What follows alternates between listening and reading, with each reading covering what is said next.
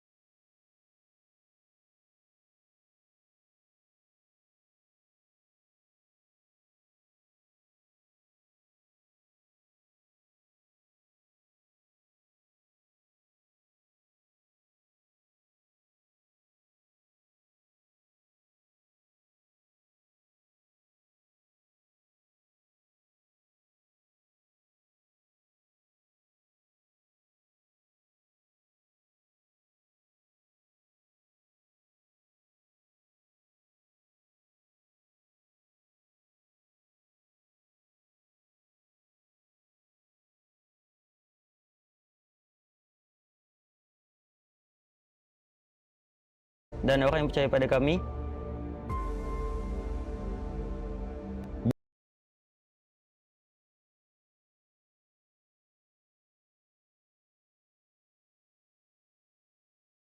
Dan orang yang percaya pada kami.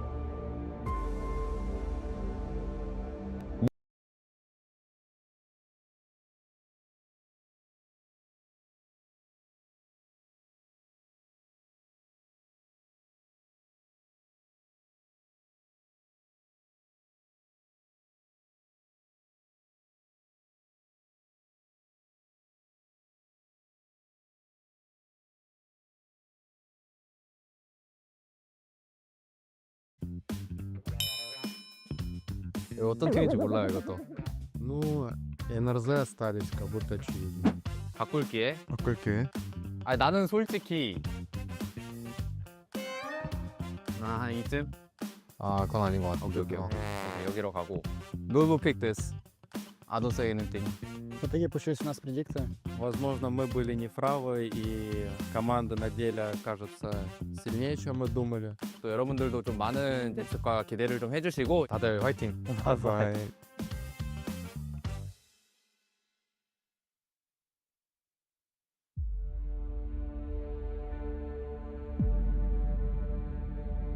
Tekanan tu memang ada. Bila bawa nama Malaysia, saya bukan main untuk diri sendiri je. Saya main untuk komuniti, untuk fans dan orang yang percaya pada kami. Bom, o ano passado foi muito especial para a gente. Senti que estávamos ali a um passo do título. Mas às vezes, por mais que você se esforce, o resultado não vem. Essa derrota ficou com a gente e nos mudou.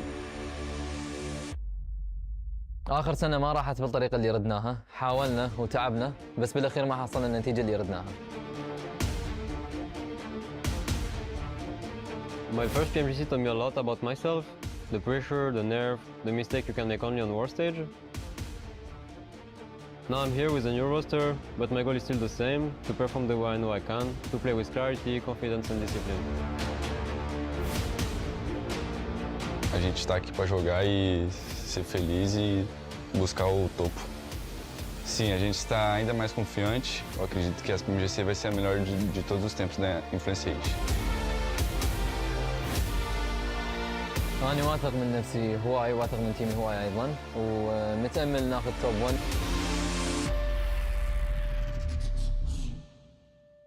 Perjalanan PMGC kita orang pada tahun 2024 boleh dikatakan sangat teruk. Kami langsung tak berjaya untuk lepas ke next stage. Tapi 2025 akan berbeza.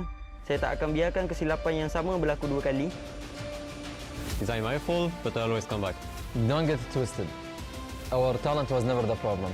Bom, este ano voltamos com mais fome, mais disciplina e com a mentalidade bem mais clara. Acredito que este é o nosso momento. Saya tak nak orang lain ingat tim Malaysia ni datang untuk bercuti je. Tapi saya nak diorang tahu yang kita orang boleh bagi saingan terbaik untuk tim-tim global. Son iki maçta kalp krizi geçirmiş olabilirim galiba. Alo. Anneciğim ne yapıyorsun? Anneciğim. İyiyim bebeğim. Sen ne yapıyorsun? İyi ben de çok iyiyim valla. Maçları izledin mi? Oo izledim. Ben olur mu? Kalp krizleri geçirdim ben burada. Bana 2'ye çıktınız, ikinci oldunuz. Geri 3'e düştünüz, geri 2'ye çıktınız. Ben kalp krizi geçiriyordum yani o sıra. Neyse mutluyum annem. O da diyorum ya, 3 gün formayla takıldım. Vallahi. 3 gün formayla gezdim. İş yerinde görmüyor musun? Resim atıyor ya iş formada. İş yerinde de formayla yani şey yaptın değil mi? Formayla gittin. Evet, evet. İyi sen ne yapıyorsun? İyiyim anneciğim. Özledim seni, sadece seni özledim. Ben de seni özledim valla. Aradım akşam, bakmadım hayırlı olsun demek için. Uyumuşum bir de uyuyakalmışım. Ben de dedim kutlamaya mı gittiler, ne yaptılar bunlar? Öyle işte. Tamam anneciğim. Tamam. Seni seviyorum, öpüyorum. Ben de seni seviyorum öptüm hadi. Hadi arkadaşlarına çok çok selam söyle. Aleykümselam. Yok annem, canın sağlığı. Bunları da tebrik ettiğimi söyle, ilet hepsine tek tek. Tamam aleykümselam. Onların da selamı var sana. Tamam aleykümselam anneciğim, hadi görüşürüz. Hadi görüşürüz öptüm bay bay. The action continues as Group Red is ready to take the stage at the Pubgmobile Global Championship 2025. The circle hasn't even started to push in yet. You're challenging a team that has cover right now. Finally, he lays down the law, and just one player now remaining. Federal steps forward. He's given it a good go. The dance around the rocks. It's a 1v1 for the peak, but they will not be denied this time. 5 elims in the second place would be brilliant. It will be taken down. Wayball Gaming able to find a chicken dinner. Cold as brass and the rest maybe going through. I'd say not peeking. This finally will close us down. DRX take the chicken dinner. All chunks, but it's not enough for the whole shebang. It is Team Flash to be able to take down a chicken dinner. Coming up on high from Easy for Bad Boy to do so much. And it is Agar to be able to mount that, take the ghouls out of the running.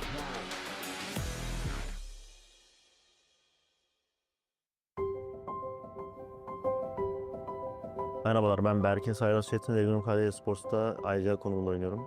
PUBG'ye ilk çıktığı günden beri oynuyorum. Ailem o zamanlar izin vermiyordu. Gizli oynuyordum. E-spor yoktu o zaman ama başka oyunların e-sporlarını takip ediyordum. Yani bir e-sporcu olmak istiyordum. PUBG Mobile'da buna açık. Who have won the title? RCB pipped to the post in South Korea. T+Kia. Benim için geçmişe kaldı ama aklıma geliyor illaki tabii. Bazen geceleri özellikle turnuva bittikten sonraki ilk aylar böyle geceleri editleri açıp falan izlerdim yani bir duygulanırdım. Ama ileriye bakmak lazım yani bir yerden sonra. O yüzden o turnuvaya dair herhangi bir şey hissetmiyorum. İkincilikte sonuçta güzel bir başarı. Ama son maçtaki talihsiz alanlardan sonra nasip değildi. Belki bu sene olabilir yani. Yani bu sene güzel başladık. Yani WC'de daha iyi bir sonuç getirebilseydik bu sene benim senem diye, yani bizim senemiz diyebilirdim yani. Aslında daha yani çok uzun bir yolum var. Elimden geldiğince çok şey kazanıp kendimi tarihin güzel bir yerine yazmak istiyorum yani. Bu işi en iyi şekilde yapmak istiyorum. Dünyanın belki de en başarılı e-sporcularından biri olmak istiyorum kendi alanımda. Takım değiştirip de iyi olmamın sebebi de birazcık da disiplin ve tecrübeden kaynaklı. Servet amcam ve Çınar amcam kendi öz ailem dışında. Onlara çok teşekkür ediyorum. Eski takım arkadaşlarım dahil, yeni takım arkadaşlarım dahil, bütün bu ana kadar gelmiş geçmiş bütün takım arkadaşlarımla, onlar olmadan ben buraya gelemezdim. Onların emeği de çok etkiliyor takım oyunu olduğu için. Onlara da buradan çok teşekkür ediyorum. Ve beni destekleyen herkese de çok teşekkür ediyorum.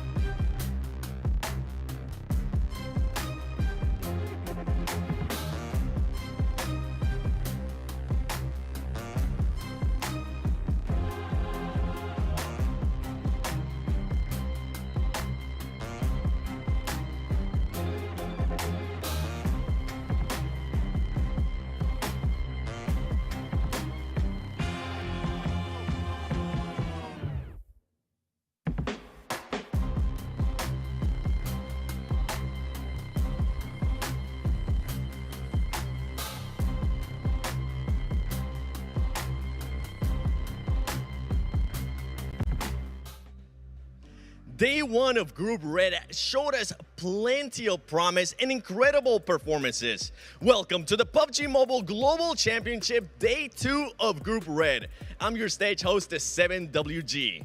Among these teams, there's players making their first appearance at PMGC.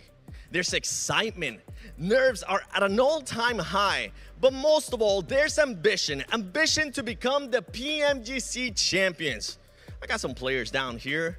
Let me see. Can I talk to somebody that is their first PMGC?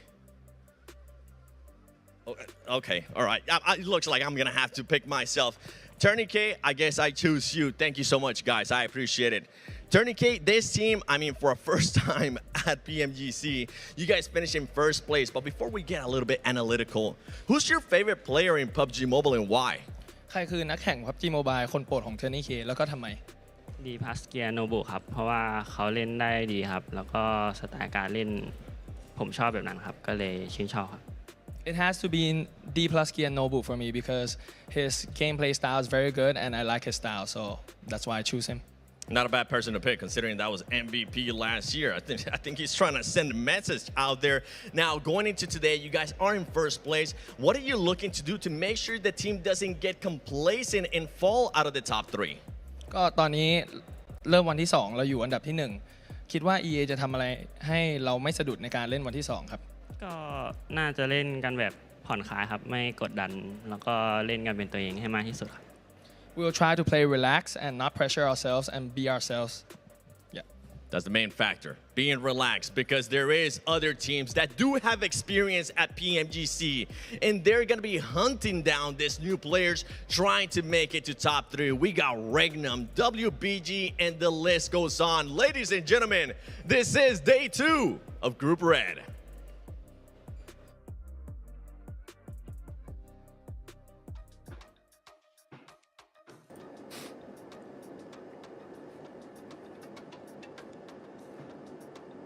And just like that, day 2 has begun. We got some of the new legends joining the lobby versus some of the old kings. Max, Mad, Neptura. This is a big day for so many squads here. Max, how you doing? I'm doing fantastic. Day 1 was definitely a bit of a surprise because Group Red plays very differently from what we saw back in Group Green. So I wonder if that's going to stay the case for the entirety of this group, or if today teams are going to be a bit more hungry and they're going to go super sicko mode. I think so. That could be cool.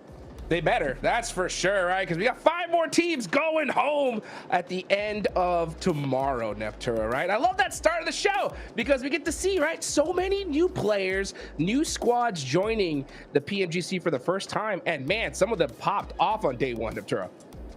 Didn't they just? It's so nice to see some fresh blood coming in and doing so well. We get new teams, new players coming in all the time, but you know, being their first PMGC, we don't expect too much from them, but these guys have gone above and beyond. And you know, to have a fresh player new to PMGC on a roster that's #1 currently is crazy. So big GGs to Tony K over there. I'm looking forward to seeing what he can do today, if that streak is going to continue. I mean, they don't just have Tony K, they have 3 Supermans on their team. Yeah. Oh my god. How are you going to stop them, Hot Jukes? I don't know. It's impossible. Yeah, pretty much, especially in Rondo for day 1, right? I guarantee you 6 of them. Yeah. They got the recall. That's right. They keep coming back. They will not stop. You can see right here, guys, this is the point format. You know, we got $3 million on the line. We got today, tomorrow, a day off. And then we go to last chance for 2 more days, and then we're in the grand finals. These are the teams that we're going to be seeing playing today for those that could be just tuning in for the first time. But oh my goodness, if you missed yesterday, day 1 EA, match #1, Sakura in particular, 11 points on his own in that one game. A performance we're probably not going to see for the rest of this tournament, Max, man, right? So we got to definitely give him some love for that. That was such a mental first game on day 1 here coming out from E-Arena with that, especially 11 eliminations coming out from Sakura, right? That was a mental performance from that player in particular. And you know what? Virtus Pro, they got their position stolen away from them, Niptura. Are they going to seek vengeance in this next game on Rondo? I do wonder, but Virtus Pro definitely want to try and make sure that if they do get good position to actually win that fight, as we go through some of these replays and look at Sakura on that mountaintop. I mean, what do you want to do? It's too OP. Yeah, I mean, once he had a really good position up there, it was kind of like it was solidified. It's like, okay, done deal. Time to go home, everybody. It's done. Rondo's over. Try again tomorrow. But, you know, we had a lot of teams really pop off yesterday. It was really nice to see throughout yesterday, and I'm hoping that yesterday was good enough to give everybody a really good foundation that, as you said earlier, Max, that now today we can come in and have a little bit more risk-taking. I mean, this is the E-Arena pre-show because they got 3 fourth places in all the year angles. They were so consistent on that map, and they get 4 eliminations, 6 eliminations, 8 eliminations. Sure, not quite able to convert a chicken dinner, but when you just had a win on the Rondo ahead of those 3 maps, guess what? You see towards the end. Points anytime is a good result. Doesn't really matter about the placements at this point for them. Yeah, getting a 20-point game would have been nice, but if you can average out those 10 elim games from not amazing positions either, you are winning. You are absolutely winning. Cluck here from Alliance, staying hidden away as the final player here from that team. ETSH taking down players from Nuclear Zone. We're now officially in 16th place after VP were able to leapfrog them with their 3 elims this match. Kaya managing to get that res though, keeping themselves up as 3, very important, especially given now that the circle sits with them a little bit in favor. The difficulty is the sightlines that exist against them, and it's not a comfortable spot. Actually crashing further out of the circle for Kaya, they favor that as a location. Long range shots coming through from DK, putting a lot of pressure out towards the circle, but they do still have to keep moving. They do still have to get on the road as Ragnarok does fall. They are cut out. One of the few teams on the outside now. I do want to go back to Regnum Kai. I know we talked about them a lot, but they just pushed away from the middle on the roadside to a position around this rock. They want to keep this under control, and maybe Virtus Pro are going to punish them for it. They step into their turf, and it's only Loxy now to survive. Zedwolf, I don't think he's going to be able to get away from this one, and the MG3 is loud. It's ringing in the ears of Regnum Kaya. Loxy heads back to the roadside. I mean, they really committed to this edge situation, but it's gone absolutely terribly for them. I think there's a slow roll-up from Virtus Pro as well. Like Regnum Kaya could have had the shots there. Meantime, Weibo were able to get one more player back up in action. He's got one nade, but to make it count, doesn't quite go long enough. Not going That's to the connect Boars there. losing one player.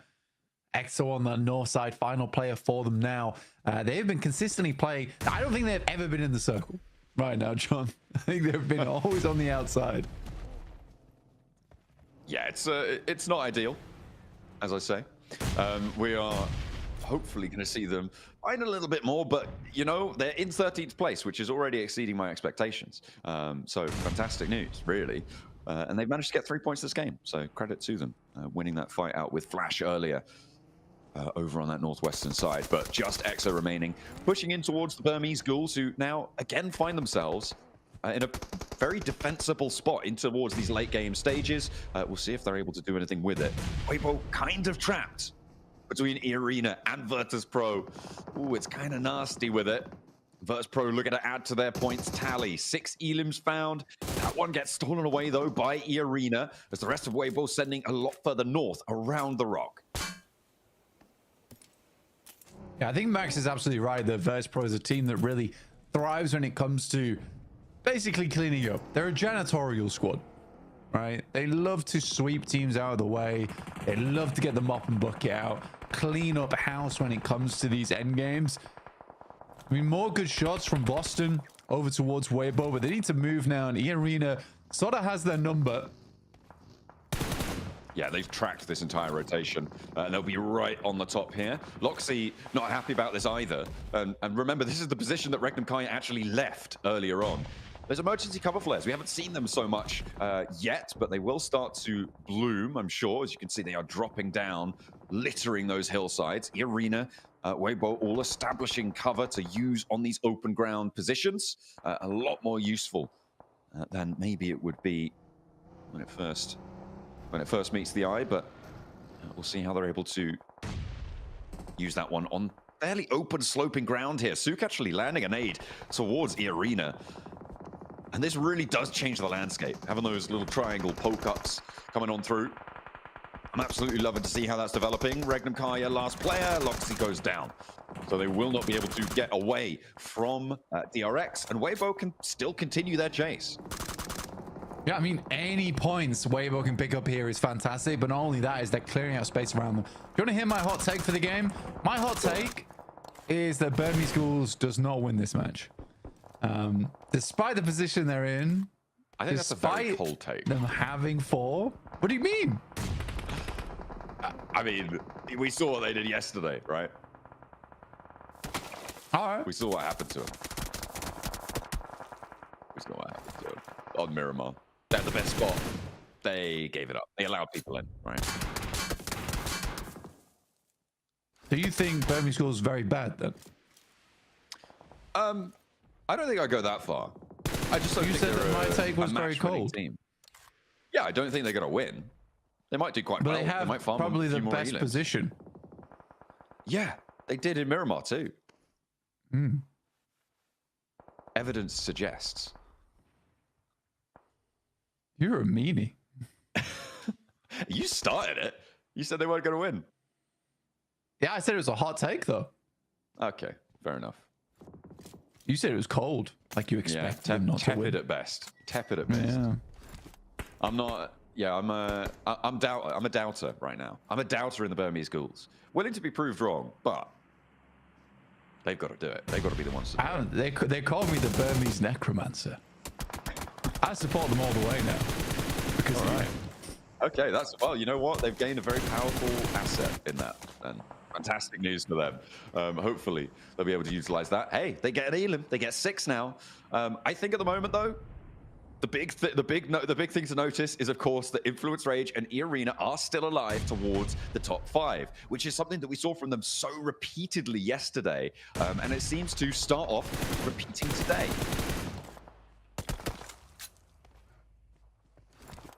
I mean, for Irina, 5 elims, right? Doesn't look too bad. They love their rondos. They love their rondos, John. Hope to get some more points here and shoot them further ahead here. Again, I mean, Random Kai was sort of in this spot. Maybe Max was right. Maybe I'm kind of wrong today. Maybe I'm just having an off day. I don't know what's happening. I mean, I'm not entirely sure what the full theory for Regnum Kai was on that rotate. I'm sure that the desk can elucidate, but it's it was an interesting push to go back out towards the edge of the circle. They put themselves in that scenario. No, that was fine. That was fine. That push was fine. The execution was terrible. The push was fine though. They wanted to cut off teams coming in from the southwest because they can play around that hilltop, right? So you clear out one side, you fight the team on the northeast. The push was fine. Like I said, the execution was what was bad. The fact that Virtus Pro can come back as a 3 and take them on despite being split at the start, that shouldn't happen. No, it should be a little bit more tricky than that, right? Should be made of tougher stuff. Influence Rage have been corralling this on the south side, but they do need to now worry about Burmese Ghouls moving in from that northwest edge, playing from their position. They don't have control of the circle anymore, with it shifting away from the compound that they've been holding, from the position rather that they've been holding. They are going to have to trudge a little bit further in. Influence Rage putting a lot of pressure over towards... Come on, you Burmese boys! And Virtus Pro suffering beneath them too. I'm giving it to Influence Rage here. I'm backing the Brazilians. Rise, my ghouls! Rise! Fight them! I need more aggression, ghouls now. Come on, rise! Come on, Influence Rage. Let's go. It's either way. It's got to be a team from a country beginning with B that's going to win this one, right? It's either Brazil or it's Burma. All right, so on the high ground right now, Burmese Ghouls grab themselves a lot of angles. This looks a lot better than yesterday. They are allowing the foes ahead of them to do most of the work for them, and that's fine. As they pick up the chicken dinner off the back of it, Turney K over shot over towards Law, and he is down. Turney K going a little bit crazy here, and in come the Ghouls. Oh dear, I'm gonna have to eat my words, Blank. They have transitioned well. They've kept this fight in. Influence Rage put too much stock in controlling the fights to the south. Little boy though wants to make the most of it, make a meal of E Arena. Turney K will fall down, and this is the last player now for Influence Rage. Burmese Ghouls moving up with 4, but it's Malloy from Virtus Pro who still have 2 players alive who are taking the shots from the sidelines. He gets lit up though, needs to dodge around the blossoms, making himself a little bit more ethereal, hopefully, to dodge those bullets. Burmese Ghouls with it all to do. 4 players alive. Very little that anyone can do anything about this one, Blank. And you know what? We all believed in them right from the start. 100%. There was no one who ever doubted them. Oh, this ghoulish gusto on my screen. Lovely to see the Burmese Ghouls at it again. That's fine. Ooh. The Ghouls rise again. That's what they do. Okay. From the mud. Res him though, please. Please res him. Aragon, not going to go down just yet. Godspeed, nearly getting the spray down. Has to go for the reload, and Aragon's out behind the tree. Yes. Oh, okay, but can Malloy get across to get the res? Little boy might make that harder. He's already challenging, but Malloy has the first shot, gets that first tick of damage, and the second comes through from the Burmese Ghouls. It's Malloy now down on the ground, alone in the dirt, as Aragon flushed away. They don't need the res, Blank. They're going for the 3v1. Oh, Malloy on his lonesome. Come on, Unknown. Run him down. No! On the side of the car. It's a drive-by as well. Burma goes crazy here. In the first game of the day, over on Rondo, it's easy pickings. They had the best spot in the circle. They were the best boys for the job. Oh, well, absolutely proved me wrong. There is egg all over my face. Brilliant win there coming through from the Burmese Ghouls. Fantastic showing to transition out. Yeah, you know what? Super dumb for me, to be honest. Absolutely. I had no faith in them whatsoever. But you know what? That is brilliant that they've been able to carry forwards from Miramar, not having the best of times there, moving into today, not letting that affect them. That is brilliant news. They did not stay timid. They got a little bit more bold and brash with it. Absolutely. Fantastic stuff. Great to see. And I think the Burmese Ghouls certainly do redeem themselves from yesterday, John. A brilliant redemption arc coming through from the Burmese Ghouls. How far can they go? Can they rise to the top? We'll have to wait and see for the rest of the matches today.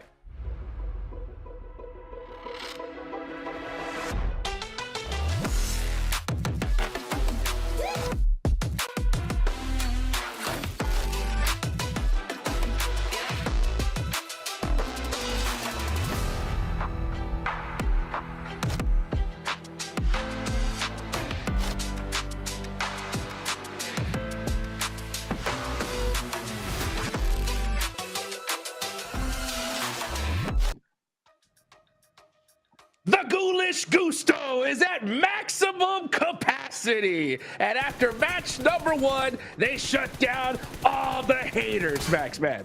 Oh, I can tell you, Yangon Galacticos be like, my boys, let's go. My ghouls. Oh, and Blank also. But I feel like he was involved. He invested in this team. Maybe he went on a betting website and he put a lot of money on the Burmese Ghouls. He was very excited about that chicken dinner coming out from Myanmar. But what a slow-paced game, right? Neptura for them. They go on a compound, very strong position. They hold it down. They hold down the fort, and they push out. Maybe a little bit late to my taste, but eventually it works out. They get the win, and they keep 4 players alive. So you can't really complain too much about it. No, you really can't. They were just playing it really slow, really steady, letting teams fight their way into the top 4, and then they were just able to clean up. They had the manpower, they had the utility, they had everything ready to go. So a really solid performance here from Burmese Ghouls to start off the day. I think they were just really mad about how that last Miramar went, right? That win just taken from them, and so they come back fighting today. A really good start.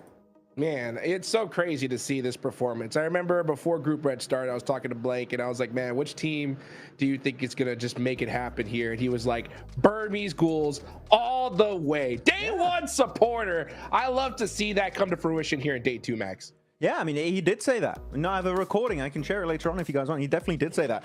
You can see also the damage ratio. A lot of them didn't take that much damage except for Yatka, and then most of that damage did come in the last minute or so of this game. So they weren't really challenged all that much, but they were zoning that position up northwest of this circle really efficiently, so you can't complain too much about that. So very good to see that from the Burmese Ghouls. That, keep it in mind, they were in 10th position here, Niptura, at the start of today. So this game alone, that's going to push them up in like maybe a top 6, top 5 situation. This is a very, very strong game here that's going to help them out significantly in their attempt to make it to the finals. Yeah, and that's what Rondo is all about, right, Jukes? That's what Rondo's is all about. You know, getting those points, getting that boost, ready to go for the rest of the day, right? Absolutely. I mean, you got to crush it on day 1. Game 1, we saw what EA was able to do with a good performance. Hopefully, this could be the start for BG, Max. Hopefully, yeah. I'm just looking at these replays, and Infinix True Rippers, unfortunately, the hot dropping literally our second place team in the leaderboards is maybe not the best idea. I would not recommend it to my worst enemy. So maybe that would be one thing on the next rondo going into tomorrow to try and fix it. That would be a really good thing for the side of True Rippers. They're looking at some of these replays, man. The aim accuracy from some of these guys on these moving vehicles is crazy. And it's the double. I didn't even see that earlier. Oh my God, that was huge. That was actually crazy. Love to see that. You know what? Also, shout out to Virtus Pro. We were talking about them in the pre-show, right?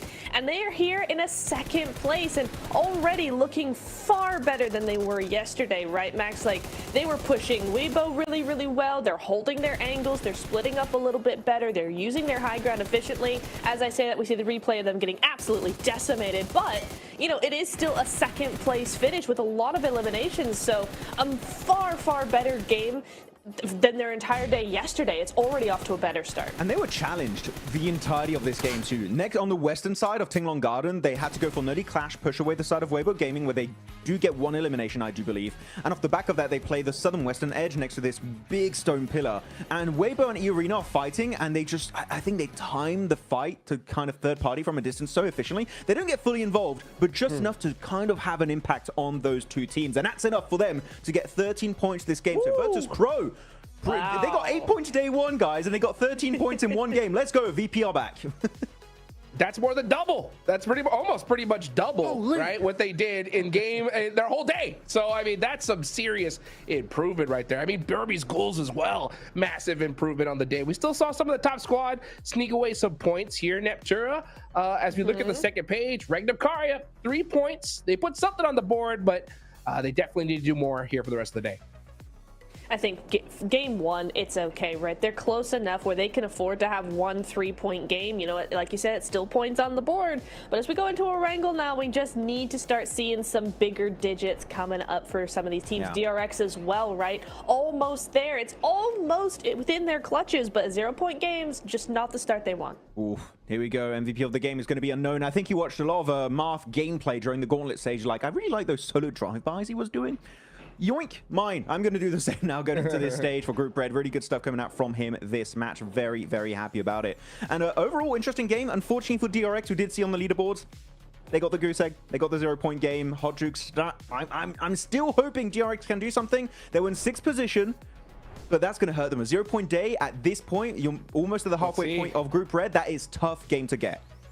Yeah, that's tough indeed. We'll take a look at the overall leaderboards. Influence Rage holding on to that 3rd place position with 68 points. EA pushed that lead just further with those 10 eliminations they got in that last game. But you're talking about DRX, right? They have 68 points. DRX has 44. That's going to be a 24-point difference from 3rd place. So, man, I mean, that point gap is coming to fruition here, Neptura, early. Yeah, I mean, the good news is, though, is Erangel DRX can do very well on, right? I mean, yes, okay. Erangel, everybody can do well on it. But, you know, there are some teams that prefer that mirror bar. But the good news for DRX is that they get to start their good map at ASAP. They don't have to wait too much longer for them to really get those points coming on through. 24 is not the end of the world. That's just one really, really good game. Yeah. So still lots and lots of hope for them. My problem, or rather my concern, is that as we get down that leaderboard 10th and 11th onwards, that's where we're starting to see, like, you know, coming into today, those points just aren't going to be enough unless they have just a massive, massive game. It's going to be very difficult for them to reach top 3. Yeah, I mean, the lobby is so stacked. I feel like there's definitely going to be some of those teams that are going to be able to bring it to the table. I mean, I'm looking at Influence Rage in particular, right? They're currently in the top 3. They had a chicken dinner to kick off their angle yesterday. They got 2nd place also. I think Influence Rage might be 1st place after this stretch of Erangel matches. They're looking at the top 4 players. Where's that? Is Tony K again? Even though, like, Arena didn't That's get... right. Oh, okay. I guess it is. Okay, well, congrats. He's always there. I don't know what it is. It's Arena and Rondo's great... No, a great love story. I love it. Better than Twilight. They love it. They love it. And they're crushing it right here, Neptura. So, I mean, EA, when you have such a solid map, you know, and especially Rondo, with you can just get ridiculous amount of points. This is a great, great start for this team. And start of the day for them. You know, we are going into Erangel for sure. I'm going to start saying some predictions just from the way the lobby looks, right? We are noticing that teams, like I talked about at the start of the day, are not really taking those crazy risks, right? Like Burmese Ghouls, they got a solid position. Nobody was just doing a crazy push to challenge them on it. So when the zone ended up where it was automatic victory for this team pretty much. The thing is though, right? Since that's kind of how the play style seems to be going here, I have a big feeling that we're going to see these top teams put up points every game pretty much, unless something like a catastrophically goes wrong. So what do these mid-pack teams need to do, right? Like DRX, to shake that up here? Because at 24 points behind 3rd place, if those top teams are going to consistently get points, that's going to be hard to catch up already. Yeah, I think honestly, and I don't know what you feel about this, Max, but teams that are playing center tend to do much better in terms of placement, because I think a lot of this lobby waits a lot, and so you end up seeing a lot of fights break out on the edge. And so if you're not a team that can really sweep effectively, I think a lot of those mid-place teams could do a lot better by just going center, playing a little bit like Burmese Ghouls here. They had that compound, they kept that compound, they waited for the end game. I'm not saying be super passive or anything, but I think maybe just not going for those fights on the edge would help them preserve their placement points a lot better. I feel like, because as you said, right, some teams tend to delay their particular move or their engagement. I'm remembering Group Green, we had 3rd parties every single day. And I feel like this lobby in particular kind of has a fear, an inherent fear of 3rd parties. That, oh, but if we crash first, another team is going to crash upon us. And because we're not going to be ready for that fight, we're going to crumble, we're going to die, we're going to get eliminated. I feel like that's an issue they currently have. But if you take those fights early on in the match, there's a very slim chance of you getting 3rd party if you scout it around you, of course. So, yeah, we're not... Actually, now that I'm rethinking of it yesterday, we didn't see that many big 3rd parties. We did see a few, of course. You're always going to have some in PUBG Mobile Esport, but nowhere near as much as Group green Hodrix, which is actually quite odd now that I think about it. And I'm going to pay even more closely attention to that going into Erangel. Yeah, I think that makes sense. I think we definitely should keep an eye on it because I remember specifically Arc Red was that team that was like hunting those third parties. Like I always saw them just kind of waiting for that fight to happen and then they were going for it, right? But one thing I do notice is it's a little bit more difficult.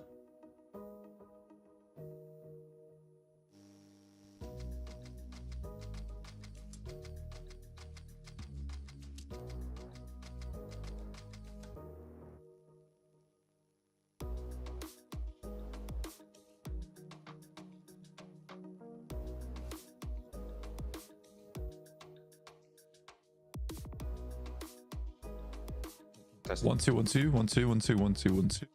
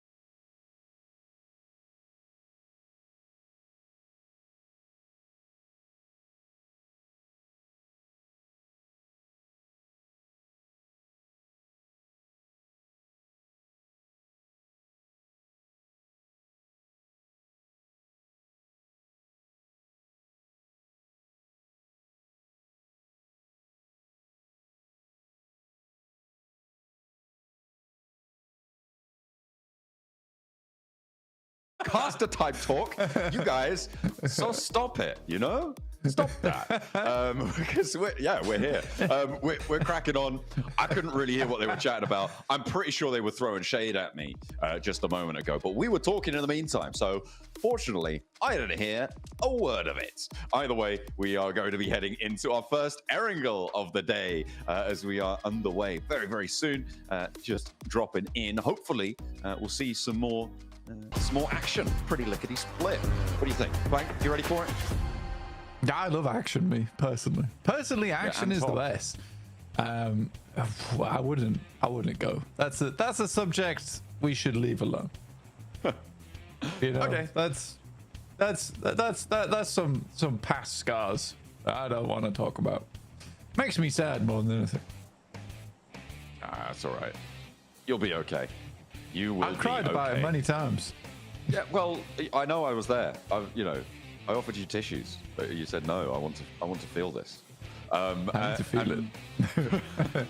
From Novo over towards the west coast, we are looking at I'm feeling this. Hard cut on the plane path.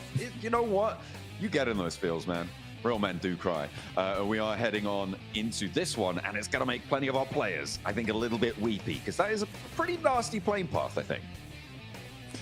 Yeah, it's tough. It's definitely tough. I mean, it's slightly less of an issue where you can get towards a lot of the general landmarks on the map on the western side. But you're right. Getting over towards the east, where you typically want to spread out, it's hard. It's hard to do. There's going to be some early crashes, some early skirmishing over vehicles, I imagine, on our screens. But there's also this consideration to make that the one thing I did quite catch, which Max was saying, which I'll enlighten you all upon, because that man is a cauldron of wisdom. But the thing, and we get a Sosnovka circle. Okay. But what are you saying is that this lobby is very hesitant to third party. Get the double.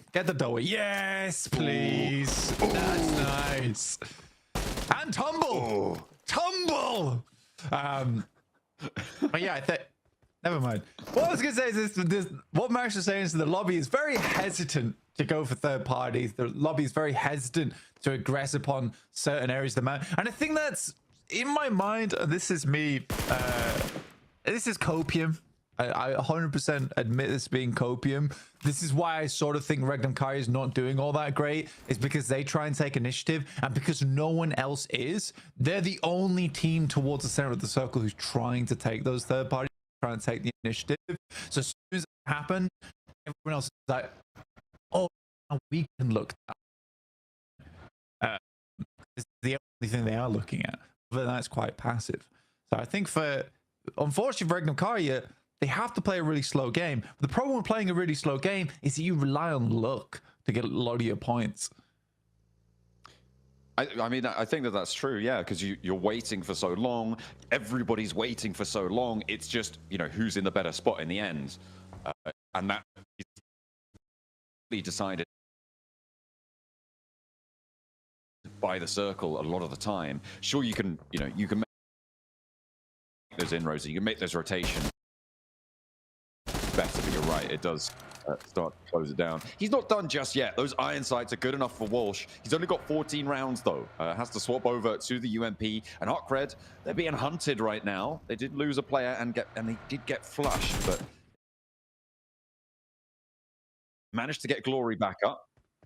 Going to take shots out that way. Twisted Mind's investing a lot of time going for this, but if you could take down the team over towards school, fair enough, especially on a circle like this. But maybe it would be more profitable for Pachinki to just head straight down to that Sosnovka circle immediately, like we saw the Falcons do back in Group Green.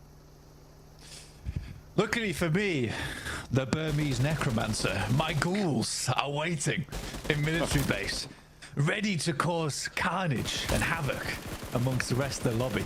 I'm ready for it. Hey, here's a quick replay we saw for shush now, shush. The Burmese necromancer is talking. I need to set the record right here. Because I've been gaslit this whole time. All right. You were the one who initially said you didn't have faith in Burmese ghouls winning. All right.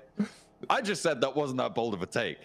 I doubled down on it, but you gaslit me into believing that you thought that they were going to be successful the whole time. So I did, as the Burmese necromancer. Oh, no. I believed in them all the way. They're going for a little split off here as well. And personally, I really like what the ghouls are doing right now. Very intelligent. You could tell that the Burmese ghouls have eaten a lot of brains this morning. Eating your brain for sure. Off on one. Oh, my brain is full of wisdom. I'm happily lending it to the Burmese ghouls as the Burmese necromancer. I don't think you're getting that back though. They seemed mighty peckish, certainly in that last game, right? It That's good. Quite a few it's points. A sacrifice I'm willing to make. Wow. Okay, you're really back on this team now. Boys. After your initial doubt that you definitely had. Talking more about the circle overall. Now that I've had my fun, and I am now officially a Burmese ghoul stan. Regnum Karya over on that north side, they are definitely playing a little bit safer this time around. Unfortunately, and we did get to see this slightly, we didn't talk about it too much, but True Rippers did get ripped apart a little bit on their approach over on the eastern side, sadly. Down to now just 2 players, which is a bit rough for them. Definitely not all that playable. Suddenly you're thrown into this situation where you have to play a lot of these awkward angles, play around ticket booths. It's not easy. And that's typically something you want to be forced into. Well, you never really want to be forced into it, but if you are, it's something you want to happen around about the 18-20 minute mark, where there's a lot less eyes on you and a lot less 4-man teams breathing down your neck. So I think for True Rippers, it's going to get slightly more difficult going forward. But it does open up a lot more space for teams coming in later. For instance, like the Flash, Arcred, Nuclear Zone, even Twisted Minds potentially. I mean, for Weibo, though, for E-Arena, they are very, very far away. They're all the way up in Severny, up in Georgopol, and they're going to be looking to try. Keep that one going. I thought my feed had just frozen there, but Tony K was just not moving completely still. Never look at the map. I mean, yeah, fair enough. He's checking his inventory. He's making sure it's fine. I mean, they know they're pretty much alone here, so they don't really need to be worrying there. Just need to be engaging those big brains of theirs. It is funny because a lot of times when you're watching, it's kind of similar to what Max was talking about at the start of the day, where you get comments like, hey, well, I get 8 elims average in my games. It's a very different lobby. But also you see comments like that. Why is that guy crashing that car into the tree? Because they're all looking at the map when they're rotating. That's all they're doing. We do have an interview coming up very shortly with the 7WG, as well as with my Burmese boys. It's Itchy from the Burmese Ghouls. So we'll see what he has to say, you know, and hopefully praises them a lot. No way. No way. There's got to be. This has gone too far now. I like the Burmese Ghouls. They did well in that last game. I'm proud of them. Well, let's see. Shush, John, shush. Let's see what Seven asked them about and what they had to say in response.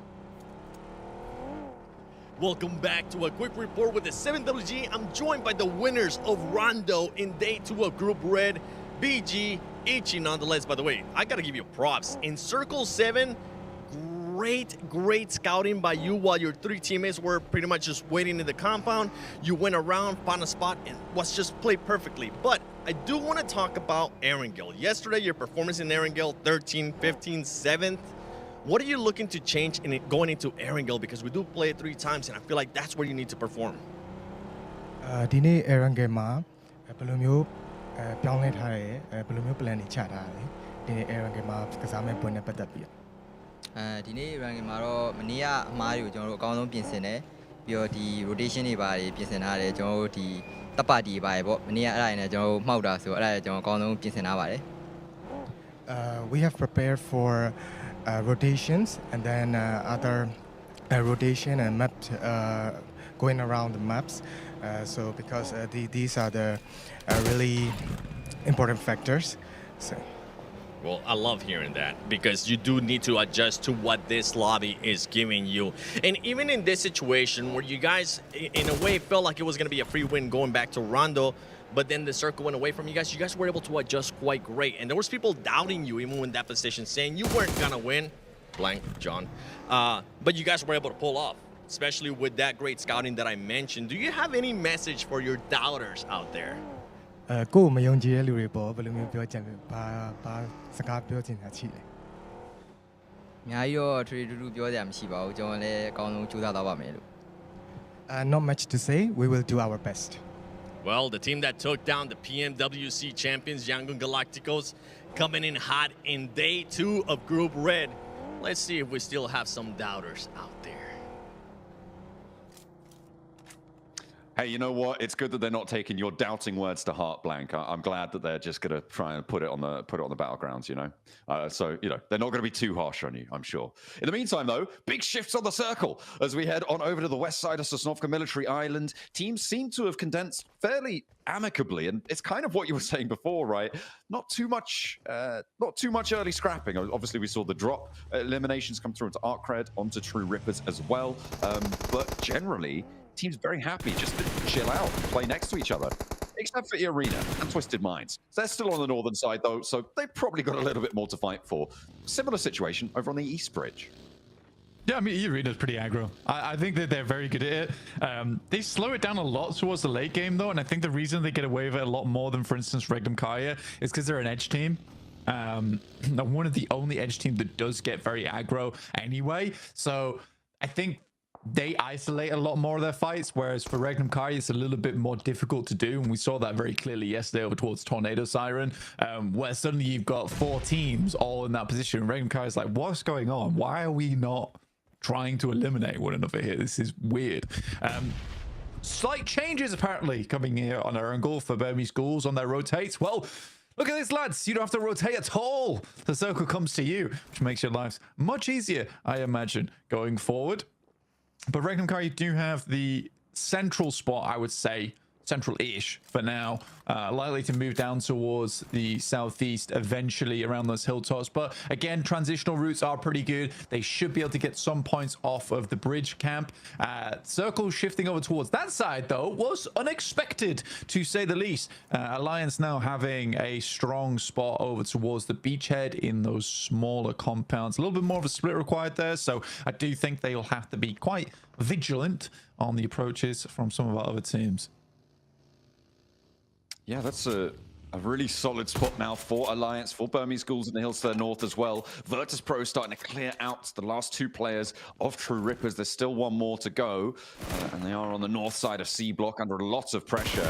Meanwhile, over towards this East Bridge, it's still just trying to hold this out, trying to get through. I mean, Nuclear Zone actually not doing terribly. It looks like they might actually just be able to send this one straight across.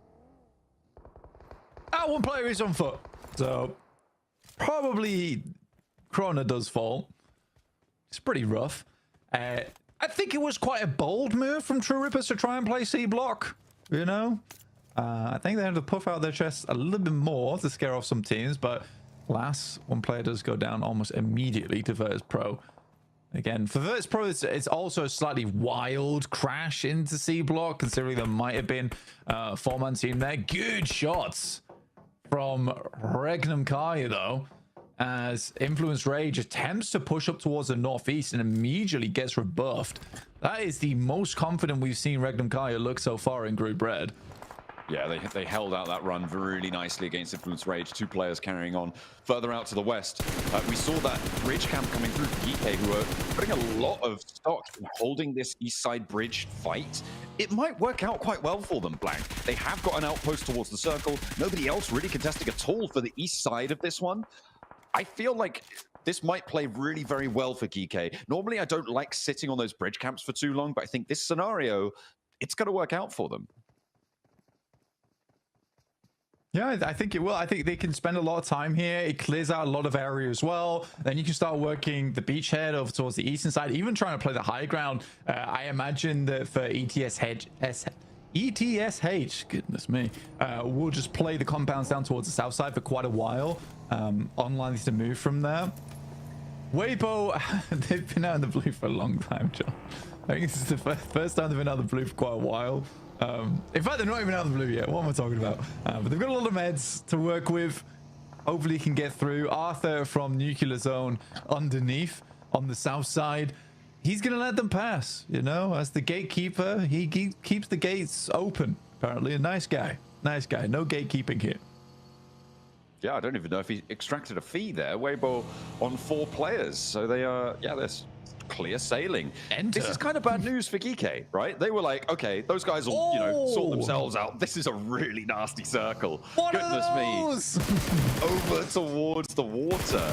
I mean, it makes Burmese schools' lives a little bit harder. Reckon Kaya as well, going to have to shout on in. For Alliance, regroup towards the hill. I think that's the hill that DRX did so much on last time around, as the east side bridge concludes with Nuclear Zone going down. Our first team to be fully eliminated in our first Erangel today. Yeah, it's a brutal circle, man. Very brutal circle. I think it cuts a little bit of the compounding from Regnum Kaya as well. It's fairly interesting. You know, off the back of a 20-point game here for Regnum Kaya, that easily sits them up towards the top 3, right? Especially with Influence Rage taking quite a bit of damage right now. Little Boy sends out into the blue, over towards the water on the north side, which is an interesting decision. Might seem safe for a while. I think what he hasn't taken into account that there is also still a lot of teams to make it into the circle right now at stage 4. Still playing up towards that bridge and imagining that some of the DRX players will have sidelines over towards this eventually. Arcred still considering whether they should make that push or not. Good hold again for Regnum Kaya, just holding that bridge down, finding another shot over towards DRX. And that's really getting fraught over on the western side. There are 2 teams still yet to cross. DRX trying, but really suffering on the hold against Regnum Kaya. You've got E-Arena behind them. You can see their health bars on the right-hand side of the screen on the tower graphic there are going lower and lower. We're in stage 4, Blank. It's really hurting, and Kaiksei has to dash forwards. I think, is this the last player for DRX? No, they got another one somewhere surviving, trying his best. Kaiksei continues to run on through, but Wild immediately spots him as he steps too far down. Regnum Kaya can regroup. They'll play on. There's still many more points to earn, apparently, on this bridge crossing as NC2 gets picked up. So is the last to play for DRX. Needs to extract value, so any point matters. We'll be able to find the flush over on towards NC2. Finds that point, add it to the tally. Zed Wolf backing off as the zone starts to put the crunch on. Hey, if you can't beat him, join him. I actually think that's exactly what Regnum Kaya is doing right now. Is like, well, if people will fight us and they just hold us on the edge, then we're going to hold everyone on the edge. All right, no one's coming in. We're going to play this as best as we can. We're not taking fights. We are literally just going to hold you on your rotates because we know you all rotate really slow. That's okay with us. And they've done it quite well this game. I think it's a lot better, a lot nicer. Overall, quite impressive from Regnum Kaya this game. But less impressive in terms of like the flashiness of the match, but more impressive in terms of like, well, this is how we have to win. This is how we're gonna have to play. Joker's on the spin, and he gets his jaw spun. Tries to rock up to the middle of the circle, has a tough time of things. ETSH are able to establish crossfire with the very minimal pieces of cover that they have. I don't think that shack's going to be too secure for long once teams are allowed to get anywhere near it within nade range, and this is a bust for them. Stacker goes down as well, and that's Arena out. The fact that there are still players, I was just going to say, those players on the northern side, Twisted Minds and Arcred, is a little bit crazy. Walsh as well has made the swim. So for Twisted Minds, they're just seeing what Lord can get done here. The circle does go to the coastline, so they can keep going for a little bit longer. Lord raining for up on high here as Hardpoint doesn't quite have the angle. Drops down a little bit too low, and Lord follows him. He's getting in and amongst them, but he will not be able to find it. Goes down, gets flushed immediately. That will be a res for Glory, as Walsh was actually eliminated in the meantime as well across the river. Oh man, that's so sad. I felt the glimpse. He realized to himself, he's like, I gotta go for it, you know. I'll never live this down if I don't go for the jump. You know what? I respect the jump. It was one of his few options, and he went for it. Okay, even he goes down there. I think everyone can agree that was a cool play. Right, that was a cool play. Unsuccessful, but a cool play. You know, that's what makes him the man of the lobby right now. All right. Big hours for Twisted Minds. Real men jump. Yeah. They Verse Pro to get eliminations, by the way. The open ground. Yeah, Aragorn will be taken down though. I mean, this is really tough stuff from the southeast side. It's been treacherous, tumultuous on the south side for a long time now, Blank. And it seems like it's all coming to a head for Virtus Pro. They've been back in the queue for this rotate for a while, and Weibo will punish them. Kike as well, establishing that hold on the northern side, will be shutting them down. Virtus Pro not going to go very far here in the first Erangel today. Burmese Ghouls, they're up to bat now, and they too have a really tough time getting into this. Come on, Burmese Ghouls. It's balls. You can deal with this team. I believe in you. It's way better, isn't it? Yeah, well, if they want to go that way, sure. You know, it's unlucky. It's unlucky. You know, then what could they really do there? That's a tough rotate. They may have started towards the center of the circle. You know, it doesn't mean that they can end up in the center of the circle. It doesn't always work in your favor. I will say, though, behind them. No, shush, you know. I'm going to talk about it a little bit, all right? Weibo, on the other hand, excellent stuff. I think that the rotate that they made was unforgiving, long, and grueling, yet they have ended up here. And again, I think that I was talking about a lot yesterday. I think Weibo does have some of the best rotates in this lobby. Hasn't quite translated into points towards the top 3 just yet. But if you watch back, I think it's around about 60% of the games they play, they've made like a crazy rotate that has worked where they have threaded the needle. Look, they're going back to bed. All right, they're going to go back in the ground and they're going to come back out next game. Okay, all right. It's a little sleepy nap time for the Burmese Ghouls. They'll come back stronger. But yeah, for Weibo, I think 60% of the games, their rotates have been on point. Looking pretty decent with it. 5 elims to show for this match. After guarding out on the southeast side, Wild stepping onto the beach. Able to get another point for Regnum Kaya. So they are going blow for blow right now with Weibo and the eliminations this game. Very close to each other on the tables as well. Both in those chasing positions right now. As Regnum Kaya, I mean, they have free reign over this beach at this point. With Team Flash condensed, clumped up. They can start to extend over around this way, but Gike will meet them head on, right? And that's probably what they're worried about. The team that's far off around that beachhead, just taking a spot out. If they're completely out in the open, they just can't make that work. So instead, they head a little bit more inland. I really want to see how Regnum Kaya handles this now. It's not an easy circle, to say the least, and there is a lot of long-range shots required. I think Zed Wolf is insane at that, as is Silas, and Lochte has some good chops on as well. Wild takes some very, very good anchor points for the squad, and that's going to be very helpful in this circle. But yeah, for Regnum Kaya, everything has led up to this moment right now, and I think that they have the chops to do it. It's a case where you see this circle, And for Regnum Kaya, this is an easily winnable game. I will be disappointed if they don't win it. Equally, I'd be happy if we saw Weibo win as well. I think they'll rotate from the north side. They're in the blue zone for about a good 10 minutes. If they win this game, also a very successful match for them. Yeah, they're crossing over on that east bridge. Really very successful. Remember, they were allowed to do that by the teams fighting around that area. They came in behind the Burmese Ghouls and were able to leapfrog everything as Regnum Kaya continue to add to their tally. ETSH now down with 9 elims for Regnum Kaya. This could be a big one. But it's Alliance who sit in the middle. Currently no elims, but in a really important building that could be a little bit troublesome. However, the open ground, I think, affords Regnum Kaya a lot of strength where Alliance very much crammed in and might not get too many points for this match. There's the nade I was waiting for against Team Flash. I was worried that it was going to be coming on through, and it was to be, unfortunately for them. The second one, a little bit short. Post another. No, it goes long again. They think they've gotten out of there. But GK, gonna put the hurt down. As soon as you get broadside on the door, though, that should be easy nade postage.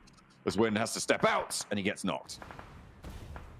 I'm not gonna lie, GK's really overthinking this. They are really overthinking this. Nade the building. Exactly. Oh, finally. Oh my god. You're just expecting them to jump, to run out. But if they don't run out in the first three nades, start throwing some of them inside. That's a lot of utility lost there. A lot of utility lost. Nade over the top here, over towards Ragnarok. Looks fairly on target to me, slightly far. The hovercraft will come through. Size very low. They're going to wrap around it, potentially just wrap back there. Still more shots over towards that. Hovercraft is required to take that down for Geeke. That is a big old treasure on side for them. Very helpful towards the end game. Oh, a little bit low on ammo there. Mechanic for the team. Yeah, he's getting the vehicles in tip-top spick and span condition, you know? You've got to be looking good on the road. For Regnum Kaya as well, the next rotate probably going to be very important, especially with Geeke on the outside, right? They're going to have a lot of overview, and even more so now, they want to take control of this circle. Regnum Kaya actually being able to rotate over towards the beachhead. A lot of possibility here, but I think that you sort of just want to leave Silas there as an outpost. Same with Geeke, they're doing the exact same thing. You can try and control this southern side. You know, that's where most of the teams are. It's very open on the northern edge. So this is one of the few circles where you try and play outside the zone for as long as possible to try and gather position. That's that Regnum Kaya special. Take down the hovercraft. It ain't moving. Kevin just puts it in, spots it down, gives them a little bit of cover to the north side, to be fair. Kevin just rolled in and was like, oh, actually, I'm sorry. I'm sorry. I should have never came here. I'm sorry. Oh, dear. Well, he is going to get backed off. Does manage to find the cover of his team. And now Weibo pushing up on this eastern side. That's your teammate. That is your teammate.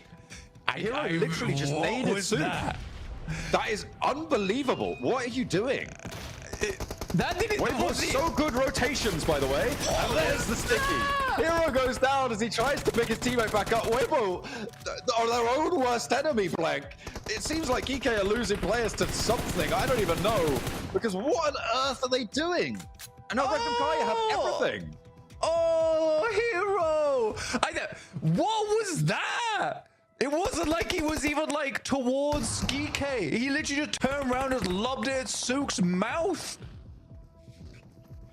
Oh, you got to be kicking yourself for something like that, man. Oh, Hero's so sad. Oh, the chased out Geeke are doing pretty well here against Regnum Kaya. Silas and Loxy now, the two to stand. Alliance have flexed out in the meantime, and they do have 4 players. Well, they haven't flexed out at all, actually. They do still have 4 players, though. I'm confused, dude. I'm confused. Someone's all gone wrong. Good shots from Silas, though, to start things off here. 10 elims on the game so far for Regnum Kaya, which is great. Absolutely great. 11 make it now with Loxy helping from the back line to make that 14. Now into a 2v4. Okay, okay.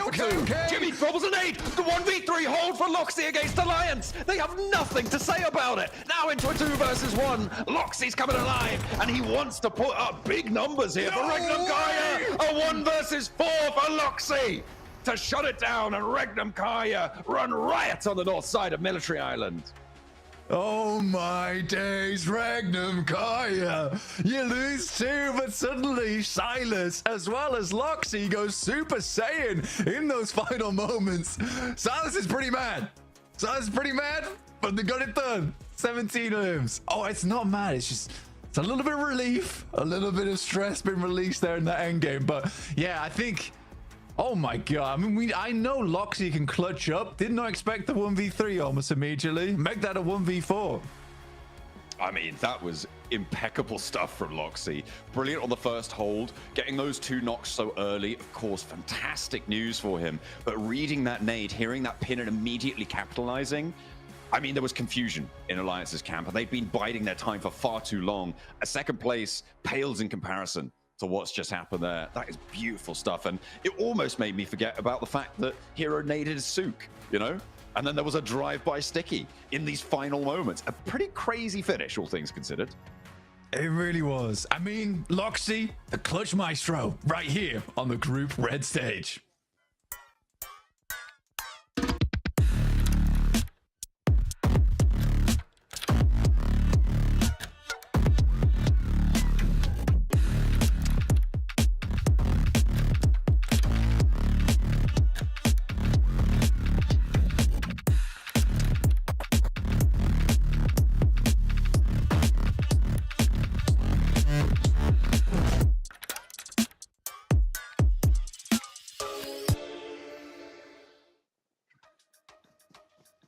Alliance were on the road to victory, but Regnum Karya Loxy said, "You shall not pass." The 1v4 comes up to get the chicken dinner, and right when Regnum Karya needed it, Max.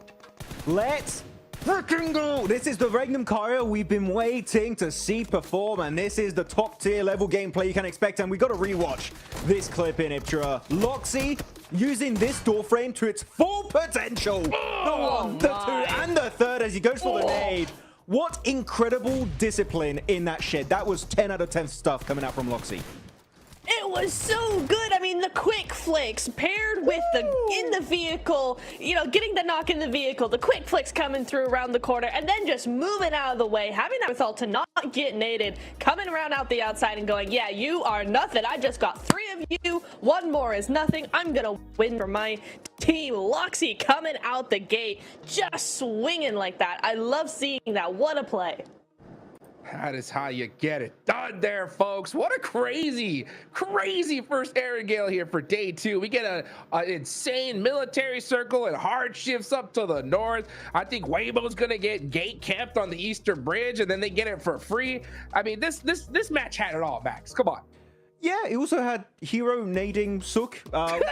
Maybe they have some drama happening behind the scenes. I don't know. That looks too intentional to be a mistake. Okay, I don't believe it.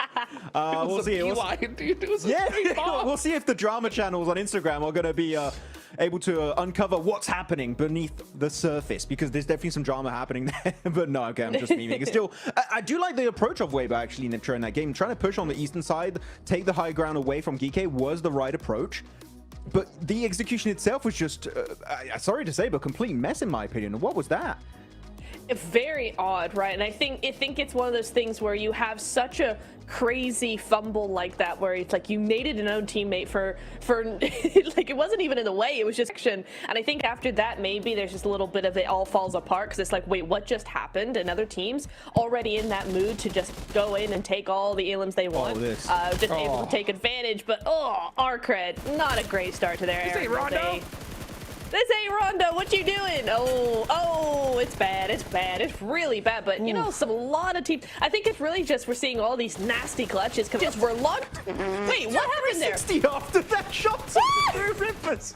He's like, yo, what's going on? Hello. What are we doing here? That's so funny. But to be honest, for True Rippers, it's kind of rough, Diptro, because they're going out early today, which we can't see that happening the entire day. That's a hard start. Yeah, but it's these bridges, man. I mean, both of them were locked down pretty tightly for most of the game, right? So even EA having trouble coming on through. So I got to give them a little bit of leeway, a little bit of grace. Maybe next game will be a little bit better for them. But yeah, some crazy stuff coming in here. Arcred and them to hold on a little bit longer. Able to get a couple more points on the board. But yeah, what a crazy finish coming in here. I love Karya played it. I love how all of them played it. Really geeky as well. Really able to move on through and get a lot of work done. Oh, stop happy.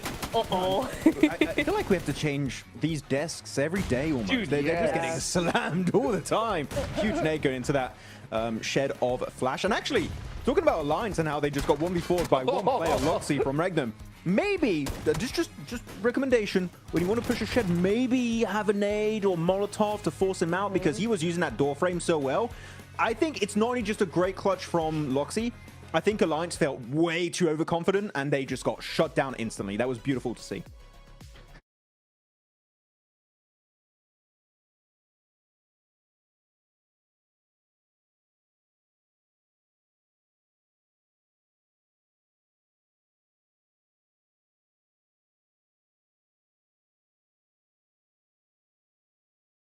Neptura, man. That sticky nade, by the way, from Safji Gike was just so good. But you can see them, they were hanging around in Novo. We got this southern military island circle. Look at Weibo going all the way up to Severny for so long.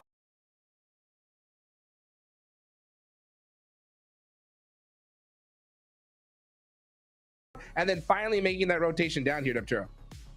They did, and they used that the eastern bridge as well. I want to know how they even were able to cross it, because that's some crazy rotations coming through here. Just able to slip on by past Flash, coming on through down to the side, and Geek as well. I really liked their 1-3 split going over onto the beach with Kevin, right? A really protective rotation coming here. A really nice split that they could protect themselves and also control the rest of the lobby from that beach side, make sure nobody came over. So really good stuff from them. But yeah, I think Weibo could have won it for sure had they not had the because Regnum technically were on the low ground, but it is going to be a Regnum win. 28 points on the board. They're running away with this. Yeah, and Blank is even telling me in the chat right now, in the analyst chat, that they had, even for Regnum Kara, they had one place, an anchor point on Sovnovka itself. So that just facilitates, not only facilitates the transition, it helps you pull it off so much faster. So Regnum Kara really having a lot of, like, just observation hacky to the max in this game, knowing it was going to be heading to Military Island. And yeah, again, this is more way aligned with my initial expectations of Regnum Kara, though DK, that's such a good hilltop position to the eastern edge, right, Niptro, this game. And teams tried to wrestle it away from them, such as Weibo and Virtus Pro, but if you're going to fight it, send it. Commit to the fight. I feel like they just got then like, okay, we can stay here, but guess what? You're in range. Bye-bye. It's such the case, isn't it? Like, it's always this thing of you either move, you either stop early, or you go full send. You don't stop in the middle. Never stop in the middle. It's never good for you. As we see, Loxy, of course, going to be the MVP. There's no way he can't be, right? 6 eliminations, 4 of those to get the win. The 1v4 coming in clutch here. MVP. And what a player, who deserves it, right? Like, you can't get better than that.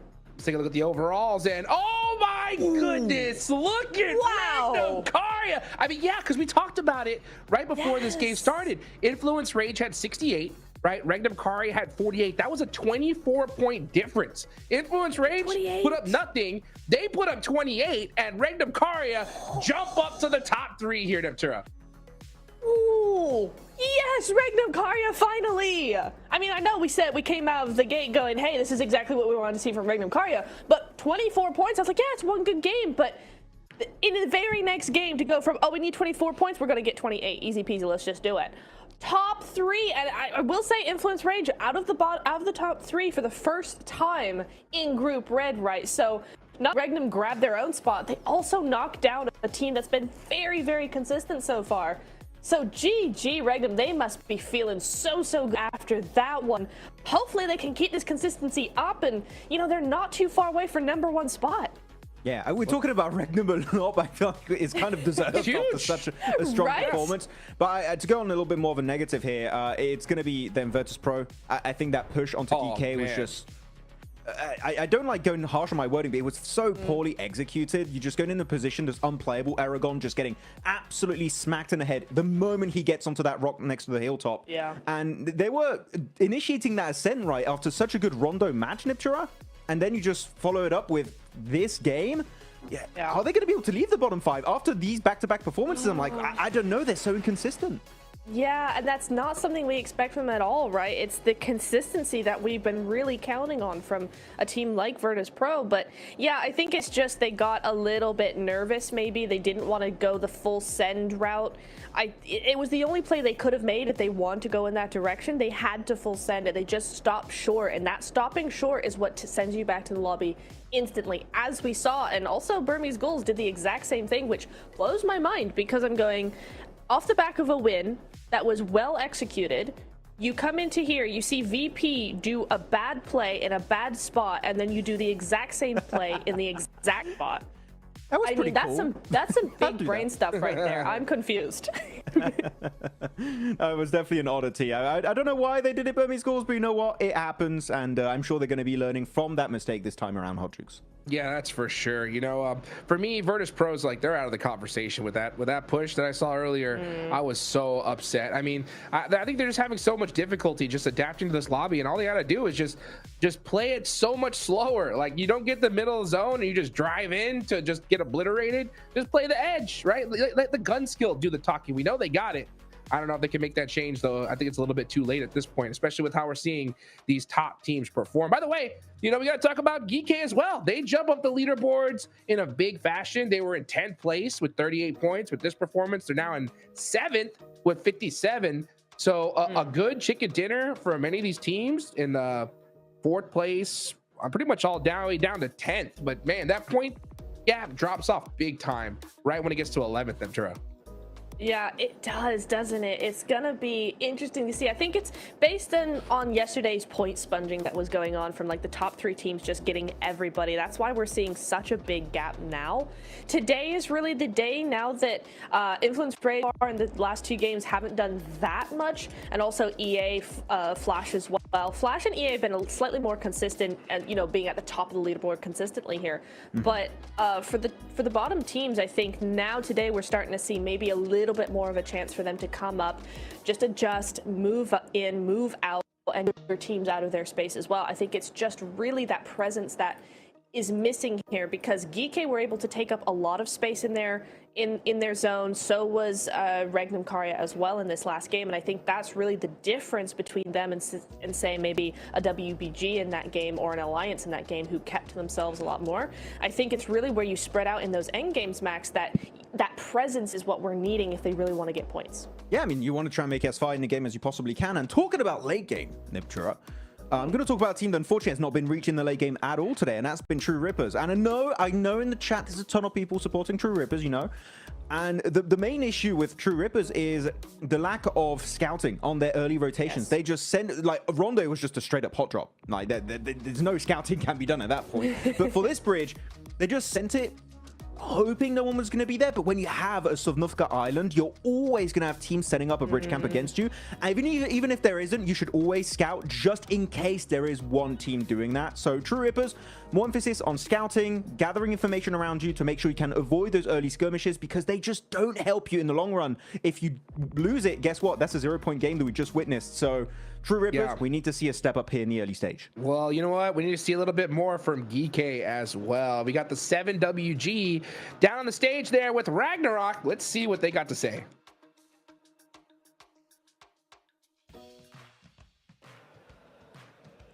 Welcome to a quick report with the 7WG. I'm joined by Ragnarok from Geekade. Even though they didn't get the win, they put up an amazing performance. I want to talk about the aggression that we're seeing so far from you guys today. Yesterday, you had 18 eliminations after 6 matches. This match alone, you had 14 elims. What clicked for you? Because even from the get-go, you were able to take down TRX at the start. شنو الفرق بين البارحة واليوم؟ البارحة 18 اليوم، اليوم كله اليوم 20. شنو تغير بين البارحة واليوم؟ صراحة امبارح يعني كنا لسه شوي مش مكتسبين الثقة، لأنه كان الأداء شوي سيء. بس إن شاء الله اليوم يعني غيرنا أسلوب اللعب، كنا نعتمد أكثر على السنتر. اليوم حاولنا نلعب بالإدج أكثر، وهذا الشيء حصلنا إقصاءات أكثر من أول. He said that honestly yesterday we came in not feeling so well because we're still a little bit nervous from our performance in the gauntlet. And we're also changing our play style. We don't want to play more in the center, we want to go more on the edge side of the map and try to play that more. Okay, well, I'm hoping that's going to continue to happen for you. Now, are we going to continue to see this type of aggression from GK today? حظلون بهذا المستوى من الاجريشن ولا لا؟ ان شاء الله يعني راح نحاول نسوي اللي بدنا اياه وحسب كل جيم شو بتطلب يعني احنا كل جيم مو كل جيم نقدر نلعب بنفس الطريقه بنحاول نتاقلم مع كل جيم بجيمه. He said we're hoping to be more aggressive as well, but each game is different. In some of the games we are going to have to play a little bit more defensive and adapt to it, but the overall plan is to be as aggressive as possible. Okay, and going back to the first answer that you gave me, with the quick switch of styles that you guys are doing, is there any team that you're seeing as a threat or as a rival? انت ما زال غيرتوا البلاي ستايل، في اي فريق تباوع عليه تقول هذا فريق يمكن يهاجمنا او يسبب لنا مشاكل؟ صراحة كل الفرق هون قوية يعني مش لوبي ضعيف فكل الفرق بالنسبة لنا نفس الشيء ويعني أكثر فريق ممكن إنه بيحاوطنا أو بيلعب نفس طريقة لعبنا أي أرينا ممكن بس هم الوحيدين يعني. He said that honestly all the teams here are a threat, all of them are dangerous, causing us problems, but there's one team that's the most similar play style or the most threatening, we would say it's E Arena. Okay, well, hey, one of the teams that is top 3 right now, I'm pretty sure that's where you guys are currently aiming to be in day 2. Let's see if they can continue on that aggression for the rest of the day. Good answer. I like it. They're here there from Ragnarok. I mean, Arena definitely a threat in this lobby for sure. But the answer that stood out to me the most, right, was the fact that, yeah, they were nervous. I mean, who wouldn't be after having a rough gauntlet? But they said, you know what, let's change the play style. Let's start playing that edge max, man. And it's working for them. They're not just driving to the center and seeing what's happening in the middle of a gunfight. No, they're playing the edge and making it happen. Yeah, it's just a solid gameplay. The thing is, I don't have anything bad to say about GK, and I don't have anything to be like, wow, this is an insane team. It's just like, right now, it's consistent, it's average, it's good to be middle of the pack. But you always need that little bit extra, Hodgix, if you want to be a team to be maybe in the top 3, because last chance, I'm telling you, you don't want to go there. You need to be top 2 or you're going home. So I think the GK right now, I want to see a massive elimination win. That would be the thing that would be like, okay, GK, there's hope. They can make it happen. They can maybe qualify for the grand finals. Well, they're 19 points away from that 3rd place spot. So they're going to definitely need to get some eliminations here and now in the 2nd Erangel of the day. John and Blank, how many eliminations do you think GK are going to get?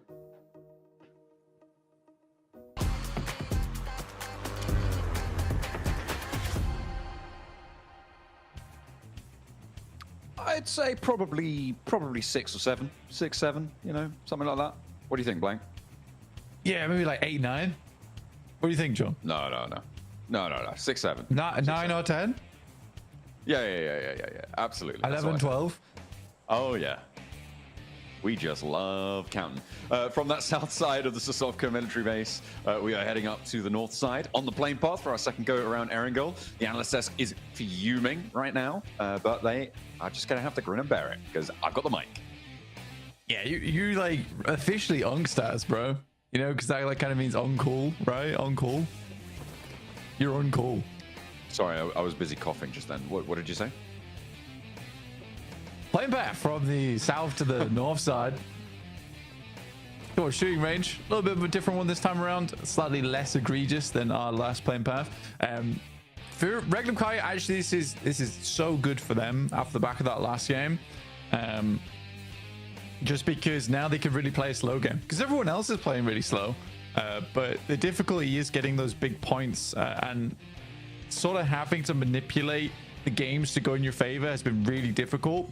For Regnum Kaya, that win is so imperative to get at this point in time. That now allows them to sort of just play a much easier game, get those consistent points. This is difficult, you know, very western playing path to a sudden hard shift on the circle over towards the eastern side means a lot of teams need to get moving early. For True Rippers, great start for them, you know, starting in Milter. They drop down towards the south side anyway, towards farm. They have a fairly consistent rotation path here. Boston able to find tops there from the flash over towards the north side.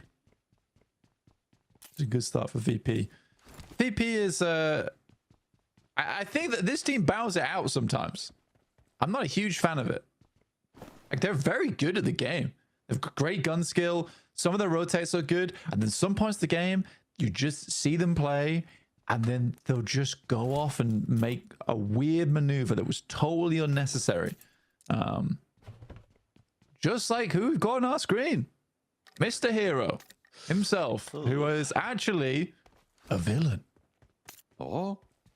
No, surely not. Look, he's been banished to the north side of the Severny. Yeah, you don't get to play with the rest of it. No, he is still closer. But I mean, I really desperately want to know what happened. I mean, Hot Jukes highlighted it before as well, right? With it must have been that he thought it was a smoke. Like that's the only reasonable explanation for what he did. Because like, yeah, it's bad. It's like that's just really bad. Yeah, even then, Suk was already smoked. So yeah, you know, it makes exactly. It just kind of makes no sense. I think there's already 2 smokes down, so like, why send the? I think it was a whiff. I think it was just a whiff. I think he went to put it away, and then he's turning around. As he turns around, he throws the grenade, and it looks so intentional when it's just a big mistake. But it is a mistake that costs them a lot of points off the back of like what was an incredible rotate. Like the rotates at the moment, fantastic from Weibo. Their late game, on the other hand, there's something left to be desired there. It's discoordinated, a bit broken, it seems, on that front. And they could have been on the points tally where Regnum Kaya is, with a good game, with a good transition at the end of that. They absolutely could have been up in 3rd place. But for now, not so lucky. They're now 16 points behind. East side circle over towards the mansion area, the north of prison, will be a lot of open ground there. You've got that lumberyard hilltop as well to the south, the Asfields out to the west. Currently, no one is in Lipovka. Virtus Pro, they're trying to change that by the looks of things, but they might actually divert and play more out in the open field, since it looks like they are maybe not fully looted here. Out in the open field, since it looks like they are maybe not fully looted here, actually. No, Voston doesn't even have a vest or a helmet, so they will need to stop off and grab some loot. Wouldn't be too surprised to see them ending up in Lipovka. I mean, Virtus Pro is the case of they just went from an okay position, like sort of split off around on that north side, and since then they have just been rotating. As have a lot of other teams. Regnum Kai is going to make that pass from Rozak over towards the eastern side. Much easier rotate for them now, considering OG isn't in the lobby, playing around just towards their south, and Arcred doesn't rotate quite as quick as OG here. So I think for Regnum Kai, they definitely afforded a lot more space in Group Red to play around with here on Erangel. Here, right, VP immediately over towards Lipovka with 2 players, playing that split over towards the north side as well. So getting a lot of loot on board. Many other teams who dropped far over towards the west, they've not even considered moving early. There's no real reason to. It wasn't like they were going to get central position anyway, so they're happier just to play the edge. And it might work out. We'll have to wait and see. Arcred, 4 players in a vehicle. In minute 5, you've got to be joking. Surely there's been another vehicle that you could have taken. By this point, it's a bit criminal, especially on this sort of there's a buggy right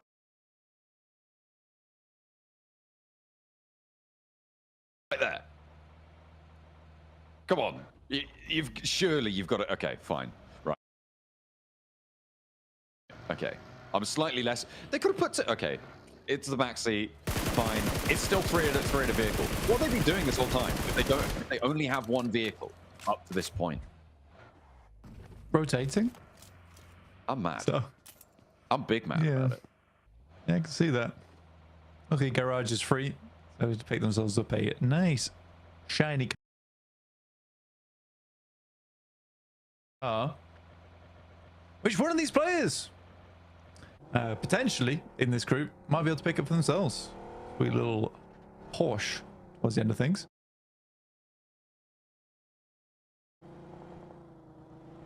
There we go. All right.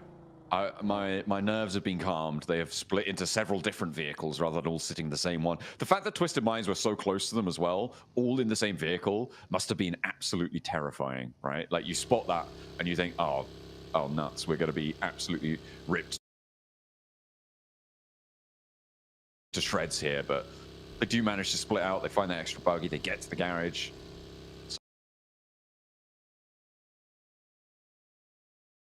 It's okay. It's okay. I'm chilling a little bit more. Well, they've been rotating up on that north side. DRX, ooh, hits a little camouflaged hay bale there in the way. Need to regain some speed. Pop that stim so you don't stay below that max HP, and another little bobble on the ground. Catches them unawares. Having a terrible time out in the fields there. Yeah, it's not easy. Not easy sometimes. Weibo gonna make their rotate down from the northern edge. It's just to the west of the coast. So this is on top of where VP is currently playing, just the west of DRX right now, as you can see. I think this is an okay place to start, especially when you don't really know where zone 2 is either. You just pick up the L block there, and it's fairly easy for the rest of the game for you as Weibo. Yes, there could be some big shifts on the circle there, but because again most of the teams are stuck out on that western side, I think Weibo's quite happy with this rotation they've been able to grab, which sits them on the eastern side of the circle, where they should know there's plenty more space to rotate around in.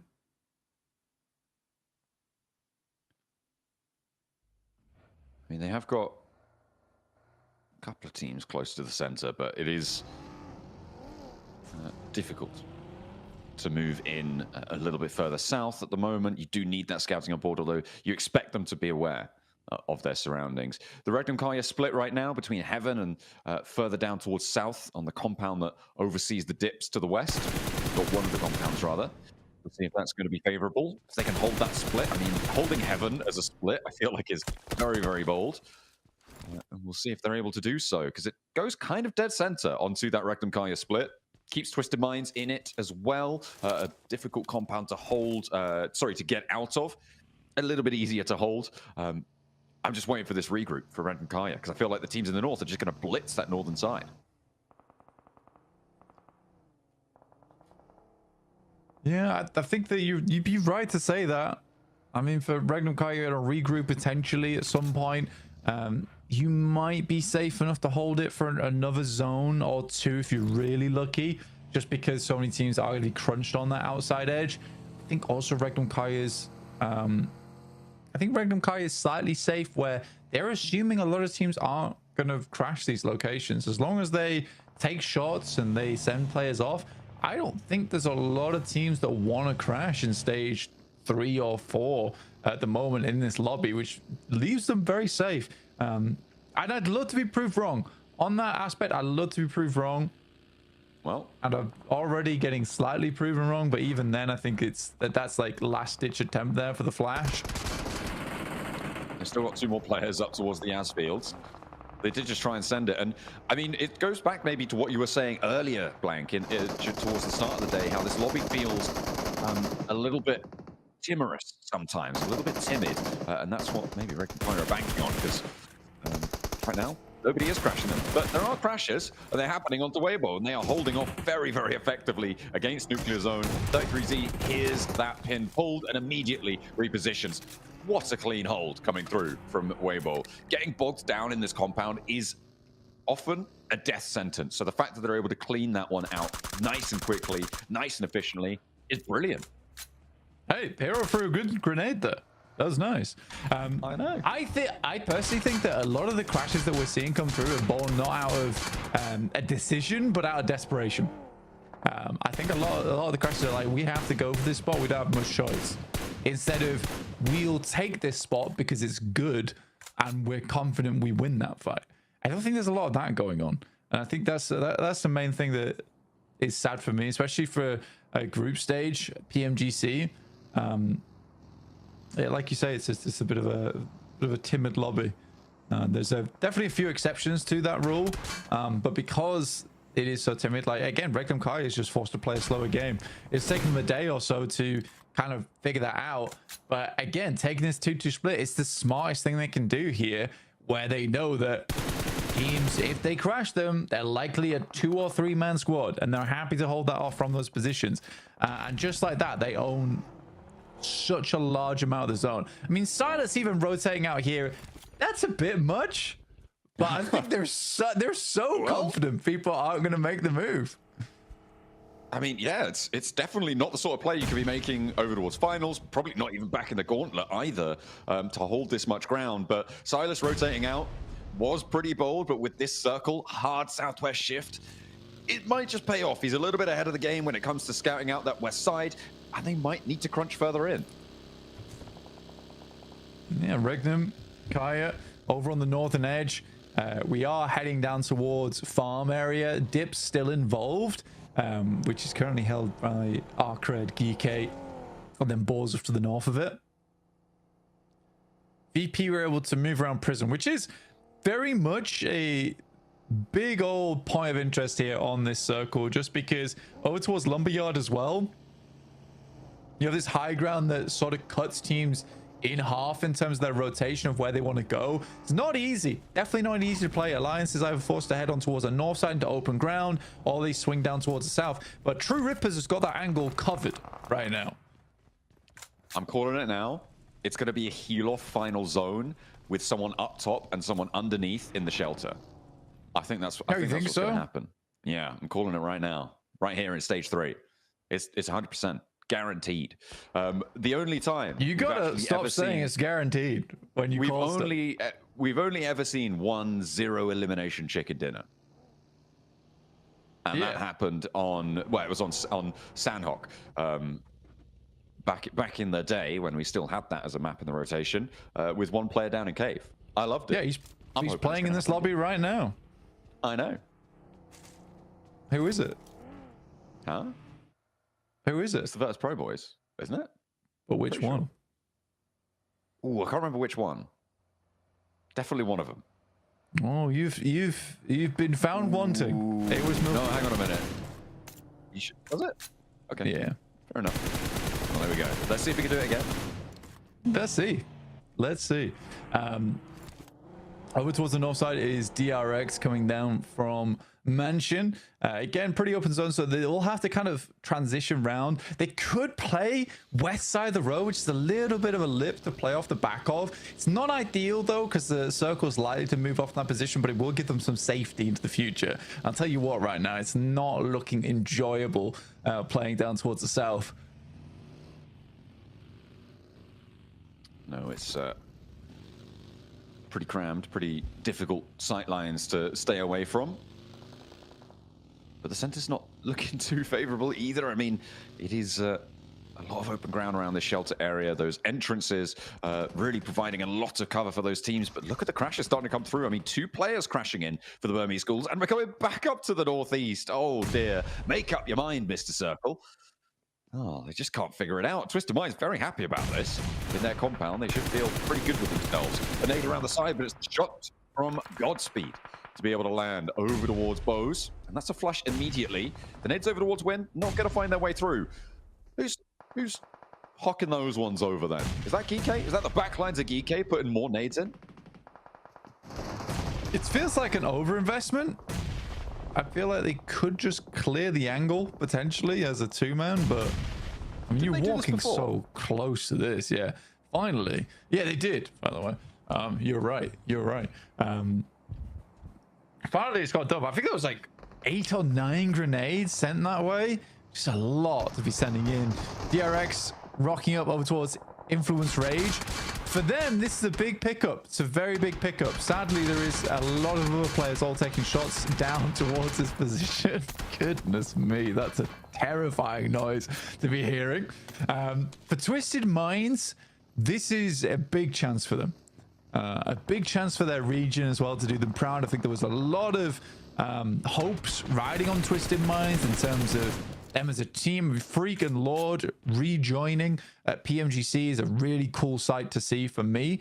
But I want to see them go a little bit further than that. Honestly, right now, down at 24 points is not where I expected them to finish. No, it's below par. It is below par. It's not a happy time. But this is PMGC. You know, these are the best in the world at what they do. It's not always easy to find your way through, even if you are the best in your region. With previous showings, with previous experience, it's a new game every year. And you need to be adaptable to it. At the moment, it doesn't seem like they're quite up to that task. On the north side of this circle, there's a lot of open ground. And maybe VP could stretch out towards it, but Alliance kind of have the run out from prison all the way up, covered. And Regnum Kaya have sort of been the slowest team to move from the north to the hard southwest shift, but that's now benefited them because of this this back shift from the circle, moving all the way back out to those fields. It's made life a little bit tricky for a lot of our teams.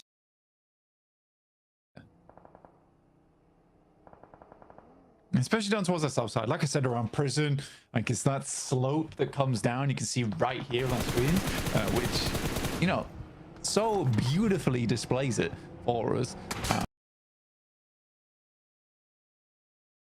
But True Rippers sort of wanted them to push down a little bit sooner off the back of this. Arena's got very good sightlines on this one. See ETSH just like flying around in circles, attempting to not get shot at. It's like, I'm sorry, I've got some bad news for you. This is so open. Oh no, oh no. Oh, it doesn't help driving back and forth. You're still in open sightlines. Oh, dear me. They are absolutely getting battered on that south side. I mean, maybe they'll find a way through, maybe not. Hey, there's a little bit of a knock over towards Arena coming through from the Burmese ghouls, who are crunching in the west side of things. Weibo right now with the northernmost shelter entrance hold. They are feeling pretty good about themselves. They're watching all of this happen. They know they're potentially going to be able to pick up all the pieces from this as well, and fight on from that position on the south edge, which is not a terrible spot to be in at all, if you can get rid of all these teams to your south. And that is the big challenge here. Arcred, they want to start. This is a flex out, a solo position, and the nades do find their way down. He's able to hit a full-on strike with that one. Might even get the knock and the flush. But not meant to be, as Safji's able to saddle his way round some cover. So pick back up again. Is Weibo on the other side as a four-man, attempting to not nade each other this game. The Burmese ghouls do make their way up into a shelter of their own. It's very much on the edge of the circle. You see just how disgusting a lot of this map is, where you have 6 teams all in one location. We're heading over towards Museum here. The RX already losing a player. The slightly late smoke, commiseration smoke, let's say. An Alliance once again being put to bed by Regnum Kaya. Now on the northern side, a big crash from Alliance over towards Regnum Kaya, and it does not go their way. They pick up all of those. I think they managed to keep everyone alive there as well. On the hold, we're taking shots every which way though, and it's really Arena on that south side who are going to have the majority of the focus on them. They've got 2 players left standing as ETSH finally fall. Arena, Geeke, both going low. There's more Molotovs, more nades coming through, and Easy for Bad Boy is putting such a pinch on this fight. It is made so difficult. And again, it's Weibo who are just profiting off of this. They're holding everyone out on that south edge. True Rippers finally slide on past and might actually be into a bit of a winner here if they can keep things going. The Burmese ghouls have to send down into the trenches. Dirty K with the shotgun challenge, and his teammate not going to be able to find it. Sorry, what teammate? It's True Rippers teammates who are going to be falling there. Virtus Pro chiming in. Arcred as well. Goodness me. Dirty K just about clinging on there. I mean, Virtus Pro was very selective the way they dealt with that one and left 30k to live another day and just sent all the shots over towards True Rippers. And that's the angle from that eastern side. I mean, this is the best thing that Virtus Pro can do here. Now, here's the prediction though, is that the next few minutes, Virtus Pro is going to make a big crash and die. Okay, all right, well, where are they gonna crash? I think is the bigger prediction, right? I think that you can definitely say that. True Rippers cannot deal with 30k today.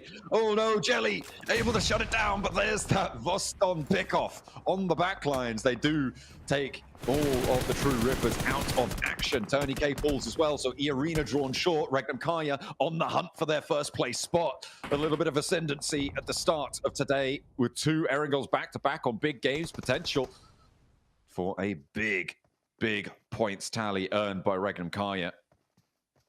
As the circle shifts away from them, though. And this might be the time to crash towards Twisted Minds, or do you wait a little bit later and try and go out to the fields? For Twisted Minds, the only difficulty is the DRX is on the south side, so if Regnum Kaya did want to try and crash over towards the north side of it, they could potentially get something done there, but it looks like they're going to try and wrap around towards the east here, John, instead. At least 2 of the players sent out as outposts. Milky Way, do they see the vehicle? Is the vehicle hidden? Because as soon as they see the vehicle, they'll probably know a player is there. Milky Way on the move. Virtus Pro, they haven't gone for their crash yet. I'm still waiting for it. They're sort of slowly pushing into that fight on the south side to have an impact, but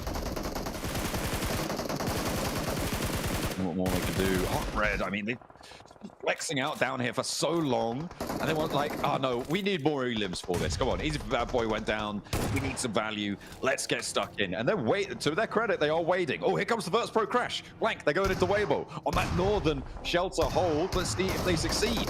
Are they going to prove you wrong? Because a lot of damage already done. Sook and Order immediately falling here. Hero as well. But Virtus Pro, they're getting torn up from some which way. I think that's the Burmese Ghouls. 2 of their players are down as well. Now it's up to 33C to hold down his team as Milky Way lights up the ground for. Maybe he's going to send downstairs to go for that heal off after all, but no, has to stop because there's a Molotov in the way. Virtus Pro, it's not a full wipe, and they might actually get the reset.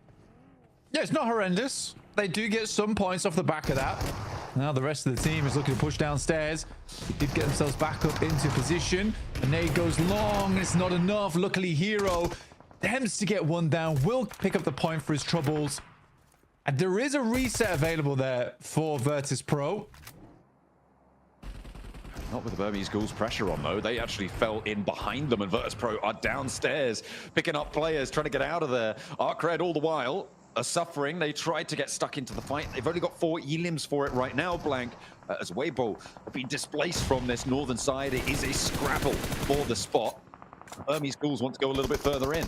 Let's see what more they can do, but on the outside, Regnum Kaya did go for the fields. They're playing a 2-2 split again. Yeah, fair enough. They're just controlling a lot of the zone. They really are controlling a lot of zone. I think that they can see that Twisted Minds is so unwilling to leave that outpost and get anything done. I feel like if you were Twisted Minds, you'd look to try and clear DRX a little bit sooner and then control where Regnum Kaya was coming in from. Instead, now, Regnum Kaya just has a absolute freebie of a lobby, and still Twisted Minds are doing nothing. A little bit passive from them. DRX are on the wall, but Virtus Pro, anything but passive. Burmese Ghouls cannot get through them. And they're still down in the tunnels here, Blank. Regnum Kaya actually have now transitioned all the way down south. They are sat atop the pack. And it's going to go well for them. They're just going to keep everybody in. I mean, maybe they don't really have too much of a choice against the last player from Arcred. But that is what you're looking for. Across the way, DRX going down does mean Twisted Minds might find the confidence to get out of there. But Zedwolf just has the angle. He's going to keep spraying as well. There's no reason not to keep spraying this angle. He'd love to get that pick off there. If you can weaken the museum team, their end game becomes so much more simple. And they can continue to sweep. This might be the back-to-back here for Regnum Kaya. I think they may have cracked the code, John. Good preemptive nade over towards Saf G, actually. Pretty huge. Hardboy did take some shots over towards them before, so they're aware of his position. And to get out of there, yeah, it's not going to happen. You're just not going to be able to find it. On the downstairs, The man himself does emerge into the light of day. The Rekt and Kaya are ready to greet them. However, maybe they regret that. They didn't need to step too far forward. Zedwolf goes very, very low, but Wild is holding his nerve, moves in, and there's a refrag coming on through, though, for Voston, who stays alive and gets 2 elims. Pouring on into the Virtus Pro bank right now. He's the last player alive, and Rekt and Kaya are getting ruined on the run out from Virtus Pro. They had it all under control, but it's gone to pot now, and Wild cannot find Voston out in the open. It's Twisted Minds who are going to be able to pick this one up. Voss was so hungry for the elims there, dude. He was so hungry for the elims. We'll pick a couple. I think Wild was slightly far away trying to set up the nade. The nade comes through slightly late for Regnum Kaya. Now, Twisted Minds technically should win this game, but they've got really no utility to speak of. Ooh, you're right. And I mean, they've lost their forward position as well. Everybody else is so split though, right? With Sylas completely split from Wild, they're essentially 2 solos. But Sylas does have a much more central position. If the circle shifts south, I mean, sure, they got the numbers, but they're only really 3 in effect, right? Because Walsh, very inaccessible. Voston and Wild, their duel is still going. As Voston has the Molotov, Wild will be forced back behind the buggy. Voston trying to spray, but steps up into the sightlines of Twisted Minds. Can't afford to go for it, but Wild takes the bullets too. And now Sylas is all alone. Virtus Pro have turned the tables.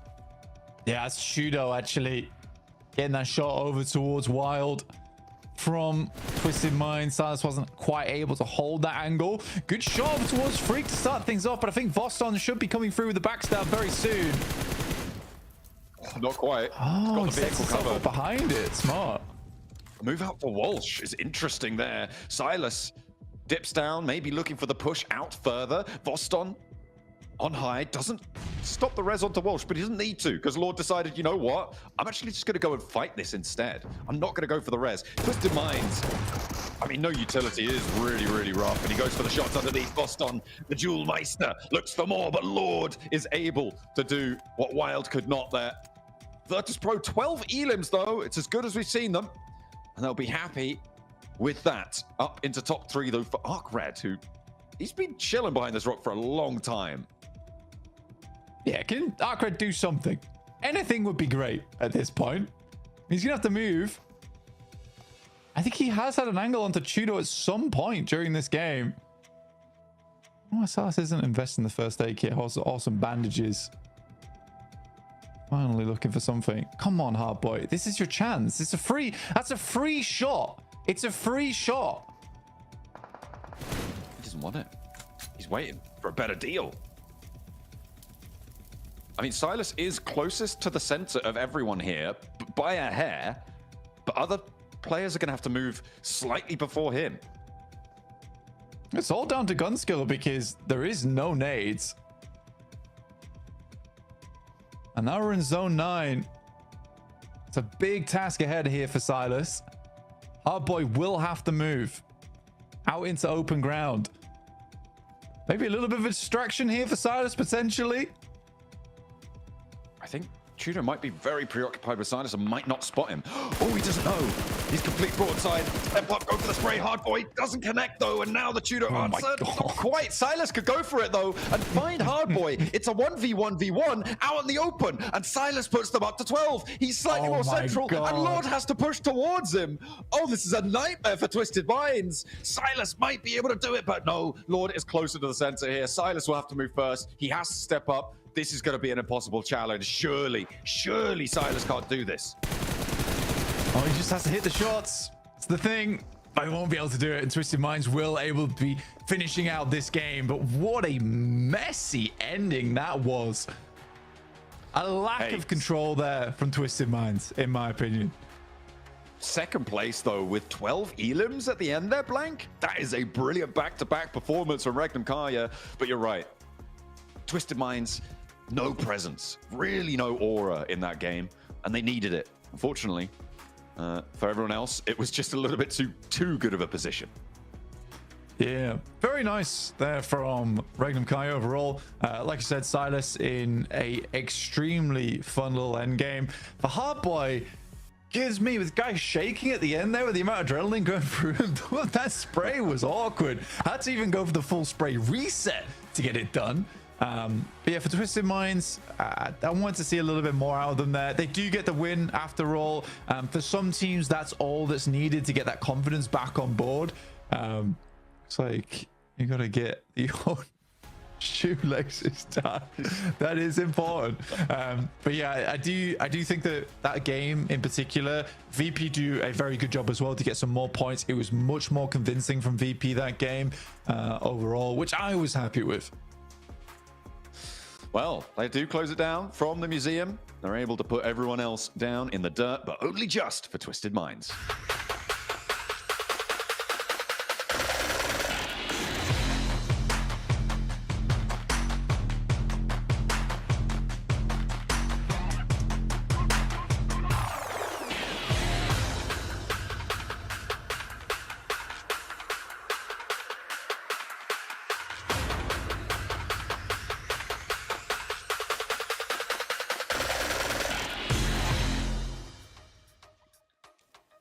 And Twisted Minds finally secure their first chicken dinner for this PMGC. This squad was all the way down in 13th place. I gotta say, I mean, it looked a little shaky there for a second, Max, man, but this was a huge, huge win for the squad. I mean, they had so much control and they gave it up, and because of that, they lost a lot of their forces, a lot of their players in the process. And luckily enough, there was Lord. He was able to redeem it in this game versus Silas. That 1v1, I'm telling you, the high ground is not there, or Silas has a single smoke niptura. Maybe that win doesn't quite go the way of Twisted Minds, and maybe we'd be looking at a Regnum back-to-back chicken dinner. But Twisted Minds, I like that they were trying to do as much as they did in this finishing play, but there is a limit that 4 players can do, and I feel like here they bit down almost more than they can actually chew. Yeah, I think it really just came down to not really being able to have those angles covered by their teammates, right? But they do get it in the end, and they were able to just get that win. That's exactly what they needed right now. You know, they were sitting in the bottom 5, not really sure what to do next, and this game hopefully is going to be the turning point for them, the game that gets them that springboard effect to just move on and do better things in the next game. Yeah. I mean, you know, Lord and Freak in particular, absolute OGs, right, from the MENA region. They're going to be over the moon after to finally get themselves this chicken dinner. And, you know, they were at the bottom of the rankings, Hot Juke. So getting this win, actually, I do wonder how high are they truly going to stand on the rankings after this? That's what I'll say. This is a huge, huge win for the squad. I mean, they were in a big threat-like position. They were all the way down in 13th. So this is going to definitely put them in a shot here, right, for getting into that last chance. So a good win. You know, they did take that museum spot. That circle there was pretty wild, you know, but we're seeing some pretty crazy plays here. Not to mention Regnum Karya. Just so many eliminations in this game, Max, man. They got to be pushing themselves up even higher in the leaderboards from the last game. I mean, Regnum Karya getting eliminations or Wild getting eliminations? That's true. Yeah. He was like, what, 7, 8 eliminations this game? He was on fire. He was learning from his teammate from earlier. On that previous chicken dinner on our angle. So very nice stuff indeed. DRX though, big send right onto this aerial museum, sharing it with the likes of Twisted Minds. And I was actually surprised, Nipchoro, that Twisted Minds were willing to kind of share that wall with DRX. I thought they would just nade them to hell and just take that position for themselves. I kind of like it though, to be honest, because it meant that they were not going to attack themselves, right? I think there was a lot of teams on all sides that meant DRX couldn't really make a move, and Twisted were allowing that to happen just because it meant safety for themselves. They knew DRX were kind of stuck there. Other teams weren't going to really try and do much and push when they knew 2 teams were there. So actually DRX's position meant that they were able to keep relatively safe, but a lot of emotions going on here. It's a good thing they won, because goodness me, there's a lot of pressure on them. Yeah. I mean, Voston, how the hell was he able to sneak out of shelter? He just came around and just got rid of most of Regnum Karya on his lonesome. Really good stuff from him in particular. But I don't know how he got through. He just disappeared and reappeared, and boom, 1v2. Easily secured for this guy as you go through the rotations. And I want us to all pay attention here to how Regnum Karya played their early to mid-game transition in particular. So, of course, Regnum Karya usually playing Rozok, early transition, circle not too far away, quick pivot. And they go for this amazing 2-2 split with 2 players in heaven on the northern side and 2 players going into the southern compound. There's just literally 1 building and a few walls around it. And this gives them 100% vision on what the hell is happening on the northern edge of the circle, which then enables them to go for the best rotation possible. Regrouping, they've seen all the fights that were happening on the southern edge, and they go for this wide eastern rotation next to Shelter Niptra. I think that was literally the best macro rotation we saw the entire match from Regnum Kara this game. Yeah, it was really, really well played, and well played because it was really well thought out. They had the information necessary to make that play work for them, and then sending Silas center just in case, right, was actually what gave them the almost win, right? Some really, really good stuff from them. Really forward-thinking gameplay from them, and look at the points it gets them, Jukes. 18 on the board to come right a 28-point game. I mean, it's nearly over 40 points that they've gotten in just 2 games. That's it. Regnum Karya, they've downloaded the lobby. They have downloaded the technology for sure. The update is installed and ready to go. I mean, they didn't win the chicken dinner and still got the most points in this game, Max. And you can just tell by the way they're playing this. I think they've just understood, okay, this lobby is a lot slower than before, you know? Yeah. All we got to do is just take our time, pick our positions, and let our gun skill do the talking. And man, they're making it happen there. The timing at which they take fights in particular, Hodgix, is just so good. That fight on Shelter was timed beautifully. The fight is happening. There's Weibo, there's Virtus Pro. The teams are deep inside of Shelter. They're like, hey, you can't fight back. That's when we're going to push and engage you. And that timing was A-OK from this squad. Here we go, though. MVP is Lord. And it's good to see Niptra, Lord, finally, you know, on an MVP graphic. It's been a while. But you know what? He's building back that team synergy, and he's finally back on board here for PMGC. Yeah, it's really, really nice to see them back on where we expected them to be. Hopefully this is going to be just the game, the start of their next journey forward into that maybe top 3, you know, still could be done here as we look at the overalls. And I am looking at Twisted. They are in the top 11 now, but Regnum Karya straight to the top. EA, after 8-9 matches, have finally been dethroned, and it is Regnum Karya, Max. Lock it in. Lock it in. Regnum Karya in first place, looking mighty fine here going into the second half of this tournament. Guys, we're going to be right back after this short break. Get your popcorn, get your drinks, and we'll be back in a minute.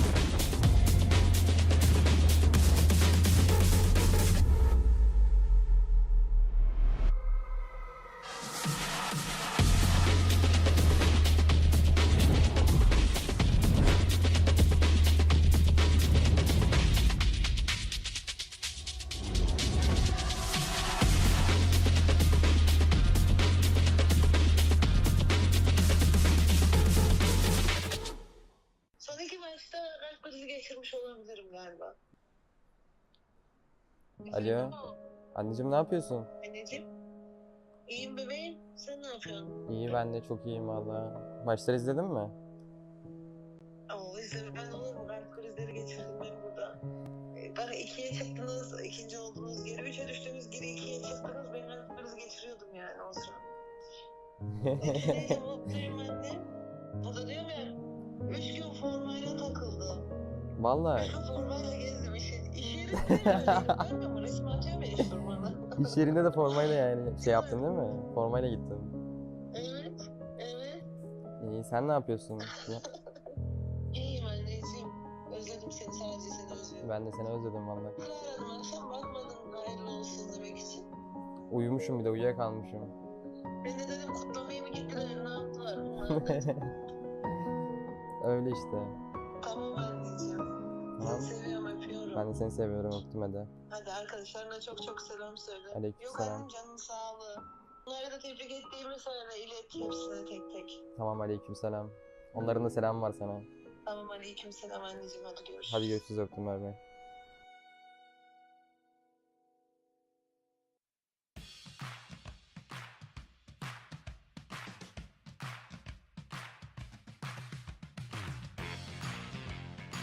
Welcome back to the halfway mark of day 2 of Group Red. I got none other than Boston from Virtus Pro with me. This is a team that you guys came in as champions of CSA, what many consider to be one of the hardest regions in the world, honestly, for PUBG Mobile esports.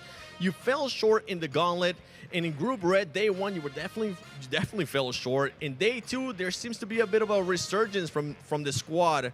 What's been the underlying issue for VP? Так, Востон, вы пришли в этот турнир как чемпионы PMSL Центральная и Южная Азия, что является одним из сильнейших регионов, и не справились с Gauntlet Stage, а сейчас испытываете немного трудностей в групповой стадии.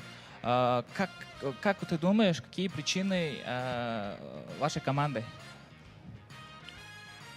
Ну, в целом, Gauntlet Stage для нас задался сначала... Ну, первый день был неплохой, остальные дни нам просто не везло. Мы делали мувы, играли не командно. Мы разобрали, зашли в Group Stage, но также испытывали трудности. Вот. Сейчас команда чувствует себя отлично, мы провели разбор. Вот. Ну, мы просто в целом устали. Перед PMSL у нас была очень плотная подготовка. Перед Pmgc также очень плотная подготовка была. Сейчас мы выдохнули и с новыми силами на второй день зашли. Показываем, я считаю, нашу игру. И то, что если мы не камбэкнем в топ-3, то на лast шансе мы будем бороться за 2 слота. So we just a little bit burned out after the Gauntlet because we got a hard schedule before the PMGC and also before the PMSL. And now we talked with our teams after the Gauntlet what we're gonna do in group stage, and if we will fail to be on top 3, we'll try our best in the last chance. So it's because we're just a little bit tired and we just burned out. So now everything is okay. We're gonna do our best. That's fair. There's a lot of factors that go when you go to such a big event like PMGC, the biggest one we have of the year as well. And you were talking about wanting to be in top 3, or if you fell from top 3. Well, I got some stats for you. You are currently 39 points away from third place and 11 points, or just actually 1 point away from 11th place. What is the team looking to do with 9 matches remaining of Group Red to make sure that you get to third place? До третьего места, до топ-3 у вас 39 всего лишь поинтов осталось, а до чтобы спуститься, 11 поинтов. Какие планы на последние 9 матчей у вас? Может, вы поменяете общий подход или игровой стиль? Мы будем также продолжать, как мы будем также продолжать играть хорошо, как вот эти первые 3 игры. Мы делаем все отлично по карте, все понимаем, все друг друга хорошо себя чувствуют. Все у нас хорошо. Мы будем также продолжать хорошо просто играть, и все. Такие вот планы.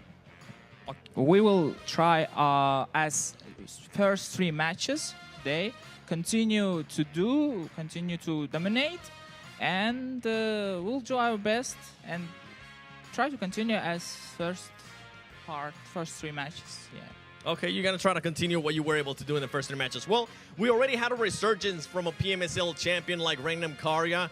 We're trying to see if Virtus Pro can actually continue to bounce back and make it to the top 3. We have 9 matches left, 3 matches left today for Group Red. Let's see what Virtus Pro can do. Spasiba, Voston.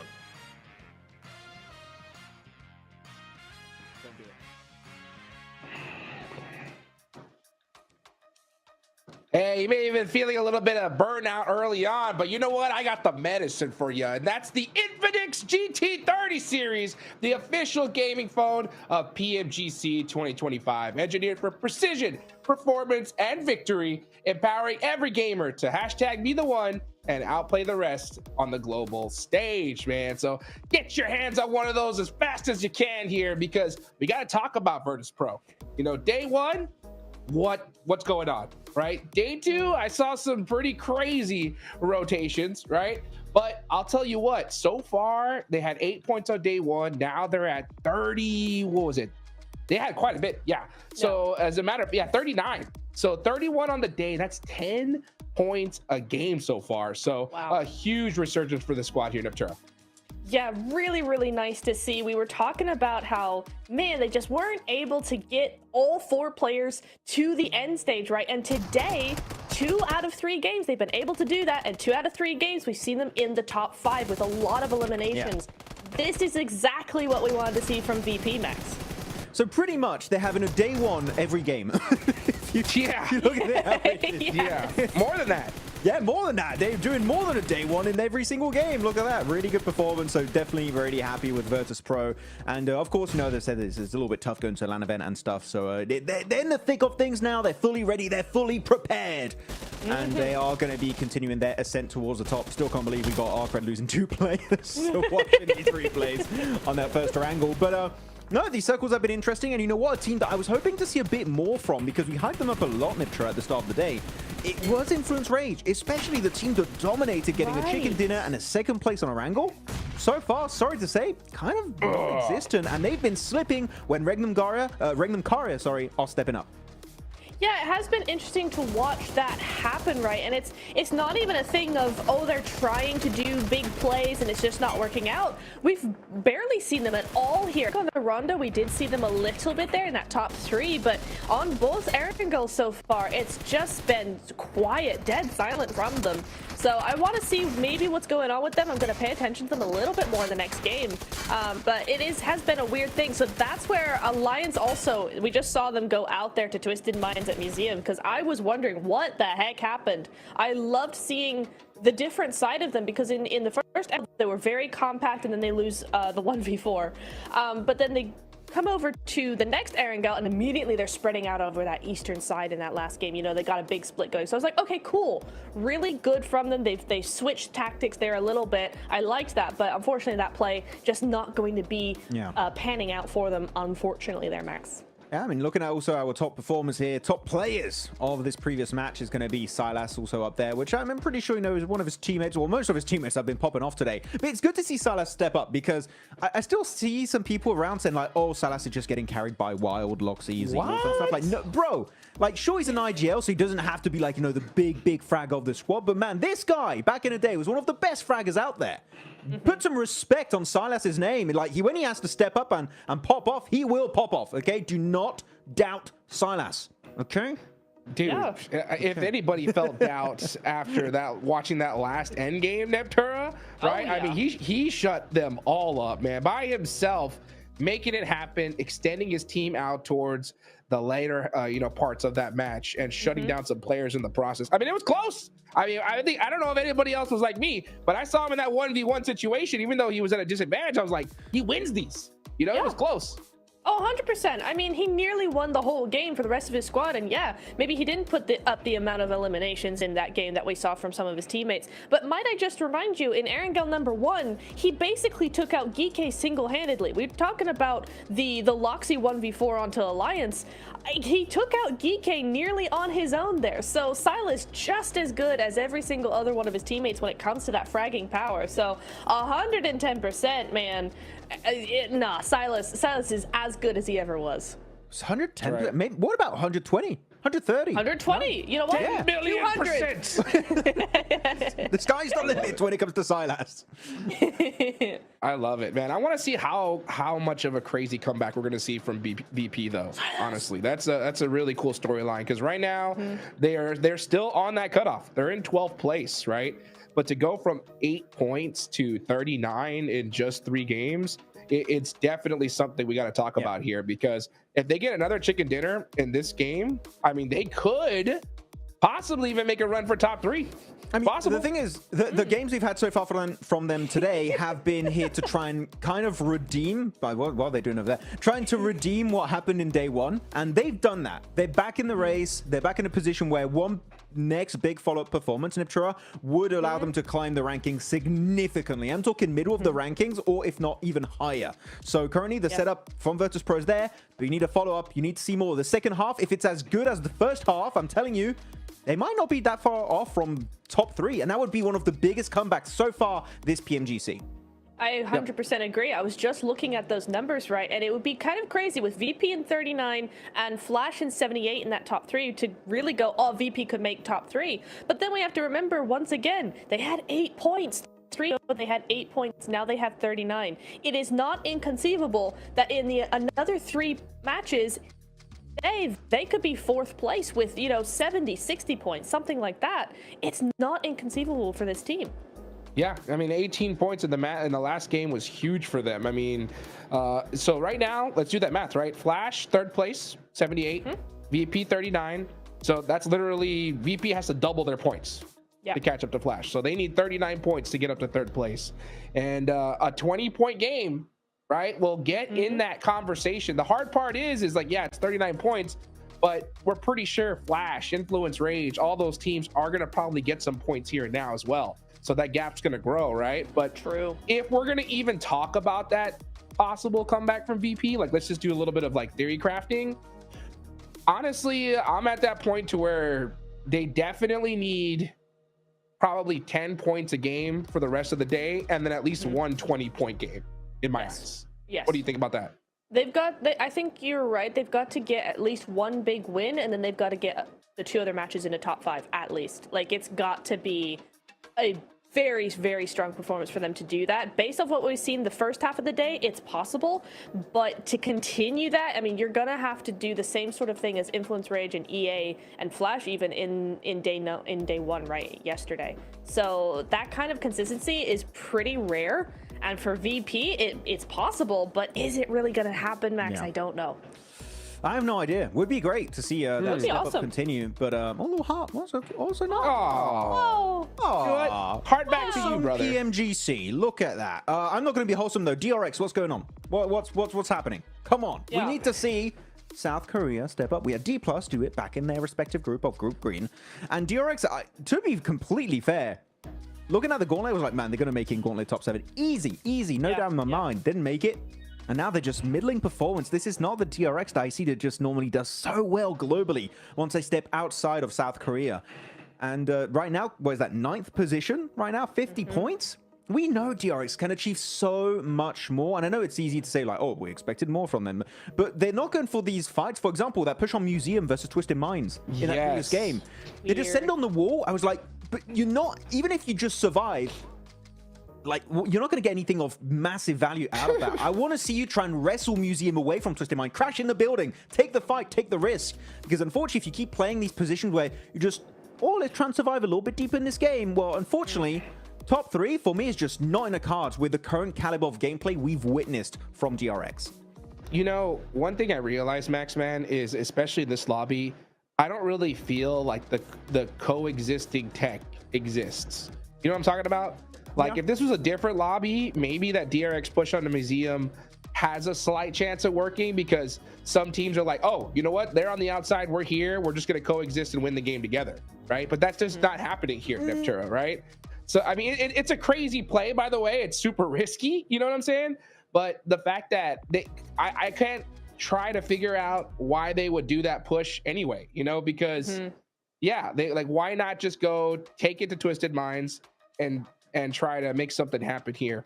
But you know what, guys, we got some tech issues. We'll be right back after a quick break. Don't go anywhere.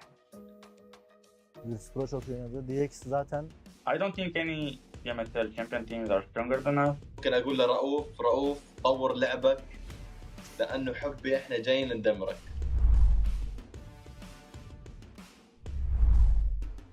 بالتاكيد يعني احنا ابطال بي ام اس ال عربي مينا ريجن من افضل الريجنات بالعالم. Chúng tôi khá là tự tin ạ, tại vì chúng tôi là đương kim vô địch C nên chúng tôi không sợ. Chúng tôi đã đạt được 1 top 1 trong một ngày thì chúng tôi đến đây mục tiêu phá kỷ lục chúng tôi sẽ cố gắng sẽ được 6 top 1 trong một ngày. I think we will qualify straight to the final. اذا انت بطل بي ام اس ال ممكن تكون محظوظ بجيم جيمين، اما انك تكون محظوظ انك تفوز بطولة هذا الشيء مستحيل. Bên Milan tại vì họ là một đội mới nên họ sẽ có những tâm lý khá là bất thường. büyük ihtimal Wolves derdi. I think probably Virtus Pro just looks like that. Нельзя, блядь, сказать, что они удачи, что они нормально сыграли. Там нет неудачных. И те, кто на удачу выиграл. Я посмотрел, типа, фавориты своих регионов выиграли. Wolves esports. They have Coops. Best player in the world in my opinion. Đội VP ạ, tại vì bên khu vực đấy khá là căng thẳng và họ chứng minh bản thân mình từ những ngày đầu tiên. İyiler, kötü değiller ama heyecanlı oynuyorlar. Я считаю, что из всех победителей PMSL мы являемся самой сильной командой. Virtus Pro çok iyi oynadı. DX zaten bu PUBG Mobile oynadığımdan beri hiç sevmiyorum oyun tarzlarını. Kendilerini seviyorum ama oyun tarzlarını hiç sevmiyorum. Yani bölgeleri güçsüz olduğu için ben MENA bölgesi demek istiyorum. Oradaki takımları biraz daha vurmak kolay diyebilirim. Main fight hariç. I don't think any PMSL champion teams are stronger than us. Я думаю, для нашей команды будет легче всего зарабатывать поинты на плюсах с Америки. ممكن اقول لرؤوف طور لعبك لانه حبي احنا جايين ندمرك. Em muốn một lần nhắc đến đội đương kim vô địch BMSL Lena là cách chơi của họ có thể là khá là ổn ở bên khu vực đấy, nhưng ra đây chúng tôi chưa chắc các bạn đã làm được. Yes, I think we have a lower experience than the other teams, but I think this is benefits us. It's in our advantage because the teams don't know how we're really going to play.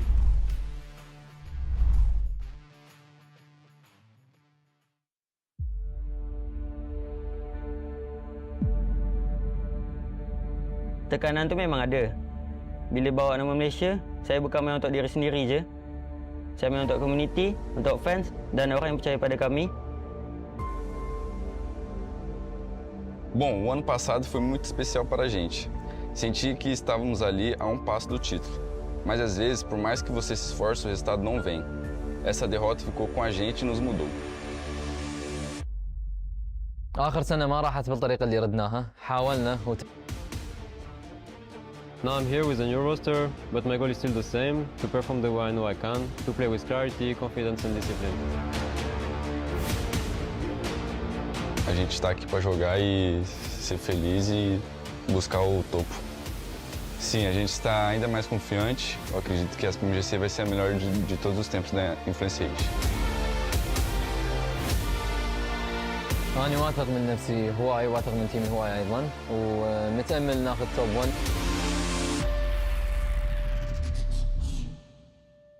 Perjalanan PMGC kita orang pada tahun 2024 boleh dikatakan sangat teruk. Kami langsung tak berjaya untuk lepas ke next stage. Tapi 2025 akan berbeza. Saya tak akan biarkan kesilapan yang sama berlaku 2 kali. It's my fault, but I always come back. Don't get it twisted. Our talent was never the problem. Bom, este ano voltamos com mais fome, mais disciplina e com a mentalidade bem mais clara. Acredito que este é o nosso momento. Saya tak nak orang lain ingat tim Malaysia ni datang untuk bercuti je, tapi saya nak diorang tahu yang kita orang boleh bagi saingan terbaik untuk tim-tim global.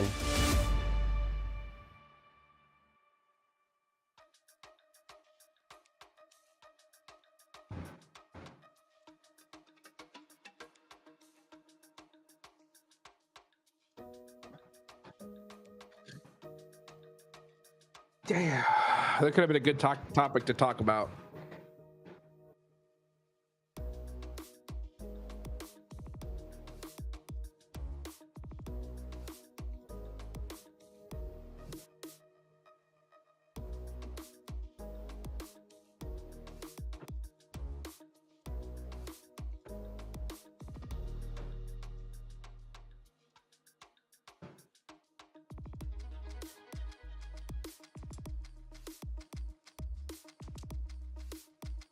if they can put up another big performance, keep themselves at the top of the tables. Of course, over the course of 3 days, if you get a 50-point average, you're more than likely going to be safe, Blank. And they have already surpassed, well, they're very close to surpassing that metric, breaking that 100-point barrier. Teams over that 100-point barrier today are going to be having a good time of it. 20 seconds to go. We get into things. Does get a little bit worrying now towards the end of the day. Some teams have very much got themselves secured up towards that top side, but there's still teams that are chasing. For Twisted Minds, very much needed win. It felt like it wasn't super convincing though. I think that's my only issue with it. And I think even the coach looked a little bit frustrated with the way that went down. But for Twisted Minds, there is still a chance now. They've put themselves in a position to do it now with those additional points on board. The middle of the pack, though, is getting quite close, I'd like to say. Yeah, it's a little bit dicey around the middle, and you're dancing with death around that 11th place as well. Because at the moment, it feels like anyone really could be taking up those bottom 5 spots. The plane path a little lilt to the left. And they are going to be trying to break their way east, I'm sure. We'll wait for the circle to see if it's going to be messy. The Burmese Ghouls out very, very early. So are Virtus Pro, actually, over the military island. But a big split for the Burmese Ghouls. They're chilling. See if True Rippers are going to give them any trouble this time. I think for Burmese Ghouls, it's been a little bit slow on the rotate outside of Sosnovka at the moment. On a real one, talking about Burmese Ghouls now. I've taken off my Necromancer hat for the time being.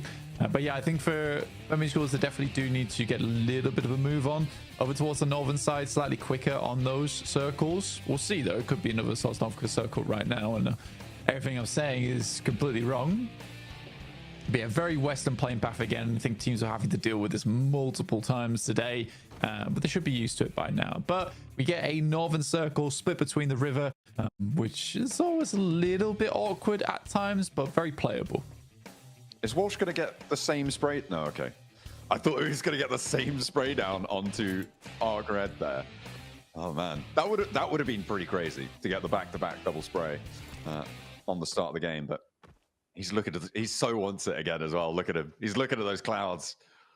There's no one left up there. They were a little bit nippier on the way down. So he's denied that opportunity. All unfortunate. Yeah, I mean, it would be nice to get some more points on board.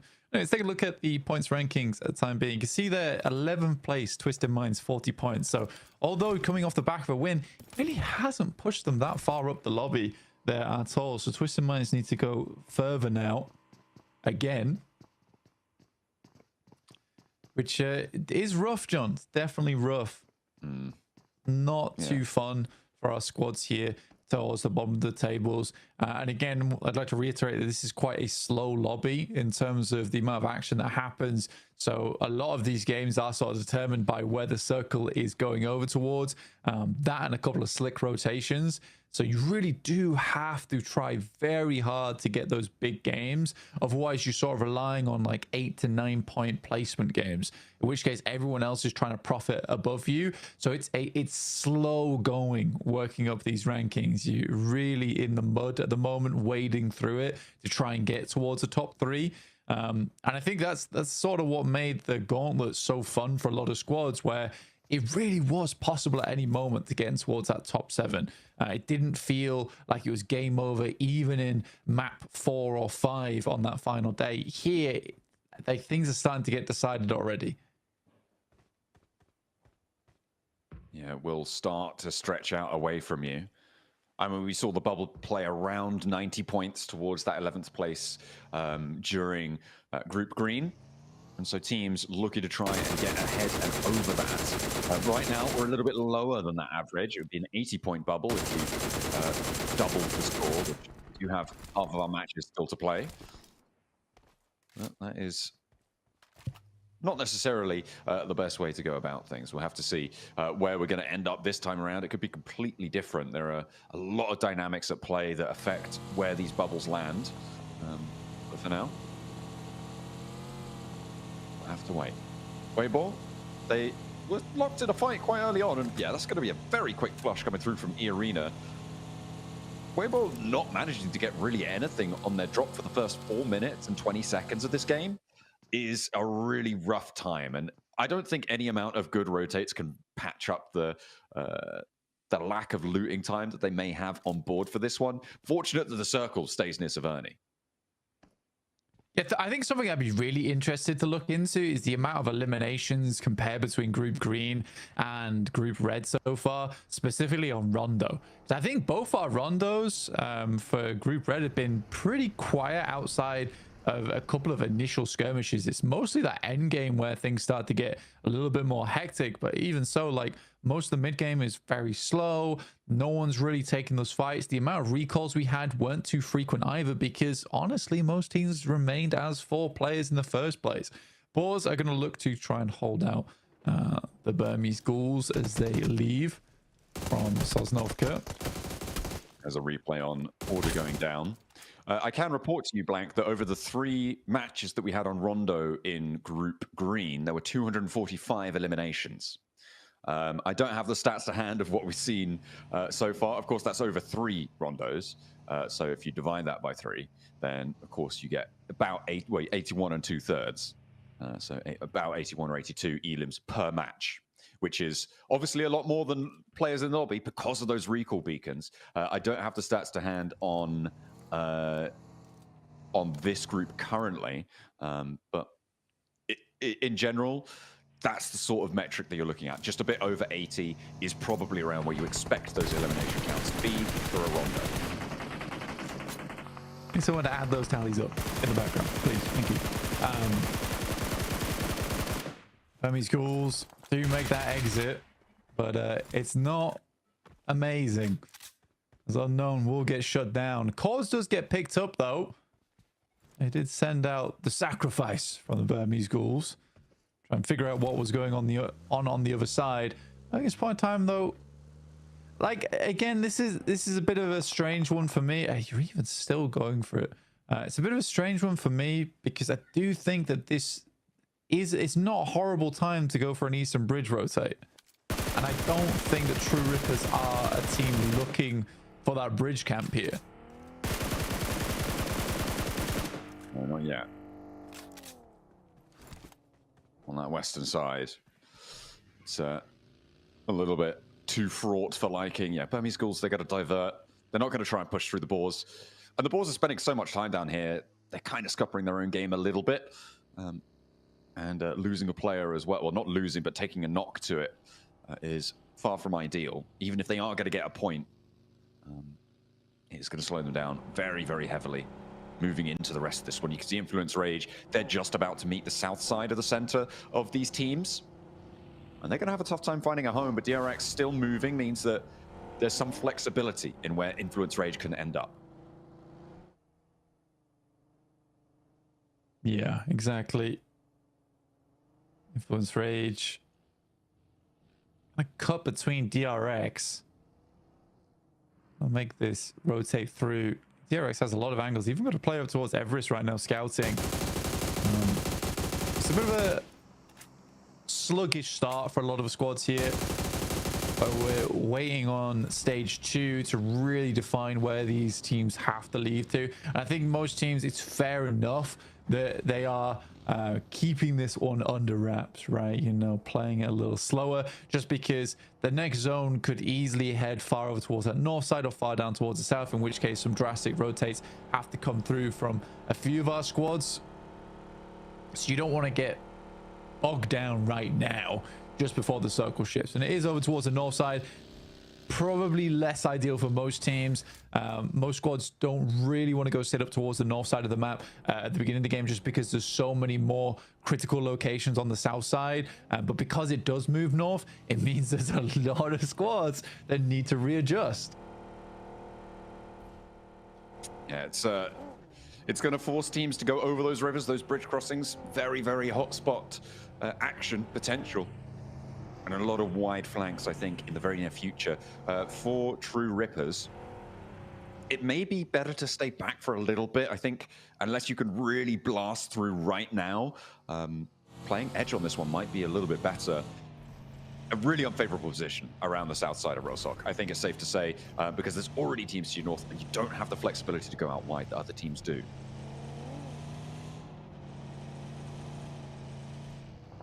Just seeing what Arena does here, just because they're on the western side, but they are the closest on the west side. So what position do they want to play? Do they want to kind of wrap down towards the bank, just the north of Rosok, play that spot, or do they want to continue holding around box compound, cut out teams that might want to be trying to get through from North George, like Geek as well as DRX?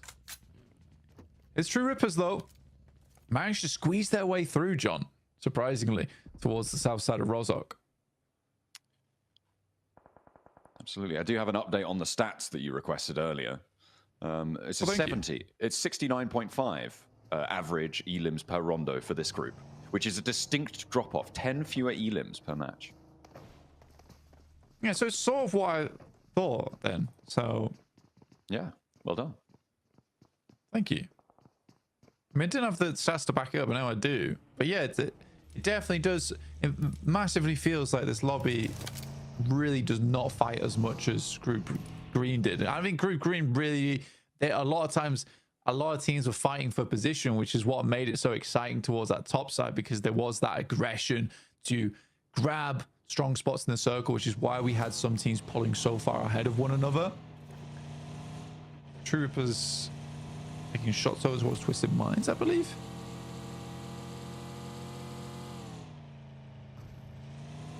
Waiting for those to pop up, and yeah, Twisted Minds getting a player conked out for now. Hopefully they can pick that one back up. I mean, they're close enough, but it's going to be tricky. Ooh, Regnum Kaya taking a knock. To be fair, Rosok's getting very, very full. And these are shots across the way, so unlikely to be fully flushed here. But against Regnum Kaya, any blow's a blow.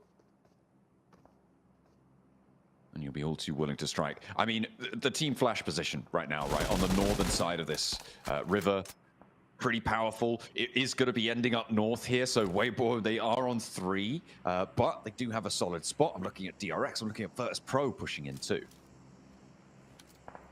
Yeah, I think the DRX quite like their position, but like you say, Virtus Pro strong on that north side, can hold that out for quite a while as well. But again, it's just that thing where you look towards Rosok, so many teams didn't take shots at one another. Arcred didn't take shots towards it. True Rippers as they made their way in. Regnum Kaya can't really peek because of the sightlines from the flash on the north side.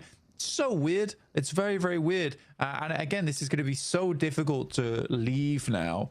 And we're sort of having the situation from yesterday on Miramar between the Burmese Ghouls as well as E-Arena, where both teams do struggle to evacuate. Arcred make a quick rotate across. They lose one player for it. Hardboy is that outpost for them, though, at the Wizard Tower. The question is whether the rest of the team can even regroup with him. That is a big question. Getting that regroup, I mean, it's so important when teams are so packed in like this. Having your players together, you do not want to sever in that scenario. So we'll see if they can navigate that one. That is a bit of a isn't it? And fortunately, there are other teams around to pick up the pieces here, but Regnum Kaya, uncharacteristically, not hitting those shots, but they still do get both of the points. Or just one of them for now. The shots were technically good because the vehicle exploded. It's very surprising that none of the shots were on target towards the players. So I think it's just a little bit unlucky there for Regnum Kaya, but they get the job done in terms of exploding the vehicle outside of the Wizard Tower in the first place. So now the cross is a little bit more difficult. So they're able to clear a little bit of position there. Boars moving up over towards Nuclear Zone. Havlik jumps out of the hovercraft, providing a lot of space here. Nuclear Zone is just sort of letting it happen.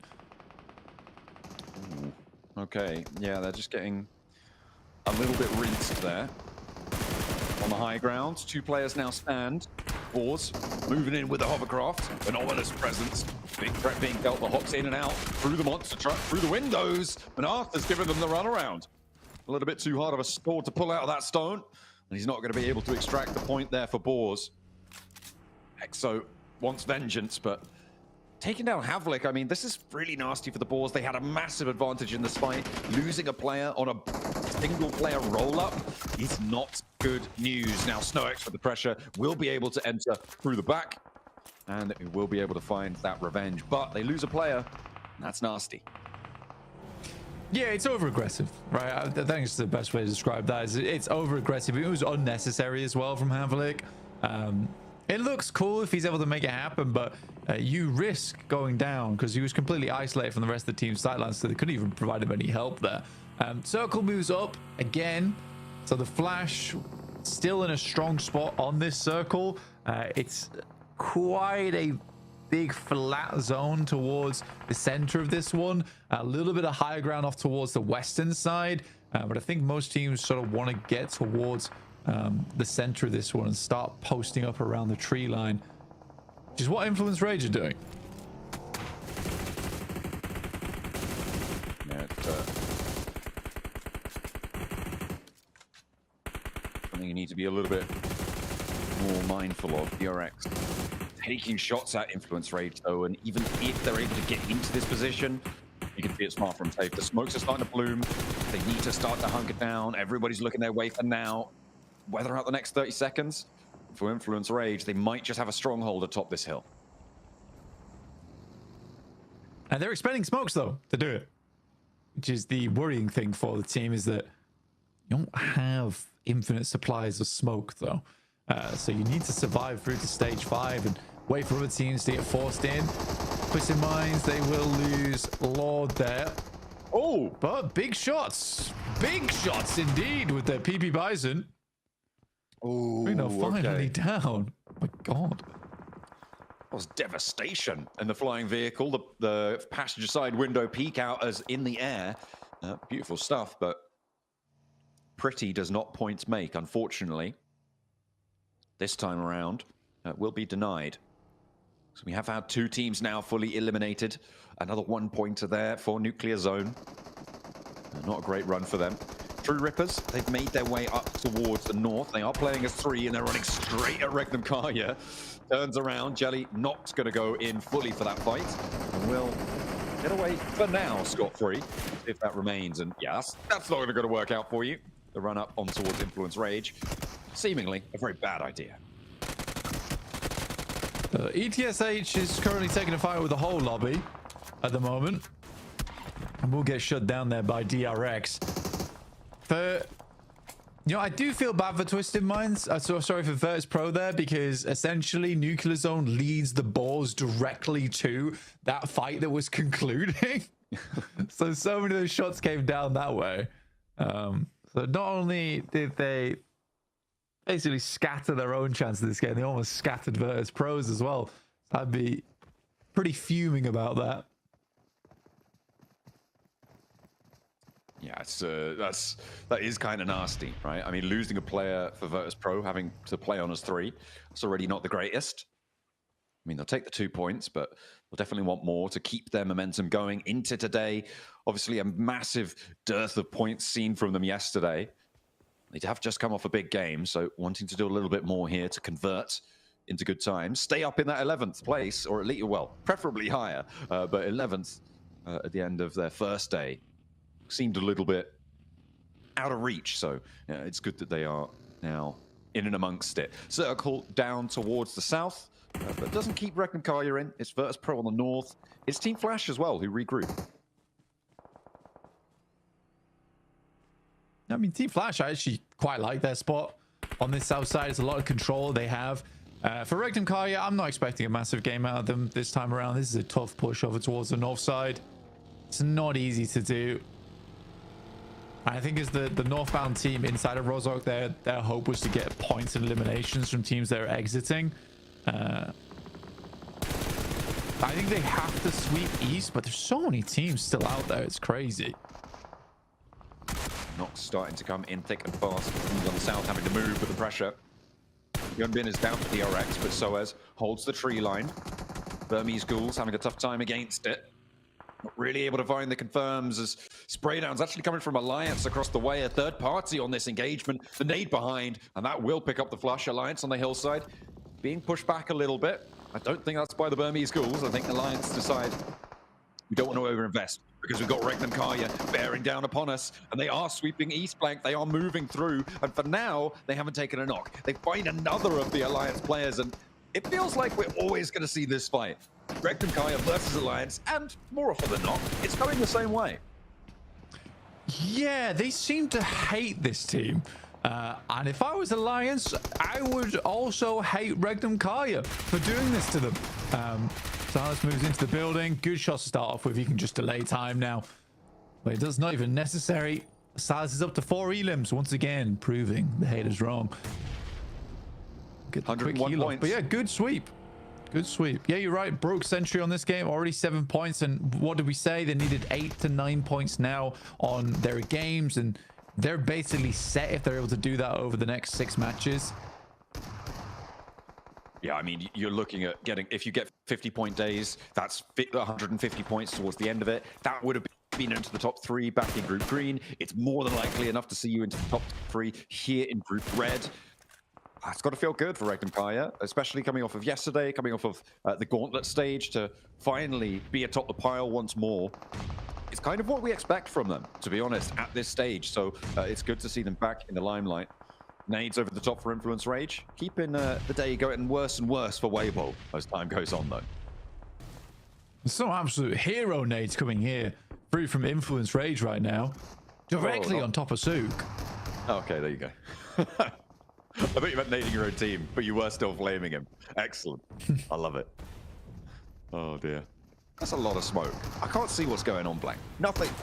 There may or may not be happening anything inside this building, but it is going to be the shutdown. It looks like, yeah, that's Bro having a really bad time around that one. Not ideal. Not ideal. Weibo eliminated as well as Influence Rage pilfer through the boxes. It was kind of nice there, honestly. Arcred, Hardboy, once again in another game where he is the final one alive on Erangel. See if Influence Rage don't get Weibo box fever, where you just pick through all the loot the entire time and forget you actually have to play the game. Yeah, I think for Regnum Kaya, making this switch out towards the east was pretty damn good. And they didn't really take any damage at all from the Alliance, so they can continue on. I don't think they had to use too much utility. This is the difficult push, though, right? Over towards the Flash. I don't know how they make this push work. So many vehicles on low HP as well. Do you go for the Flash, or do you sweep around and try and go for DRX? I mean, it's a difficult choice here for Regnum Kaya. It might be best. They've already got a good game. They're already over 100 points. You know, they may be able to afford to make some quirky plays here and then. But we'll have to wait a little bit longer. It seems like they just want to hold on the hilltop for now. And to be fair, they don't have to move just yet. No one really wants to move around this location either. I mean, to the north of, or to the northwest at least of the Flash, it is just a flat plateau. It's really disgusting. Not even that weapon. Knox there versus Geek, who are now up to 4 eliminations, but only 2 players, and Influence Rage, they're on the way.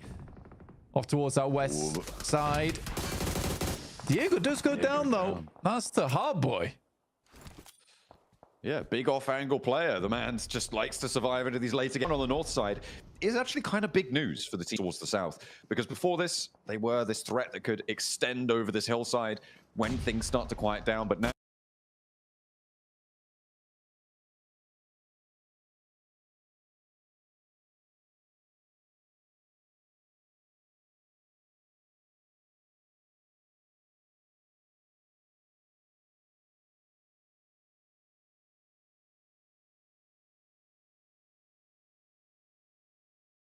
down, but now they're a little bit less fearsome. But maybe for DRX, that is going to be a big opportunity. In the meantime, Arcred do get eliminated, and here comes the crash from E-Arena over towards True Rippers. It's up to Jelly now, the last player to stand. Doesn't have a lot of HP to play around with, and will get taken down. E-Arena crash in successfully. It's a cruel backstab there from Regnum Kaya as well. Over towards True Rippers. They're just going to send it. They need this initial knock, and they don't find it. I think Regnum Kaya's chances here are very slim now as they lose 3. I'm not entirely certain that this was the right play. It also really didn't throw any smokes either. But again, 8 tall elims. Not a bad game. No, and they still have Silas. He lost out quite a while, and he's still in the zone. He can chill for a bit. He might be able to outlast a couple teams and start racking up placement points to add on to their tally. The more, the merrier. As far as he's concerned, the nades are starting to really punish Influence Rage now as DRX are moving in across this hillside, extending their influence. This looks like it might just be a DRX chicken dinner here if they can keep this hillside under control, because Influence Rage, they've just been removed from it, and everybody else is kind of trapped down south in the compound by Team Flash. Yeah, I can't. It's still weird. I feel like Regnum Kai could have swept right. I don't think they had to push the Flash, especially pushing one of the hardest buildings to assault in the entire game and doing it dry with no smokes. It was certainly a choice.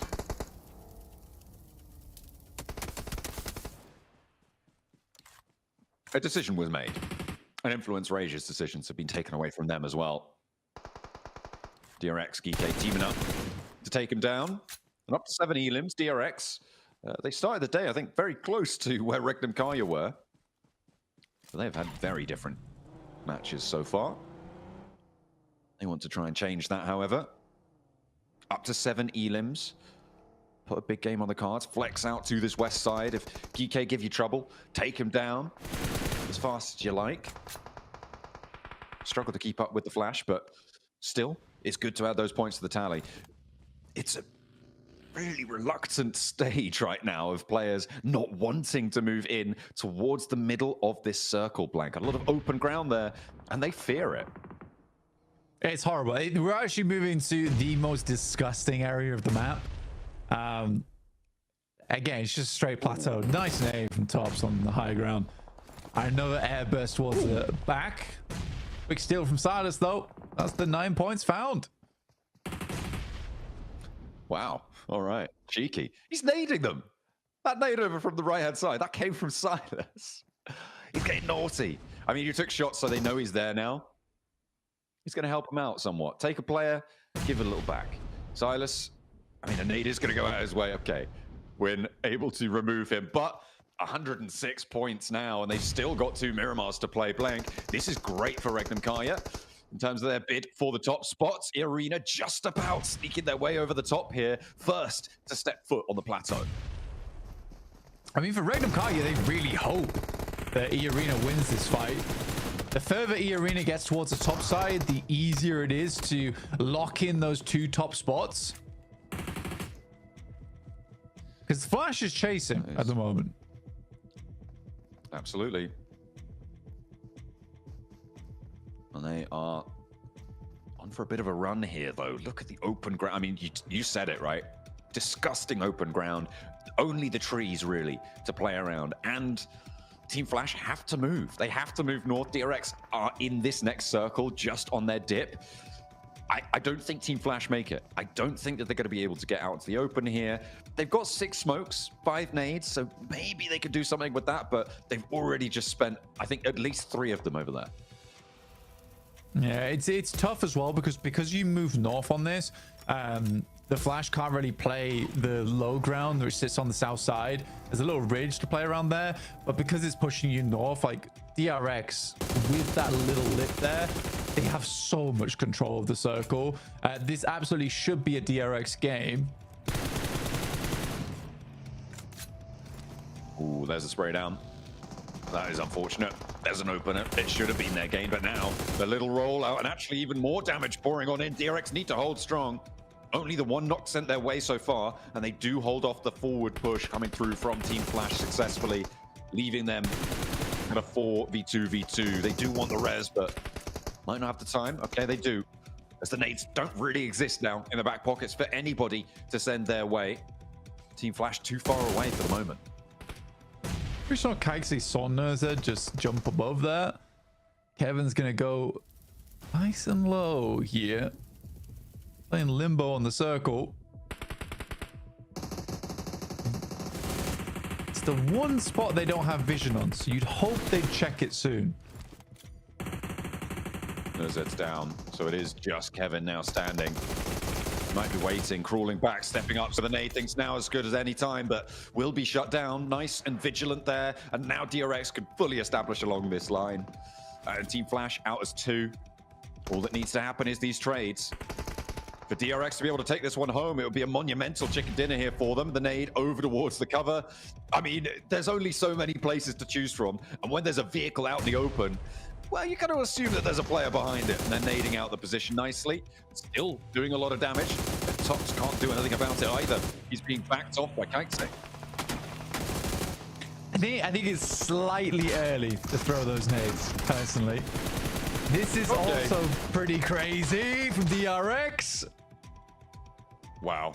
What a shutdown. The stylish rollout there. That was pretty crazy, you're right. I mean, if both of them had turned their attention to that vehicle quicker, they might have been able to take both of those players down. But DRX, a slow choke out on that zone.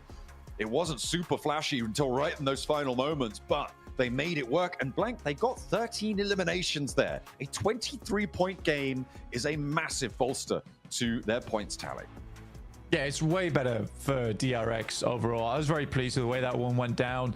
I think for DRX in particular, there's been a fair few matches in the past where it's been a slow win for them. That was much more controlled, much better played. I think the only moment where I was a little bit concerned with their gameplay was when they didn't clear out Kevin. Again, you just kind of play the logical game of what haven't we checked, and then let's look there instead. Yeah, absolutely. Ever vigilant, nicely held, very disciplined play from DRX. They made it work. As well as that, Reckland Kaya breaking the century, almost breaking the 110 with 2 more Miramars left to play. Seems like they may be uncatchable, but our teams will give it a good go. We'll see what they've got in our Miramars up next.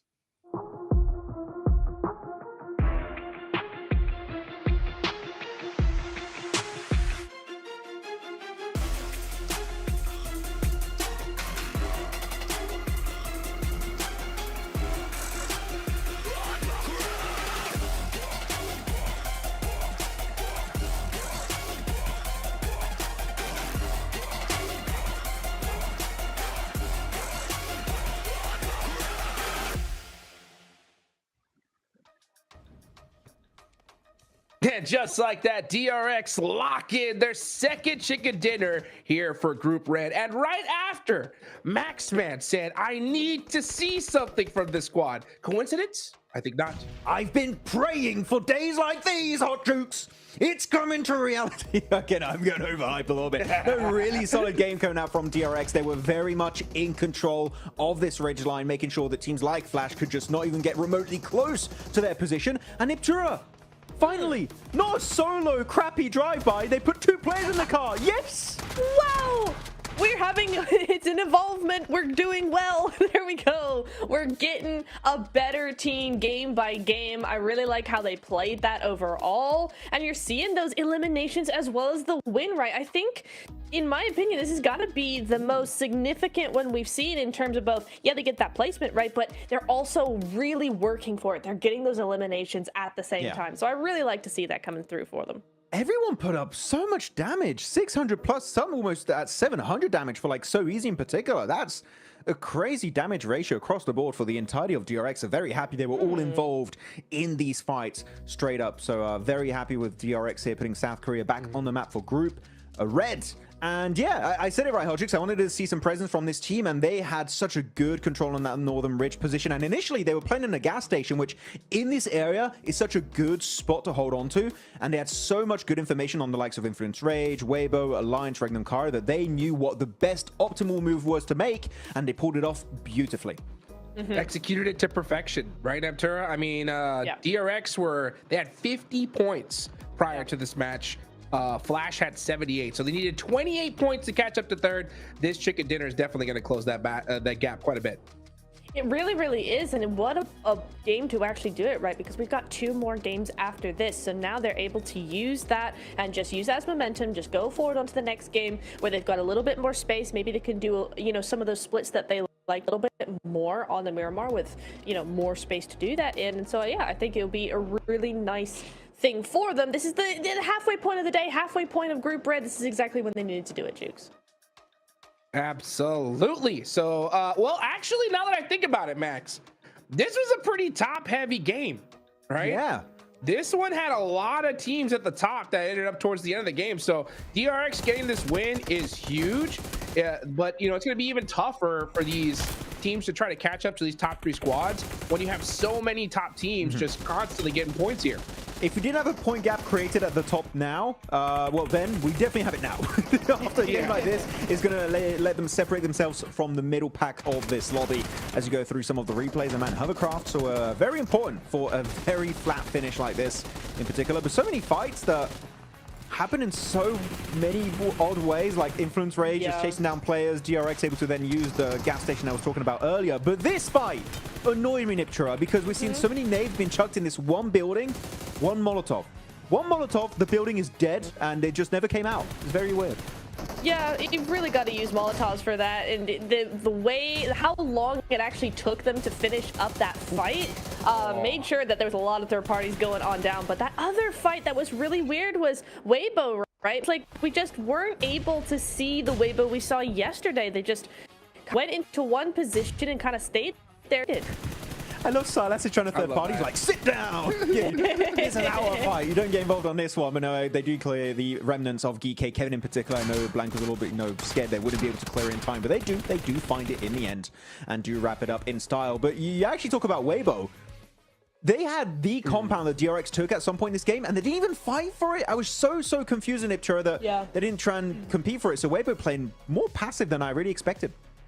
Yeah, they really did, didn't they? No, but I do want to say as we look over on these rotations that both Geek and DRX really impressed me in this game. We're going to see in phase 2, I think DRX is going to have a huge northern shift over here. Yeah, there you go. That rotation going all the way around amongst Geek, actually. But Geek go way up to Severny, and DRX decided to go a little bit further south. But you can see that there. They go straight for that center. They hold that compound for a good long while. And they just keep on going. And with so many fights going on that edge, on all edges of the zone, right? Those positions for both of those teams were actually really good because it gave them that springboard, that foundation to really just go after all the teams and fight their way through. So I really like how all of these teams did, what all teams did rather, on those edge plays. We did see on this graphic during the mid-game section that actually Flash had that 2-2 split, and they saw that Regnum Karo got a little bit too close, so they're just, okay, we can work with Regnum Karo, we can coexist in the same area, so they just regroup fully in the compound. So that was a very good, respectful play from Flash, and that alone is going to allow them here, Hotchicks, to get 12 big points on board. So top 3 should still be looking pretty comfortable for them. Yeah, for sure. I mean, that's what it's all about. You know, when you create such a big lead at the start, it gives you a little bit more room, right? Even though you got a team like DRX, who was like dead center in that mid-pack 23-point game, when you get 12 points yourself, I mean, that just makes it more like an 11-point game, right? So it's beautiful to see that these top squads are being so consistent. It's going to make it so much harder for the rest of the lobby here. We're going into Miramar up next, Maxman, right? That's going to be interesting for sure, especially seeing, you know, Virtus Pro not have that same success that they had at the start of the day. But we got to talk about our MVP, of course, DRX QXZ, 6 eliminations. Great game from him. Yeah, it's really good. I mean, all the players of DRX have that potential to be an MVP contender, and QXZ in this game in particular, 6 eliminations, he was shredding it this match. Very happy with QXZ, and yeah, DRX, again, I want to see them top 3 hot tricks. You know what?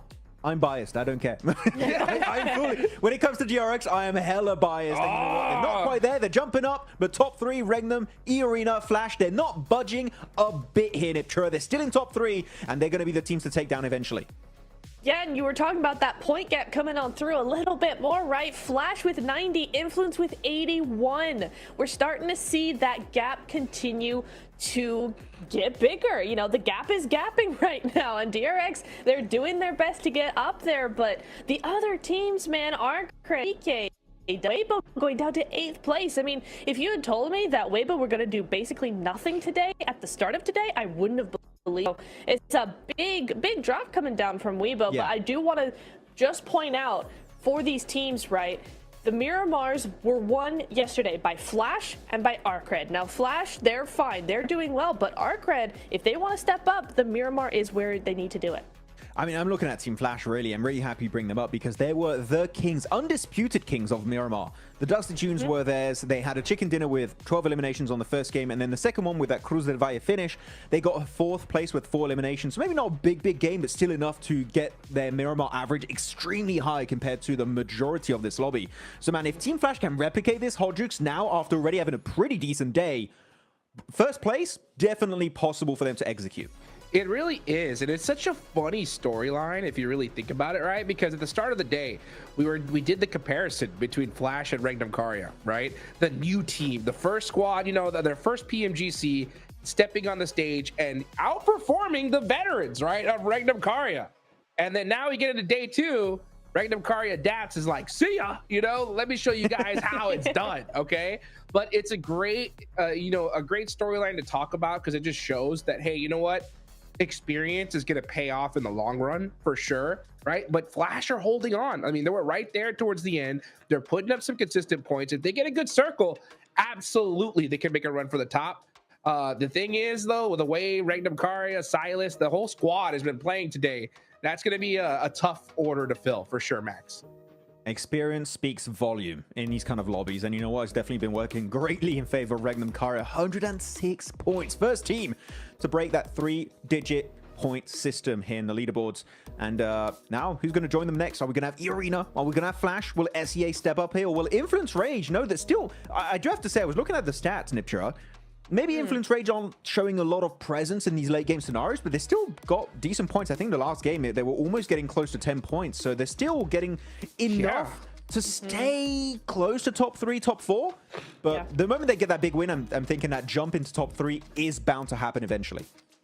Yeah, I mean, that's really all you need to do, right? If you're not feeling the win, if that's not really something you're able to do in these games, just make sure you get consistent enough points that when you do get that big game, you're right into that second or first place even, right? If you can keep that point gap small enough, then yeah, you can absolutely boost yourself into that top 3 without fighting tooth and nail game to game to game and exhausting yourself. So it's all about pacing when it comes to an event like this. Yeah, so far, Influence Rage on the day, averaging 6 points a game.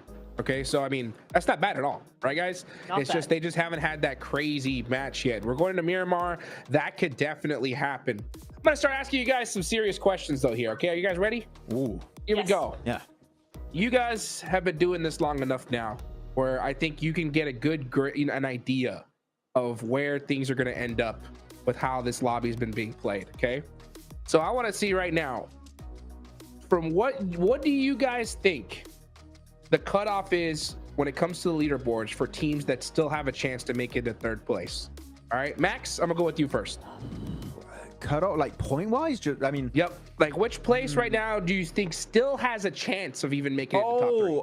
I thought you wanted me to calculate the point cutoff. I was like, oh no, why are you asking me that? Yeah. Don't ask me about numbers. We'll leave that to John. Currently, yeah, in conversation for top 3, I would have to say currently, I would say Burmese Gauls 9th and above. Currently are the ones that I'm going to be saying are in a position where they can easily jump up in top 3. Natura? I kind of agree. The only thing I'm thinking is that in terms of the team performance, I think it's really 8th and above, unless you're really going to do something crazy out the gate. But from all of the other teams below 8th place, we just haven't really seen that performance that I'm looking for to be confident in saying, yeah, they can definitely do it. Actually, I'm changing my answer. I agree with Niptra. I just was about to say, I think she got that one. Weibo's correct. 8th position. She's correct. I was wrong. Yeah, no, I think that's the right call because these top teams right now, I could just tell they've got this lobby downloaded. Like they're gonna put up points almost no matter what, unless they make like an obscene mistake. You know what I'm saying? And when you have that kind, I mean, we just saw the last game, right? I mean, it was pretty much all the top squads in the end game. So if that continues to happen here, yeah, it's gonna be really difficult. I think 8th place is that number for sure. I think Weibo still have a possibility, but I'm gonna even go as far to say that it's kind of dependent on these next 2 matches. Honestly, I think if Weibo don't get it together in Miramar here, I think their chance for top 3 just might be over. Is that crazy to say? No, I would agree, but I don't like saying this about any team And tell me if you agree or not, Neptra, on this, but the only way I could describe Weibo's playstyle and mentality in that previous game was scared. They did not even want to clash with DRX. They're like, you take the take the compound and everything in it. We don't want to clash. And then they go on this ridge next to Influence Rage and they get naded to hell. That's not a playstyle for me that shows you can be top 3, so I need to change your pace like ASAP. Yeah, that mentality needs to be done away with immediately if they want to do anything in these next 2 games. And really, they only have these next 2 games to do something before it's really getting down to the wire. So 100%, Max, I agree with you. They're looking scared for some reason, and they don't need that from yesterday. I mean, what is this? It's not the same team. We need Sook with the explosive bow, and they'll come back, then Hot Jukes. Yes! Woo! Let's see it. They've taken the control of the lobby before, but they better do it here for this next 2 matches. Let's take it on over to Blake and John for some Miramar action.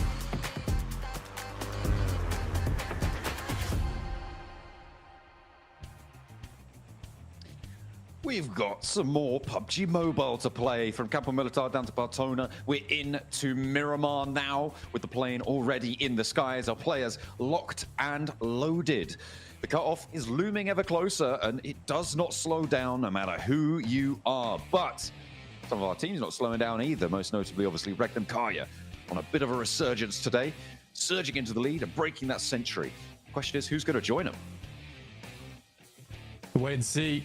It's getting close, though, towards the top side of the lobby, to be honest with you, on that century mark. And we had the Flash as well as DRX chasing on the last game, as well as E-Arena, in fact, getting quite late into that match. I think E-Arena's been playing way, way better than they did in Gauntlet. But again, Gauntlet was a very different beast. It was much more aggressive, and I think E-Arena was getting caught out by that. Though I will say that this is the benefit of playing in the Gauntlet stage, or the benefit of doing very well in your own region, is you get, like, even if you don't make it into the top 7 in the Gauntlet, you get a massive amount of practice versus teams that you're likely to see towards the grand finals anyway, as well as just the top teams from around the world. So I think for Arena, that was very beneficial for them, and they were able to have a big mental reset coming into Group Red. Hopefully they can keep that mental reset channeled in for the rest of today. The circle pops out towards northwest, but not super dramatic. Does keep the crater fields in Montenuevo or Pozzo, that sort of area. So potential for teams to break out that way nice and quickly.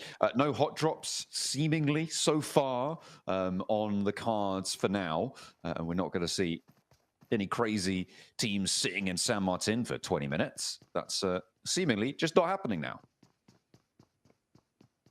Which is great. We don't like that. We don't want to see that. We want the hot drops to be kept to a minimum, especially on such a large map like this as well, John.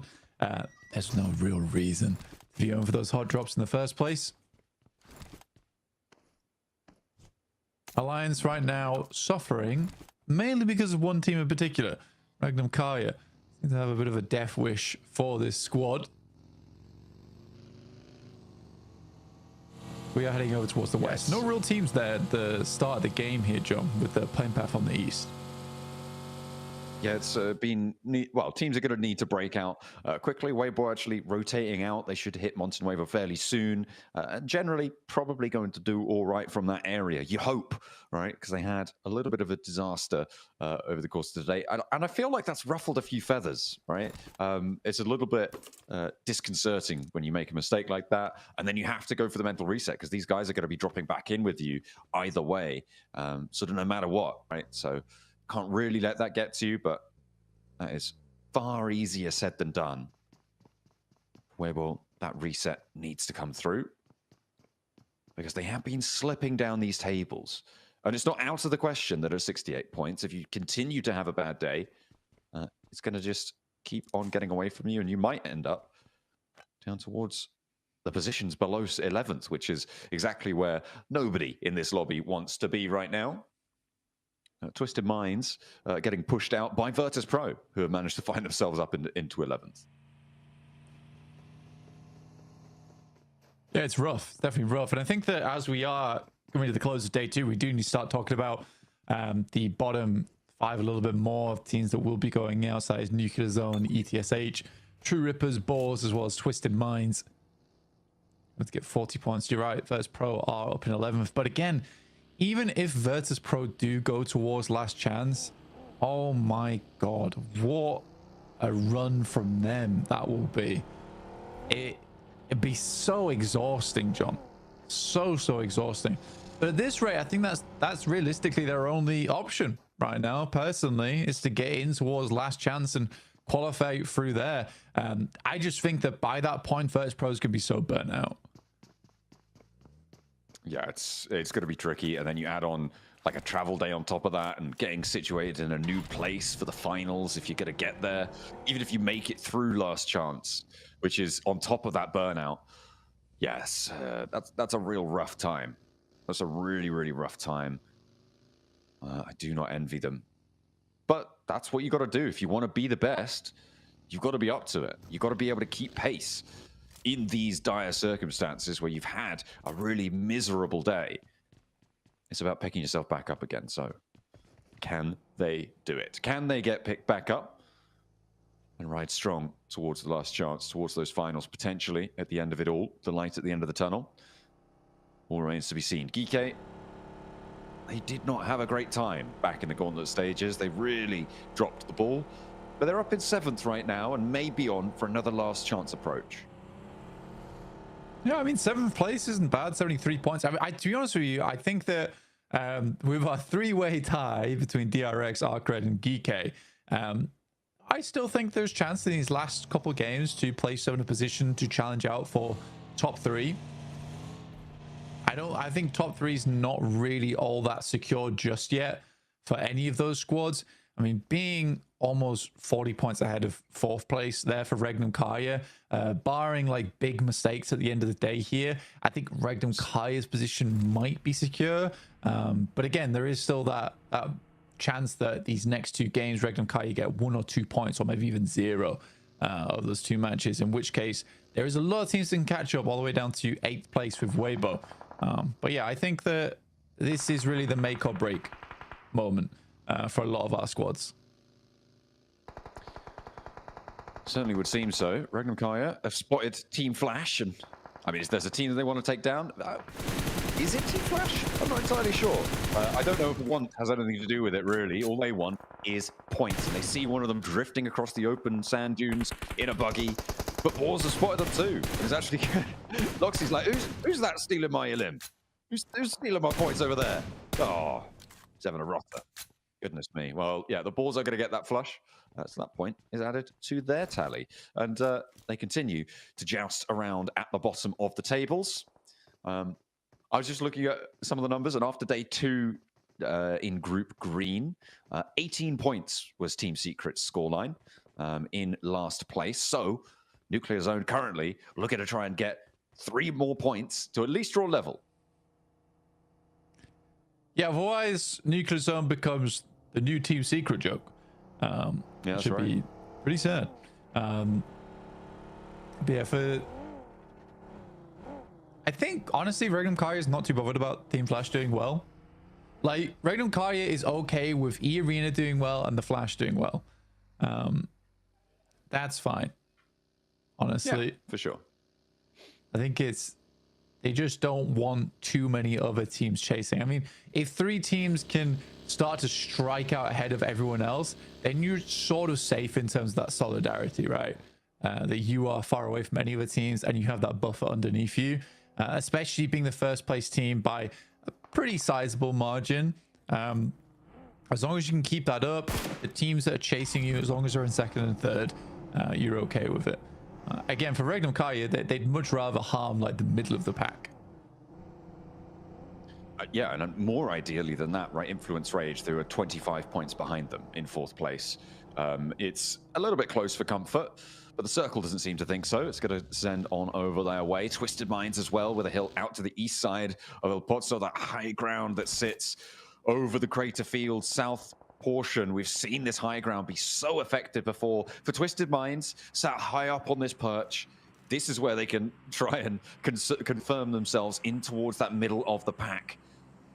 Because right now, in 12th place, this is the time you need to extract value. You get a massive shift like this with the oversight over so many teams. It's a question of how many points can you earn because of it. And for Twisted Minds, they had a strong position over on Museum. Didn't do too much with it though. So hoping that can change here for them with that massive high ground and a very central spot as well, like you say, John. Silas finding Hydro from True Rippers. Getting good amount of damage in there. True Rippers again losing a player. Harsh now spotted by Silas on the drive-by too. Seems to be the new trend. Yeah, the slow roll up. Well, the roll up and then the passenger side switch, lean out, take the shots. It is the new drop shot, you know? It is the new drop shot. And it seems like players are utilizing it. In some cases effectively, in others, it does make you look very silly when it doesn't work though, because you just stop dead in the vehicle and you're just like, oh, I'm out of bullets now. Please don't shoot at me. And you don't have any speed and you're basically a goner. You have to hop out and then you have to reload. It takes a long, long time to recover from a misplay on that front. So unless you have the backup, it is a difficult time. True Rippers just losing players by the minute, seemingly. Jelly getting picked back up now. They are fairly central for the time being, though, Blank, so maybe they'll be able to find something here. Twisted Minds still yet to extract an Elim, but then again, that's the same story for almost the entirety of the lobby. Judo gonna take some shots at the distance. I believe that's towards Influence Rage. He's just trying to destroy vehicles right now, which is fair enough. Easy for Bad Boy finds. Saf G will flush him. And we've got a bit of a crossing to be made for Nuclear Zone over on the western side, and they should be in sight lines of Twisted Minds come next circle, which is around 20 seconds from now. Yeah, the western side's very open on the route out of El Pozo, but you can swing north and try and push in towards Alliance. It might be more favorable to do that. We'll have to wait and see if they can make that call. Arc Red in a standoff with Geeky right now. And Kevin hiding up on the staircases. Looking real home alone right now for him, but he's managed to lay the trap. Only one round there. Did he ever set to single fire? That's not great. Either way, he's going to drop down and make up for it with the first. Unfortunately, the trade is there. That was... It felt like he didn't have the selector right on that. I'd agree. I would absolutely agree with you. I think that was set to single shot and not two burst. And that's Geeky down. Oh, and he had complete drop on them. They had no idea. They didn't even check the angle. Yeah, that's a real hair puller. Yeah, honestly, I've been in that situation a fair few times as well. So, well, I was gonna say I don't blame him, but you're at PMGC, so you absolutely should be blamed for that. Yeah. But I have been in that situation. It does feel horrible. Yeah, that would be the worst mistake today if Hero hadn't naded his teammate directly in the face for no reason. But there you go. That's just he's playing under the smoke cover right now. Hero jumping on that grenade, or rather throwing it at Sook for him.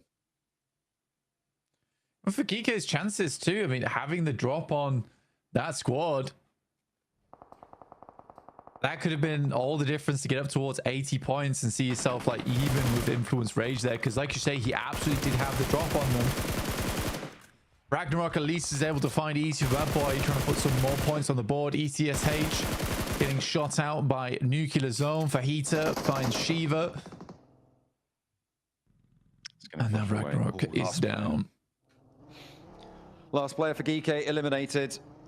It's not going to feel good. They've got one more Miramar to play today, though, and they are still fairly firmly in the middle of the pack, so they shouldn't be too worried about last chance, but their chances of dashing up to join the top three may be on the rocks here. Boars, they're moving around, so Avertus Pro. Ooh, the Molotov on the outside there, of course, just enough to tickle the feet. And will take down Malloy as he tries to cross the open door frame. Exo with the side swipe. Spots Boss on, but he's not quite in a position to go for the spray. He was transitioning behind the rock. But Nuclear Zone, they've been holding on this west side for a long time, and they're chiming in with a third party. Good molly. Should burn. I think Cause is down here. Takes a little bit too long to get the first aid off, but no, it actually happens. Havlik. Ooh. Was that self molly? I think that was a self-molly onto one of their teammates. Oh, I missed that. I missed that in the Elam feed.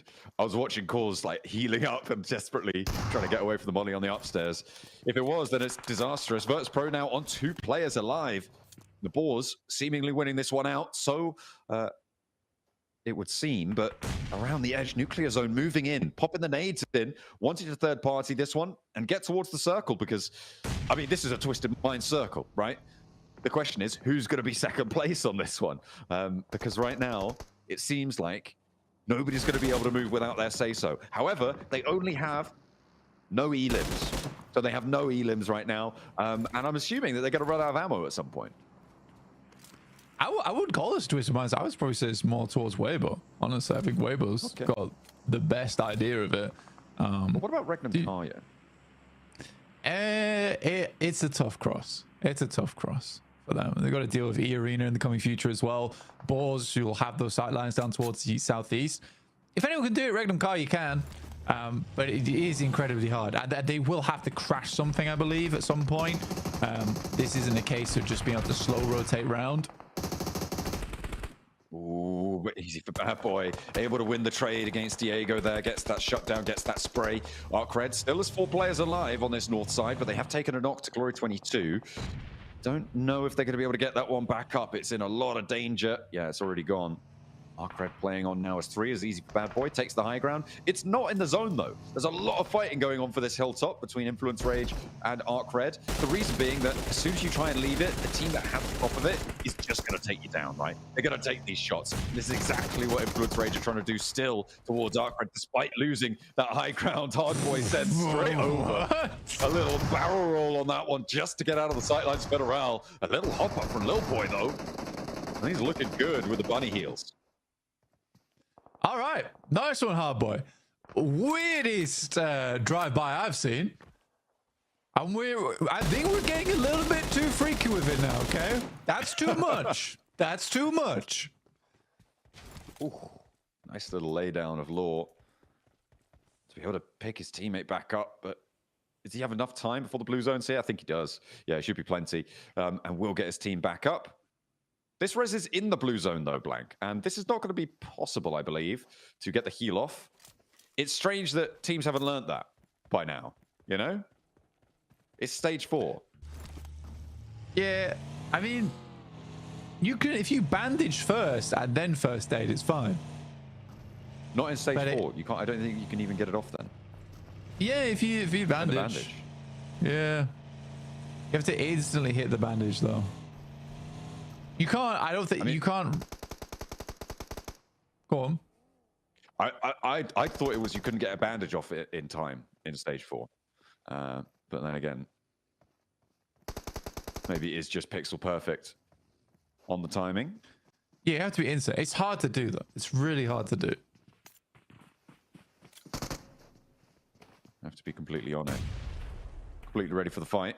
Our Nuclear Zone ready for the fight with 2 players of Virtus Pro. I mean, any other team, and I might think, okay, yeah, this should be done and dusted, but the Nuclear Zone, maybe not. They have lost a player as well in the course of it, but they've got 3 points of Blank. They are at least level with Team Secret. If they can get these 2 players down, it seems like they will do, they will have exceeded the 2-day score of Team Secret, so they will not be the new bottom of the table laughing stock. Not this time. How many Molotovs did VP have? And how many times did VP just want to Molotov and do damage themselves rather than just taking shots with weaponry, with a man advantage? Good shot from Unknown. Well, that's very nice from the Ghouls. Push on through on that eastern side. We'll finish off the final player there from Influence Rage. Tough push though. Twisted Mind's yet to have too much of a say into this one. Teams haven't come quite close enough yet. Does move away and suddenly the Flash is now in a really strong position. Just slightly deadened by the sight lines at the moment. That's all. Yeah, they're sort of just waiting for this fight to come to them, and kind of the story of the lobby in general, right? What we've seen so far. Very, very passive Boars on the western side. They managed to get away from that fight in the houses earlier on against Virtus Pro, and they let Nuclear Zone take up that mantle. Sure, they lose out on the 2 points, but they might get 3 in exchange for it, right? With these nades pouring on through. Little replay. Okay, all right. This is a lion against DRX. Everybody waiting in corners, waiting for someone to turn with a shotgun. I mean, it's the way to do it. Boars, plenty of shotguns ringing out over the hills now, though. As Kors can't quite find the last player. He's a little bit to the right. I think Havlik knows. Oh, he's down behind the headland. They don't have to focus too much on this, though, because they've got two of their players down. And they might be getting flushed away if they're not careful. The shots do finally land, and that is going to be the full elimination onto Nuclear Zone. They end their Miramar with 5 eliminations, so not all lost for them. That's the charge forward needs to come in for the Boars.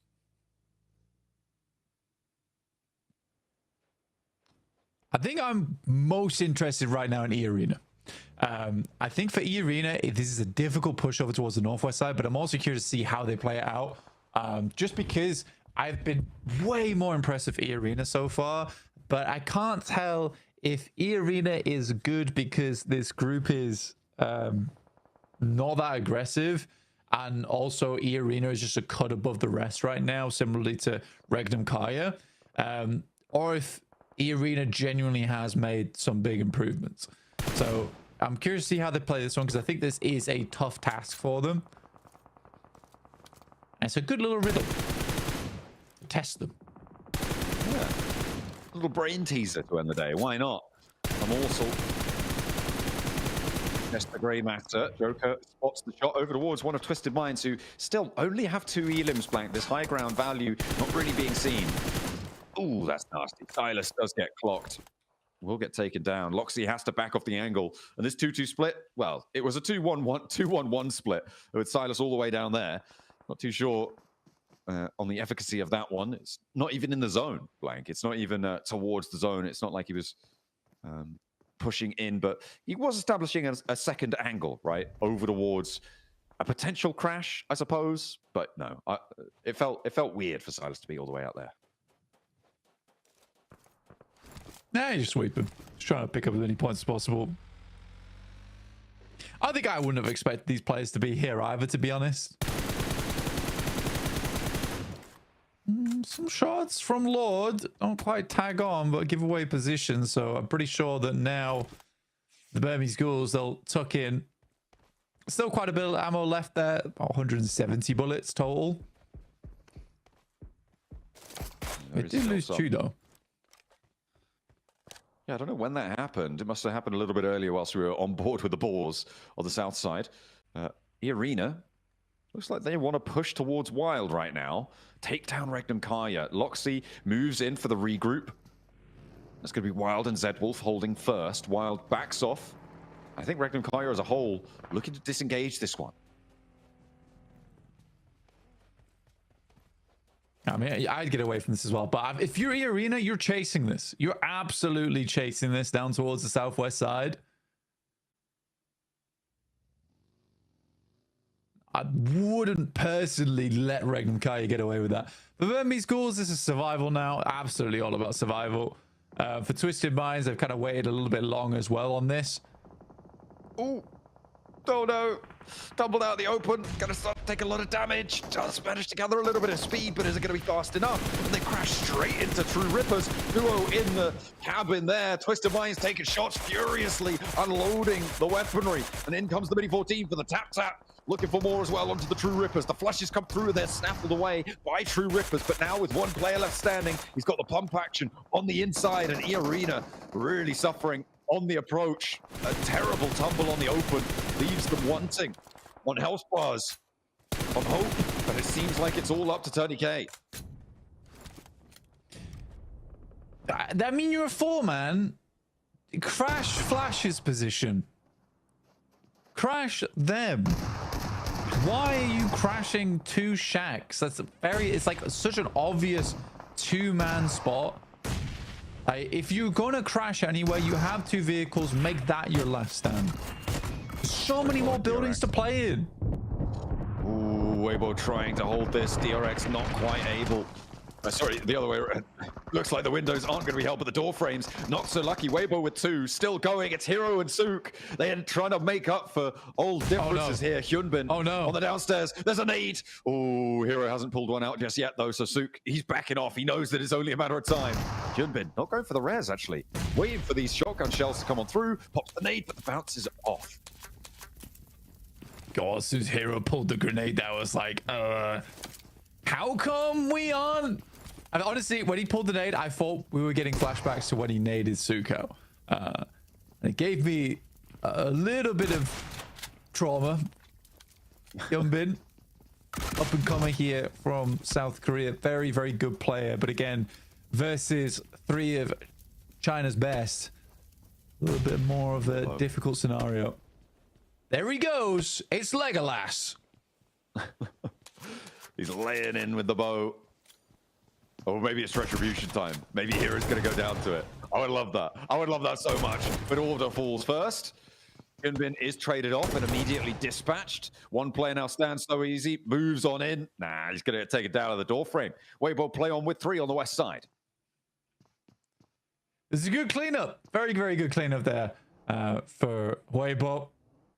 A lot more controlled as well. Whereas DRX are coming off a bit of a high from their previous game as well. That's a really, really good result, in my opinion. Lord still maintaining value.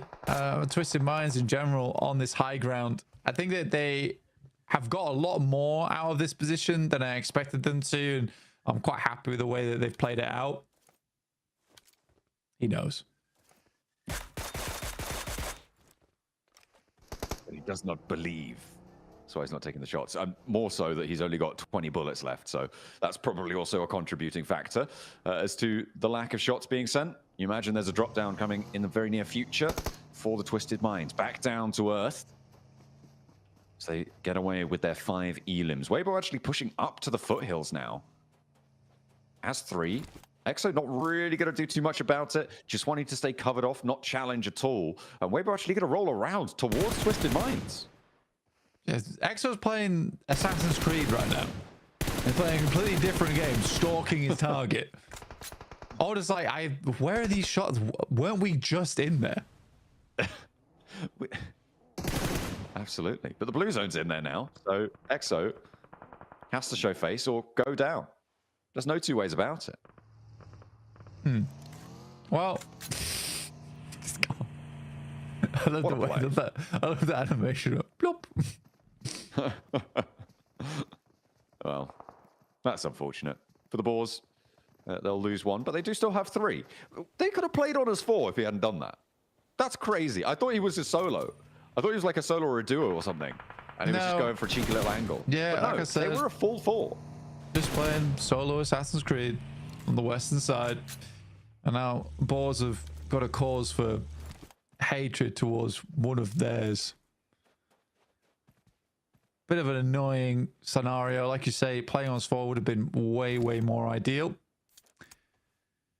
And the circle goes dead center, so it just pulls everyone out into really unenjoyable position. Again, still sort of annoyed that Irene didn't crash the flash.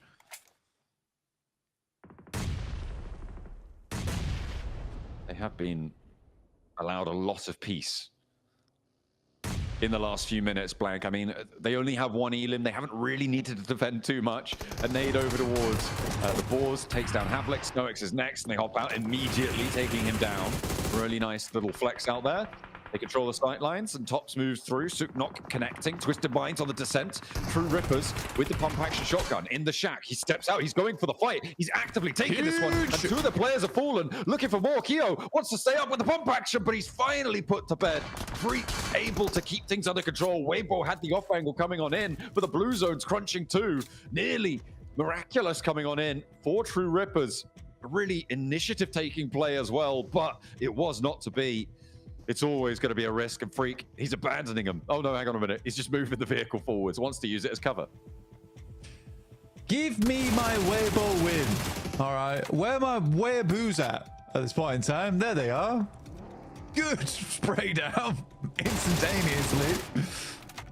No, just a flash off in the distance. I think that Weibo currently have slightly more ground to play with and a lot more vehicles at that too. They're all right up on the edge though, Blank, and one of them's already been knocked. As Course who's chiming in for the Boars. Team Flash moving up to the ridgeline as well. They take down Hero. It's all up to Suk, and he's falling apart in the midst of it. And Boars just go down. Team Flash, they get given a chicken dinner. Oh my god, what is Group Red, man? What is... Oh no. Genuinely, what is Group Red? There is some... I don't want to say it, but like some of the most confused... I think that's the best way I can put it. Some of the most confusing plays out of any PMGC I've ever watched. And the Flash is like... The Flash as like a new team... They are so good. I am so happy with the way Flash is playing, and I bet they're just as confused of what just happened. They're like, what is this? We're playing against players that have been around for 5 years, and this is what we're watching. I mean, they're happy to watch. I think they'll watch on and be like, yeah, all right, keep doing that, guys. We'll see you at the top of the tables. Really nice stuff coming on through for Team Flash to be able to earn a chicken dinner and challenge for the top spot on the tables.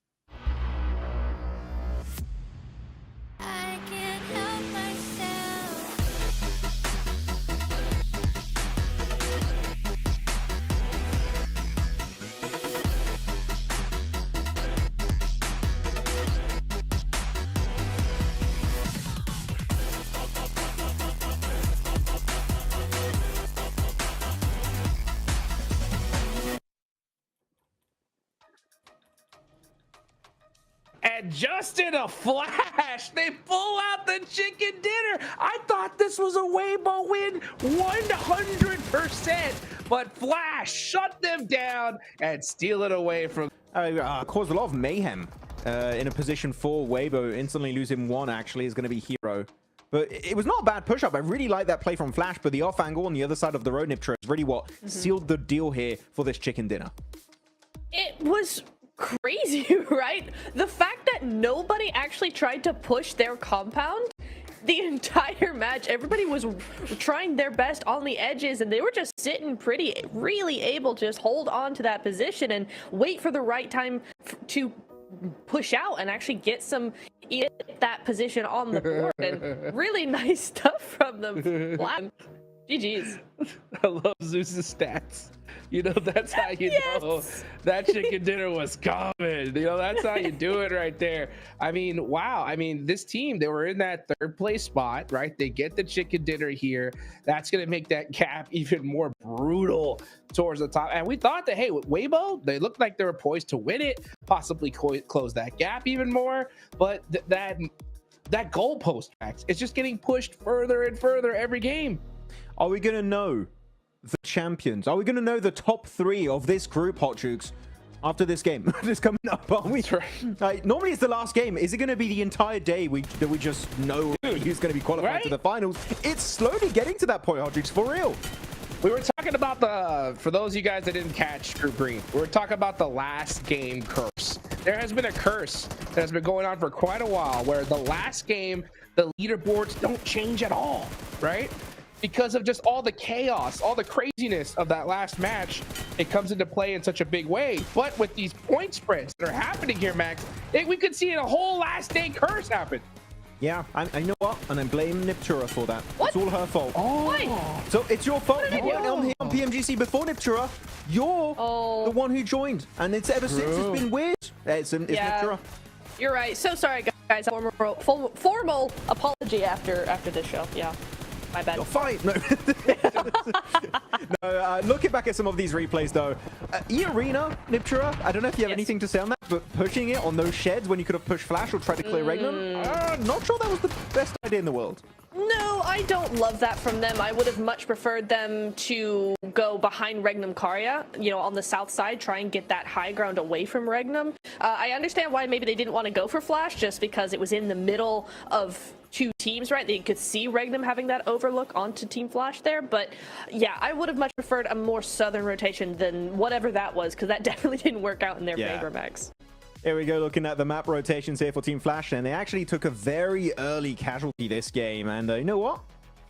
That's fine. I'd say, okay, do you need a full squad to even win the game? Happens. Yeah. It doesn't happen. No. You just need a great compound. And this compound, by the way, in this circle, is god tier. It is so strong because even though it's surrounded by high ground on the southern edge, when you go downhill, you have a little bit of a flat terrain, which means it takes quite a while to go from those ridges up to flash, and they can easily pre-fire a nade, pre-fire maybe a Molotov, or pre-fire you with guns. There's a lot of those in PUBG Mobile Esport, and Flash actually, we're not even contested that position, right? No one even tried to crash them, Niptura.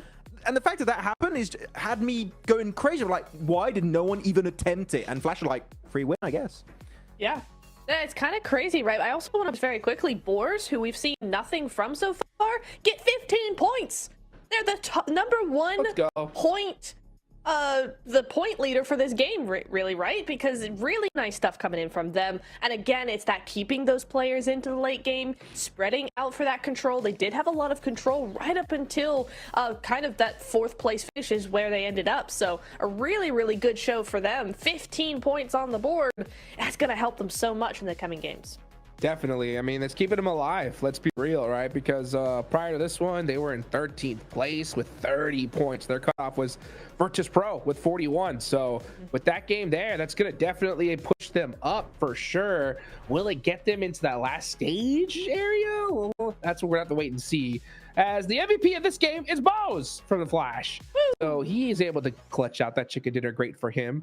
But man, it's so crazy how consistent we're seeing these teams at the top here, Max. You know, Weibo, we're looking good, but I don't even know how we're going to even try to predict this going forward, because we just noticed that in these games, teams are not pushing for those like dominant positions and challenging it. They just see a team that has it and they're like, all right, they win, right? Let's just go ahead and see what happens. Let's just try to get some points on the board. And look, hey, or move up to 12. So they are only 3 points away from Alliance.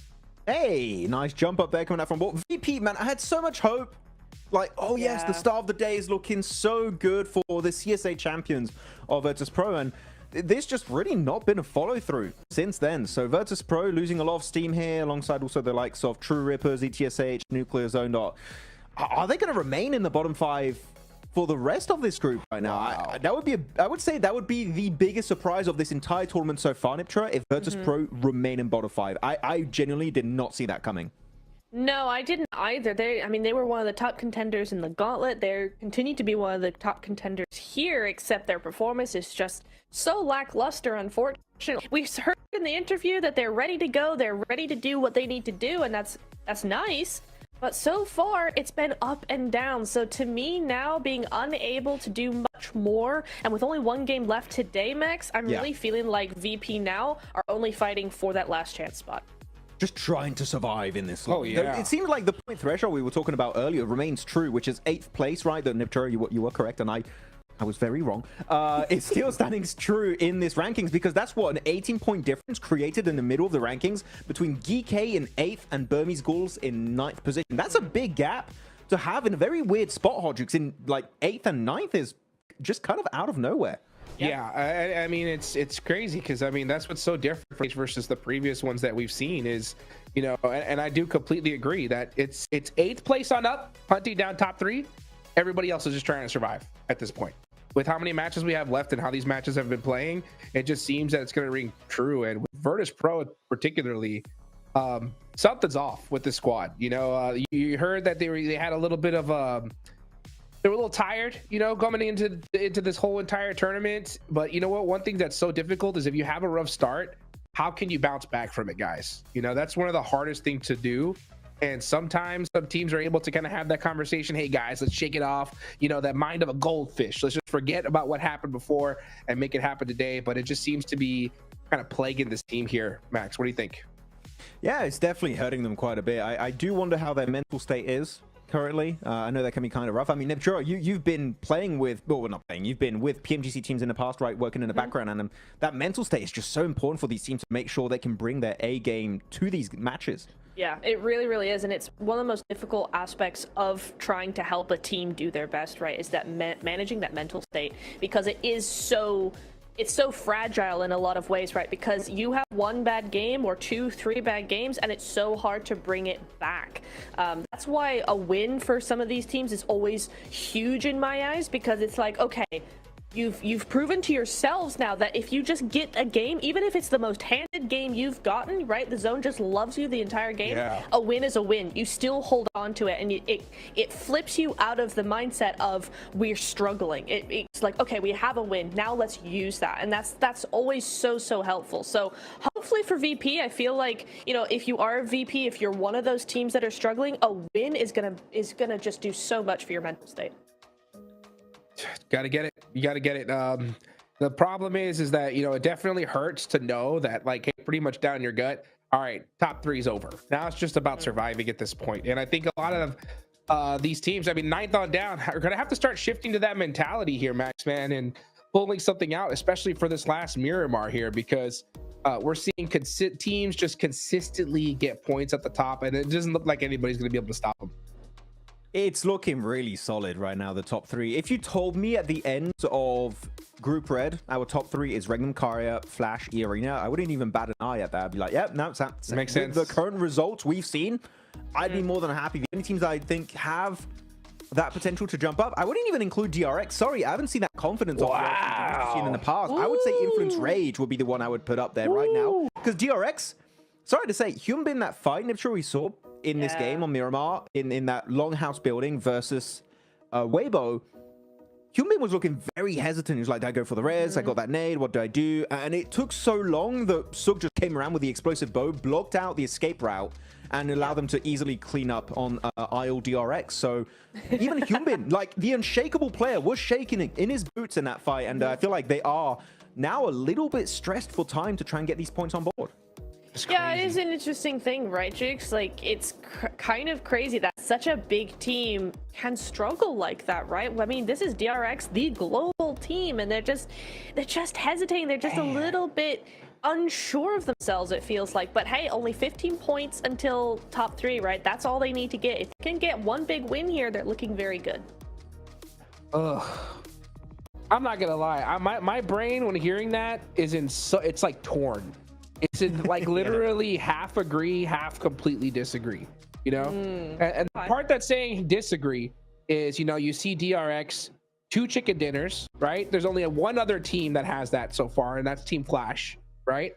So we know that what they're capable of. They're getting themselves in good positions, but then Max is also completely right. Like when it comes to like getting into those good spots and getting into fights, you just see little hesitancies, little like lacks of synergy all of a sudden, and they're losing fights that I feel like they could have easily won.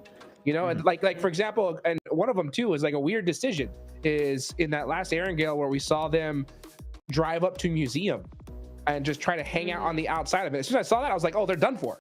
You know, so I was like, why would they do that? You know, it just like there's something that's a little bit interesting when it comes to like, I don't know whether it's back and forth between their like if they're doing like an in-game fight IGL versus a rotation IGL. There's so many different things that could possibly causing this, but there's something amiss, Max. What do you think?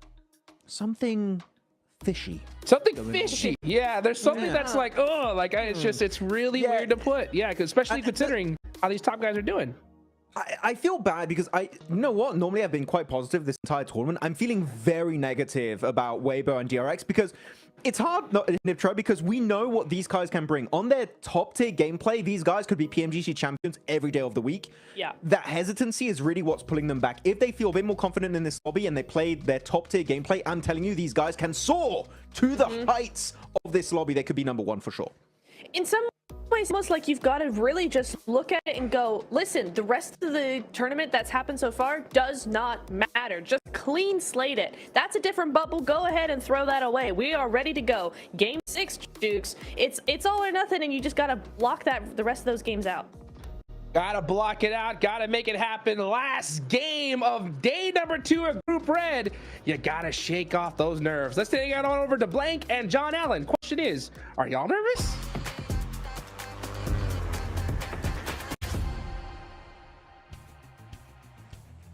Nervous? You think I'm nervous? No, of course not. We're just happy to be here. Match number 12 at the end of Miramar. We'll be seeing what it's like going into that final day. Our teams, you're right, certainly will feel a little bit nervous. You've got to imagine our plane path from La Cobreria down towards Los Leones, essentially straight over the top of the city. But yeah, a lot of missteps, a lot of timid plays coming through so far in Group Red.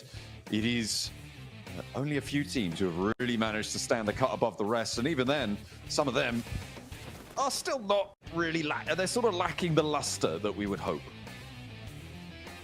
Yeah, again, it's this issue that we're coming into multiple times now where even the guys on this were saying this correctly, is that I just feel like a little bit negative about a couple of squads at the moment as well, where some of these mistakes are so silly. I even just watching back Weibo's push against the Flash, like, they had so much time just to go for team shots there.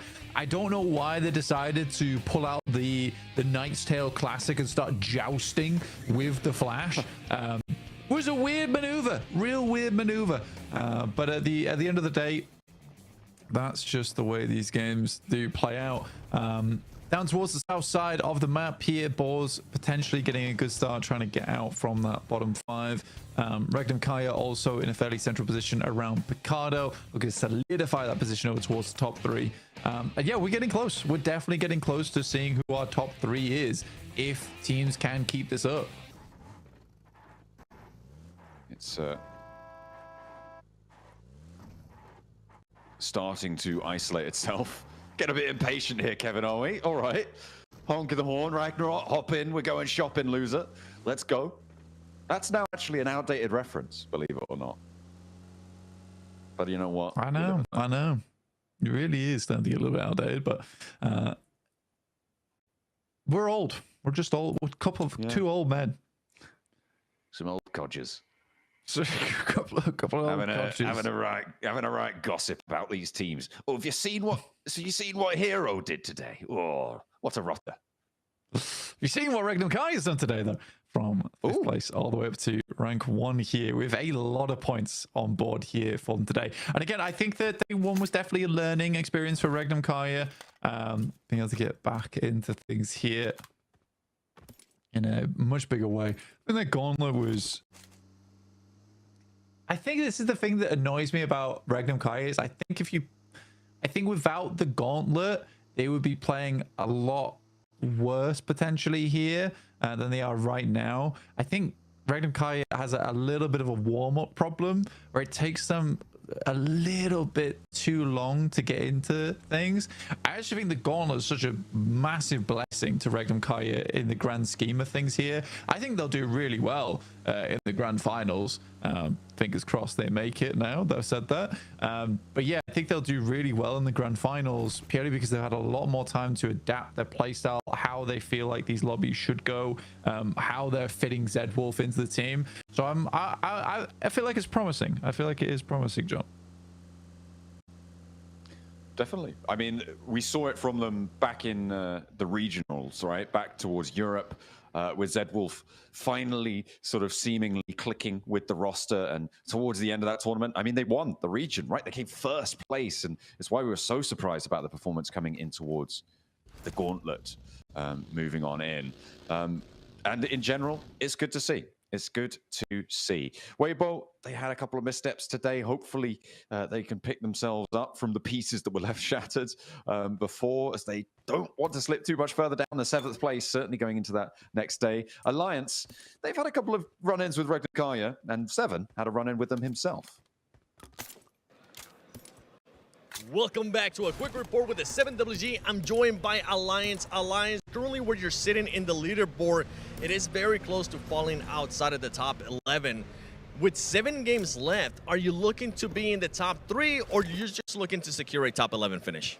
Sekarang Alliance di dalam posisi yang bahaya. Jadi sekarang kamu akan tengok untuk mendapat ke top 3 atau untuk safely dapat ke top 11 saja. Buat masa sekarang kita orang akan fokus untuk stay dalam top 11, tapi untuk lebih baik maybe akan mendekatkan diri untuk ke top 3. Esok kita orang akan reset, and insyaAllah kalau ada rezeki bonus top 3 tu. For now we will be only looking to get top 11, but for tomorrow we will reset all over and we will try our best to get top 3. I'm hoping that's going to happen. Now, in regards to that reset, what do you need to do to make sure you secure top 11? Yang kamu cakap esok kamu akan reset, apakah yang kamu akan buat untuk membuat reset itu? Maybe fix mistake kecil macam decision apa semua, daripada communication, and esok buat macam first day je, semua 0 point. Maybe I want to fix some mistake, especially in terms of communication. And we just gonna pretend it's gonna be like a first day, everything reset, and we start all over. Well, I'm pretty sure all of Malaysia is hoping that you at least keep on going, make it to last chance, or if not, push for that top 3. I can't wait to see what Alliance is going to be doing. The game's about to start, so you can actually start going. Back to y'all. There we go. I mean, it is all about keeping your head up, right? Keeping on going, but I'm sure that's what all of our teams are hoping to do. I'm not too sure if that's unique to Alliance, but there you have it.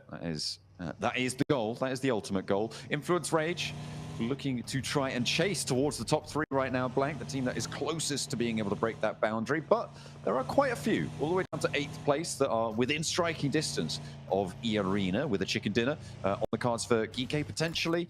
They could jump up, right? It's a 22-point difference. That's very achievable. Maybe not up to Rek and Kaya, not by the end of today, but tomorrow, it's a different story. There's always chance to get back into the swing of things. And at this point in time, I think this last game and Rondo tomorrow are going to be the big ones. Rondo, where you can get a huge amount of points on board. Sadly, we're really only having, we said 69, right? That's only 5 elims more.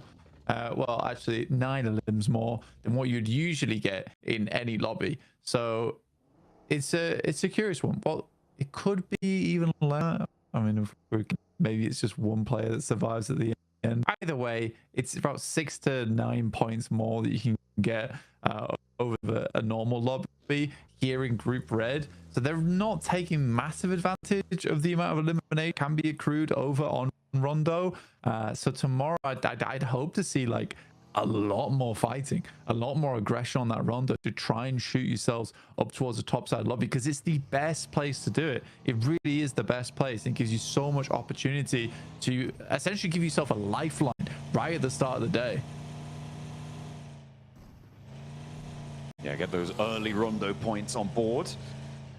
Although, as we've seen, the lobby state right now doesn't necessarily lend itself to having a huge number of elims more than we're used to seeing on our regular maps. So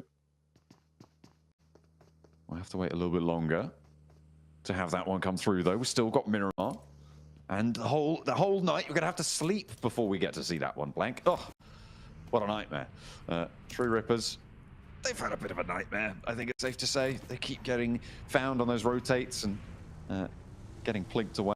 It's a tough time. Next circle coming on through. Let's see if we're going urban. No, we're going all the way down south. This is nasty. Mad dash now for the teams on the northeast side. Arena, you do not want to stick around here with the Burmese ghouls. I mean, we know you like to hot drop them in San Martin, but don't re-engage them in Picardo, and then nade yourself in your own face more. Not too sure about the strat on that one, but he's been dodged away from. Godspeed, though, not going to be able to evade the bullets in time. And Sakura is going to go down as well. So a trade 1-for-1. Yeah, this is kind of a pretty unfortunate start for here for E-Arena, especially because they wanted to cross the 100-point mark this game, which would have set themselves up nicely going into tomorrow. For Weibo, this is last chance for me, personally. And then I'm going to stop talking about them as much, because I think their rotations are good. The decision making, on the other hand, towards the late game, it's been criminal. It's actually quite upsetting to watch at times. So let's get what they can get done here. Currently, they have one of the best spots to start off the game in, right? So the gift is here. It's on a platter. It's theirs for the taking. Can they reach it? Or are they going to handcuff themselves again? Oh, well, you know, if they don't make it, Weibo will be on their way home fairly shortly on this game. I think this is their chance, as you said, to prove themselves still worthy of the reputation that precedes them. A really hard shift down towards this southwest side, though, Blank, after that mad dash. Now, it seems like actually quite a lot of our teams have made it in towards the Pumasa Hills, towards Minas Gerais on this south side. Nuclear zone as well. They surpassed Team Secret's first 2 days, 18 points. Pah, try 21, mate. That's how you really occupy the bottom of the tables. And they are going to be playing on the south side of the circle, close to VP, who have managed to excel themselves away from the bottom side. They have, and not far at all, right? Still in 13th place, still would be going out if we close things down here, which is the big thing to consider. So VP right now, this last chance isn't even on the cards at the moment. Twisted Minds were able to get some more points on some of these matches, up to 50 now. Not super safe. You do have that step off on the ladder. Geeke in 8th place, down towards 9th with 56 compared to Geeke 74. So that's really where the big drop off happens. And that's sort of the case for this lobby. It's just a bit of a three-way step between 96 down to 83, down to 74, down to 56. And then I guess down to 38 to 27, but I don't see that changing too much, to be honest. All right, again, Weibo slap bang in the middle. They've got to do it, Blank. Surely they could do it here. A little bit of redemption, hopefully on the cards for them. Their compound very, very strong. The hills to their north could potentially pose a threat, but right now, no one can actually occupy that because of the further off angles. Once it gets closer, that's when it can become dangerous, but for the time being, they're very, very tidy. They're nice and happy with that one.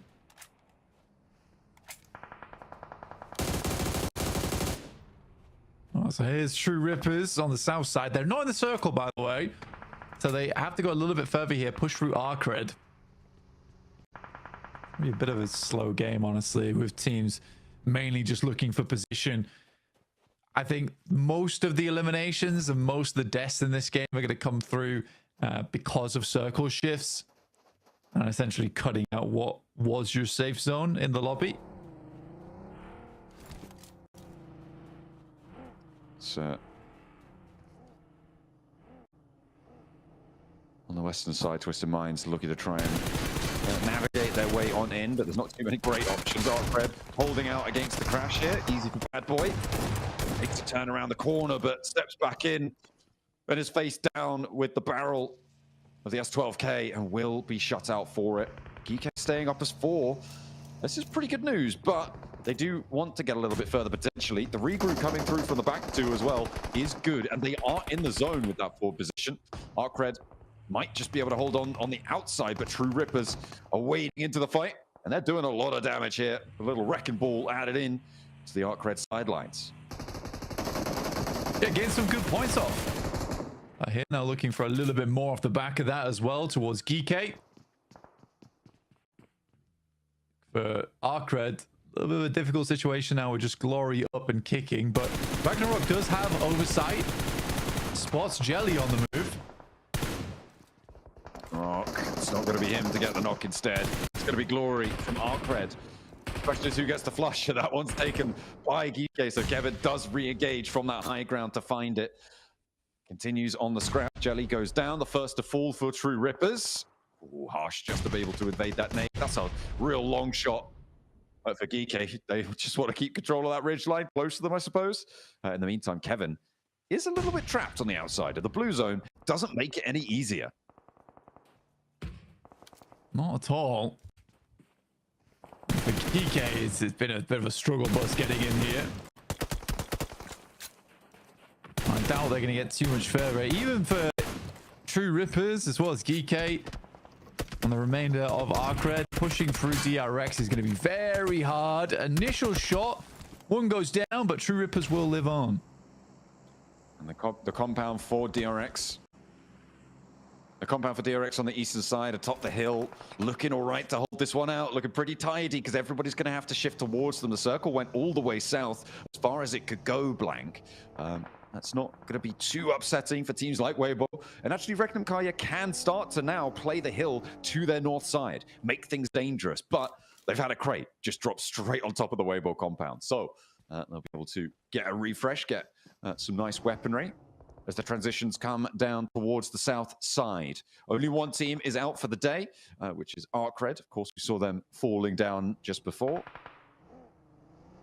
Actually, I thought Regnum Kaya were going to play the hills to the north of Weibo, but they actually transition all the way down south. They're playing up in the foothills beneath the compound that DRX currently hold. Whilst they're holding out the edge, Rekt and Kaya move into place in front of them.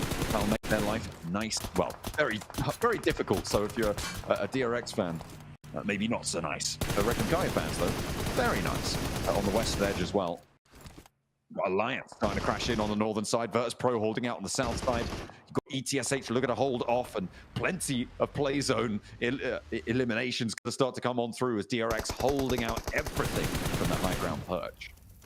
Yeah, this is the really, this circle is bad, and this part that's so bad for a lot of teams is that you can see as soon as your portion of the map is cut, it's very likely that you're going to be falling because teams are not going to let you in.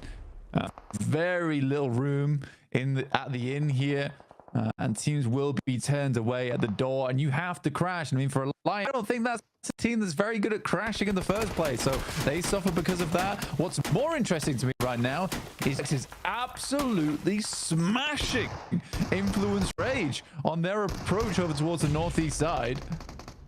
Trying to usurp that prime chaser spot towards the top three. I mean, the teams at the top are pretty happy about this. Let them fight amongst themselves. We'll take the points in the meantime. Twisted Minds want to defend their spot in outside of that final 5 elimination bubble, and Virtus Pro, one of the teams that are trying to take it from them. It looks like they'll have it all in hand. Twisted Minds look put together in the face of Virtus Pro, who closed down their day. Not in style, really, as they're down in 13th place. Not too much possibility of them dropping any further, but for Twisted Minds, that's a really good result to stay alive as 4. Twisted Minds, big, very, very big. Removing VP, like you say, is really huge news to them because you cut out a team that is chasing you at the end of the day here, which is where you really would have liked to have made a comeback. So for Twisted Minds, I think they'll be very pleased with that one. They might not quite know who they've taken down there, but for them, either way, really, really important engagement. And it also sees them with 4 additional points. So they're chasing towards that 9th place position where the Burmese Ghouls currently sit. Then it goes down, doesn't quite get in towards the shack there as Nuclear Zone continue to harass over towards Alliance. Weibo and Rekt and Kaya, 2 very familiar faces. One team slightly better than the end game than the other. And when I say slightly, I mean by a lot. And it looks like they are going to be favored as well. Both of these 2 teams now sit in the compound with Weibo, in the hills up towards Rekt and Kaya as well. DRX, I think they might just be happy to play edge on this one for a little bit longer. Could still control a lot towards the south. They will have heard that fight for Twisted Minds. They could start to poke their noses in that way. Team Flash as well on that northeast side. See if they could go for a repeat of the last match. Why not? Just wait for it to come to you. They're banking on a hard northeast shift, which, you know what? At this point, I don't think it's impossible, you know? Again, with some of the circles we've seen today, could be a lot worse. Over towards Rekt and Kaya on that northeast side. They're trying to push in. The Flash are also in this one. We've got very, very familiar teams in these final circles. All of our top 4, in fact. Rekt and Kaya, Team Flash, Arena, DRX, all still up and kicking, and actually most of them in a pretty decent spot. I think Arena in the worst spot at the moment. 3 players sort of crunched out on the northwestern side, close to Weibo with their forward position. They could potentially regroup on towards Joker, but I don't think that position can really hold many more players. And with the Burmese Ghouls looking to roll down the hill, potentially a very dangerous spot for them. Tony K regroups over towards Joker. Looks to get the heal off, and actually sitting in the valley, they do sit in the zone. And Weibo don't quite have the angles. Not just yet, anyway. I think Weibo being on this low ground on the west side is a little bit frightening for them. I think that they can use that bit of a bastion, though, to control the western side approach. If the circle moves over towards the west and we head low ground, they're feeling very happy with their spot right now. But yeah, for E-Arena, you can see them jostling about on that north side. They're trying to figure out what their next step is now. It does become does start to get a little bit spooky on that northwest side.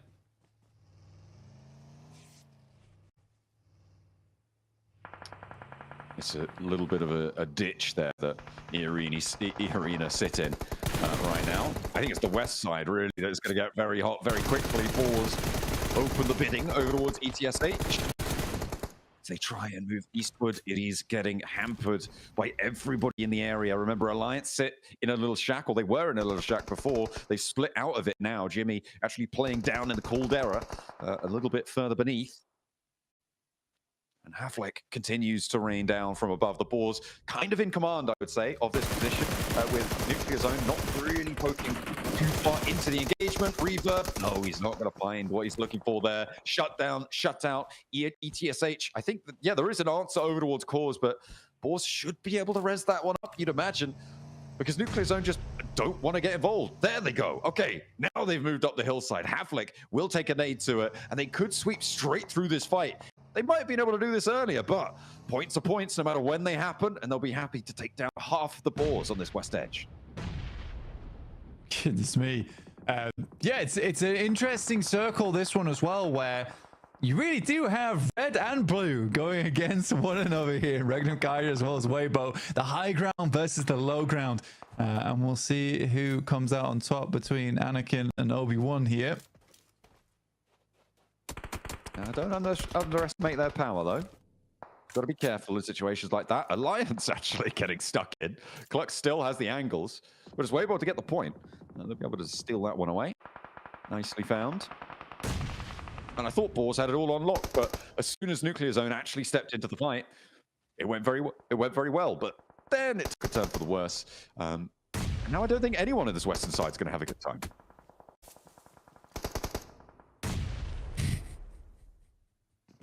Max is talking about how the road is white and it's red and blue, therefore France.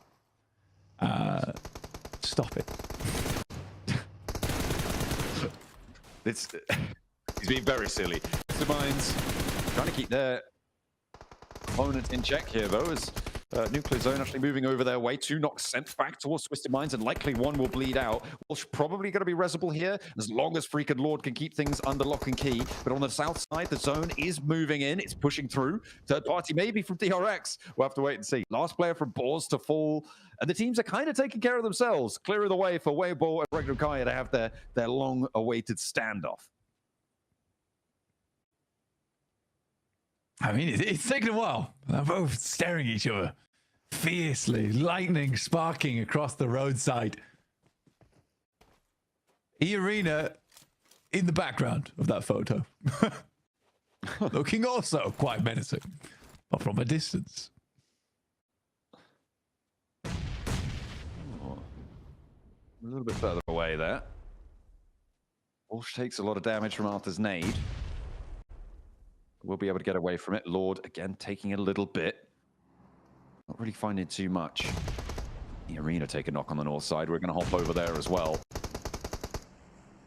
Joker turning a very, very split. Unknown should have the angle there. That nade looks good.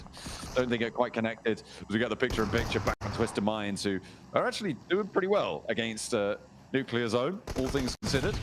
But DRX maybe not so easy an opponent. Well, look, E-Arena are going down. E-Arena are going down, and that's very important. I know my Burmese boys at it again.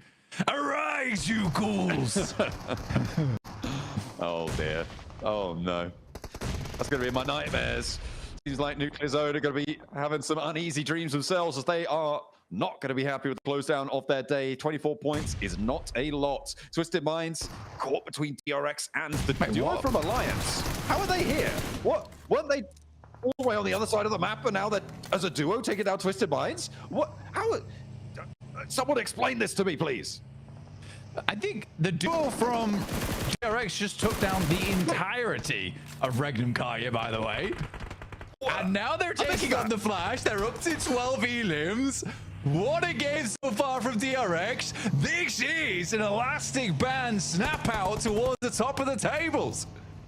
I was busy looking at that fight on the north. Goodness me. E-Arena go down, and all of a sudden, chaos unfolds. Regnum Kaya went down entirely. Goodness me. Team Flash actually just said straight on in and get to the roadside building. I'll be happy with that. Nice pickup, but what has just happened? in the last minute. I know. It's pretty Wild. wild. Went to them. Yeah, I mean, as a 4-man, only to go down like that is pretty crazy. So we've got currently... The second time they've done that. Yeah, currently got Song Jin Woo down on the southeast side. Got a little bit crazy on this one. I understood that reference. Good. I know that one. Weibo need to have their wits about them here, hopping through the smoke. Looks like they are going to go positive on the trades, but there's still one on the inside to deal with. The Burmese Ghouls put up a good fight here. Order isolated and Soup moves in to go for the res. Ever the team player. It's not like that balmy hero throwing nades at his own teammates. But 33Z keeps them under control from the top floor. They're not going to let this one get away. DRX looking to continue this though, and Hero gets spotted. The nade out the side from Ichi. He's itching on that trigger finger. Soup now moving in, and he will maybe even look for another res here as the last of Team Flash gets dispatched off in the distance. Ichi still giving them a little bit of trouble. The Burmese Ghouls not done and dusted just yet, and he might even get the flush here. No, he manages to get out the door frame. 33 said, might get the res? No, oh my goodness me.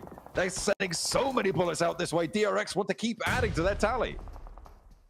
Come on. Oh, unfortunately, she is down. And now, Weibo, pitch warfare between them and DRX. So easy, and it certainly has been this game for DRX. Hero goes down to the blue zone. And they should be able to get the res here. It's right on the edge of the zone, though. But DRX have played an absolute blinder here. So much so that we were blind to it. I think we missed most of the fights that they took just because they were so instantaneous. I would love to see a replay between them and Regnum Kaya. What a fight that would have been. I mean, this is the second time today that Regnum Kaya have sent out from a central position to go to an edge position and try and take a fight. It's fine. No, it's fine. They've immediately been wiped because of it. Yeah, no, it's fine, though. It was a 4v2. Let's be honest. Let's be honest with ourselves. Okay. But they did all die, though. So yeah, exactly. But it's a 4v2. It's the right play. It's bad execution. I don't think you can complain about the macro there.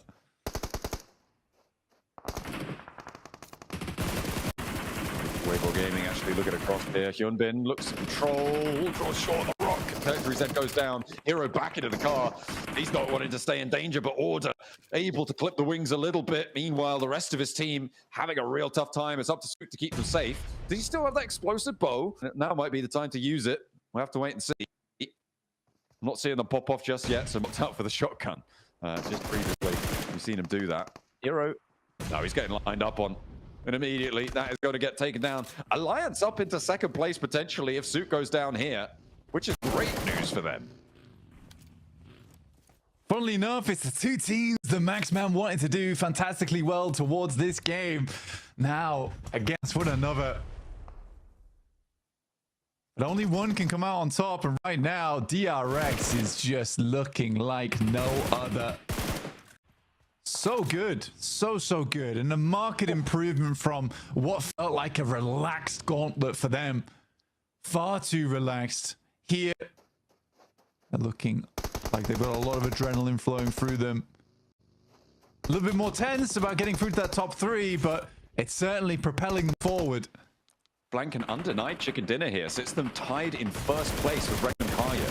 I don't know who wins on that on the chicken dinners, but DRX got to be feeling good about this one. Finding the first, that's great news. Now just for the second, one more player between them and a joint first place. DRX are able to do it. A 20 elim chicken dinner.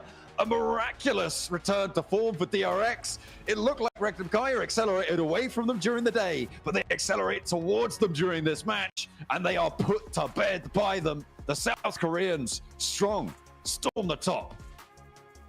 Insane. DRX, we know this team has the chops on them, and you want to see them join their brethren in D+ over towards those grand finals, and they are putting on a good showing here. Looks like South Korea won't be going alone to the grand finals at this rate. DRX put up another strong performance, and they have been going from strength to strength, John. Beautiful stuff coming on through.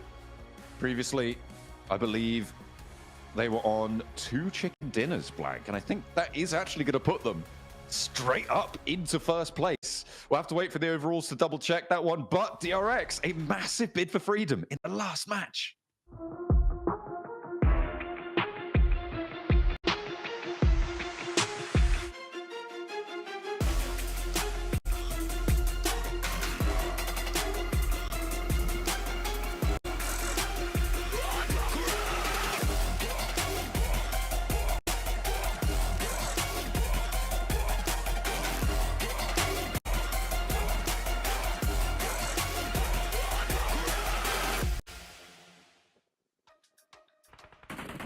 You say something's fishy about our gameplay? Well, we'll show you. We're the damn sharks of the lobby. That's how you shut up any doubters. DRX, the most elimination chicken dinner that we have seen. Maxman, what do you got to say now, huh? I mean, I like DRX. I just wanted to see a bit more, and they gave me more, so much more. Now, DRX, this is the confident, aggressive, controlling DRX that we love to see in these games. And oh my goodness, Niptura, they had this 2-2 split at one point to hold the Southern Ridge. All of Regnum sent in 2 of their players, and they're like, yeah, we win those. And they pretty much 2v4 the entirety of Regnum. Oh my goodness, DRX, I'm loving this. Really, really good. Wait, DRX, what? What have you seen? Look at the damage taken. I know. So one-sided. I know. I was looking at that. It's crazy, right? They woke up and chose violence. I love this for them. Let's go. DRX, notice how they have a really good game when they're allowed to spread out on some high ground, Max and Jukes. Like, that is their playstyle through and through. And hopefully tomorrow, you know, off the back of this, they're able to get that position in the end game to exactly what they're looking for. And look, I really hope that people understand that I was being critical about DRX because we know they can bring this to the table. And I hope that they're not going to doubt themselves anymore and they just hard commit to their plays, because that was, macro-wise, Hot Juice, the decision-making was exactly what you needed in a position like that. They knew the weakness was going to be that Southern Ridge, and they don't even allow Twisted Minds to get remotely close to being able to compete with that position. So DRX here, with their previous ranking positions in the leaderboards, top 3, maybe? I don't know if the gap was too big, but a game like this, a 30-pointer, bro, that's perfect timing. Oh, man, it couldn't have been more perfect. I mean, they're moving up for sure. They have to. And yeah, you know, like, it made total sense what you were saying, Max, because, I mean, this is a game where DRX is playing as expected, right? This is what we were waiting to see. We know that they're capable of this. Just earlier on, we were seeing some plays that just had us being like, what is going on? Something's up, you know? And then in this final game, they're like, nah, don't you even worry about it. Don't worry about what we're thinking or how we're doing it. We're going to put up these points one way or the other. And in the last game, they definitely make that happen. It's a huge sigh of relief for the South Korean team and all their fans. Yeah. 100%, and included. It's so nice. Yeah, us included, for real. And it's so nice that they get this win on the last game of the day, right? Because that's giving them such a much more positive outlook on the tournament and their performance at the end of the day. So they've got a really good note to end up on, and now they can move on, get a good night's rest, and come back stronger tomorrow. Oh, okay, now that makes sense that DRX got the squad wipe on Regnum Karta, so what I just saw. That POV was brutal. I know that Regnum wanted to try and clear it, but I know that John Allen, he loves when all the players are in one car. It's his favorite thing ever. And in this case, the strat didn't work out. But if it was another world, another multiverse, maybe it does work out for them as we go over the team rotations here. And actually, you know what? I want to go on a positive, Niptra. Alliance, a team that we really haven't brought up too often here on this broadcast for Group Red. Dropped on Almada. Big rotations, able to enter on the Southern Ridge against DRX. Sure, they don't win the match, but macro-wise, so many big rotations, and actually worked out greatly in their favor. Yeah, I always really love when you see big rotate, those wide wraps around, because it shows really thinking hard about the best possible for the team, right? No matter where it takes them. I really like that. It's not just super short, let's just go here and see what happens. It's really thought through for the next few zones. So love what they did here. Twisted Minds as well had a great game coming in from the south side. That whole western area was really tough, so a lot of these teams gravitated more towards the south or the eastern side. So really love that heads up play from a lot of these teams, Max. Yeah, very good setup here. Of course, Weber also very happy about their performance, able to bring 10 points on board. We go from 30 points down to 10. Now, that is a dominating performance from the South Korean Overlords. I'm sure our boy Kalaris, he'd be happy about DRX and their performance. He loves seeing South Korea dominating in these global lobbies. But yeah, Alliance doing really well. And Twisted Minds also knowing the value, I would say, Niptura, of that southern ridgeline. Unfortunately for them, DRX were just too smart and were able to control that ridge very early on. But Twisted Minds today have also stepped up significantly. Would that be enough for them to secure last chance spot? Maybe. Yeah, it's entirely possible. 100% sense. Yes, 100% think keep thinking that coming into tomorrow, they've got an excellent chance now to keep that consistency up. As we see, it's QXZ as our MVP for that match. 6 eliminations, 27 minutes survival time. But yeah, really good damage for the 6 elims as well. He's like popping off trying to control teams as well. He has to be MVP of the day. Yeah, yeah. Right? Who else? Well, mate, actually, Wild Loxy had some. That's no. I'm gonna stick to QXZ. He has to be daily MVP for sure. Yeah. Okay. Dude, That's let's take a look at the overall leaderboard. DRX push themselves up to second place. By the way, everyone, we cannot stress on the desk how impressive a 30-point game is. How rare it is to see 30 points in one match. I guarantee you, we're not going to see that for the rest of the year, folks, or for a long time indeed. That is extremely difficult to do at such a high level here, Max. You barely see on Rondo, and there's bloody recall towers over there. Yep. The points are inflated. And the fact you see on a Miramar shows how involved they were with every single team around them to make sure those ridges, that cliffside, was theirs to hold until the very, very end of that match. Though, I have to bring up a negative here, Niptura. From 8th rank below, no movement. It is stagnant. So bottom 5, maybe going to be having a bad time to leave that bottom position heading into day 3 of Group Red. Yeah, 100%. It is going to be wild. That makes so much sense. Yeah, okay. Wow. That makes so much sense. Wrong on the desk, and Niptura's always right. It's not my day. It's a good call. No, it makes sense, right? It does make sense, Jukes. Yeah, it makes total sense. Regnum Karia, such consistent points all day long, and Wild in particular was making some serious plays. It's honestly, I'm still a little shell-shocked here, guys, because, I mean, I thought Regnum Karia were a lock for first place because they had so many points on the leaderboard, and with DRX's 30-point game, there's now only a 1-point difference between these two squads. So impressive. It makes me just kind of really question tomorrow, Neptura, what we're going to see. Because if a 30-point game is possible in this lobby, who knows who could just pull something like that on us tomorrow. Like I said, it's super rare, but now we know it's possible, right? Yeah.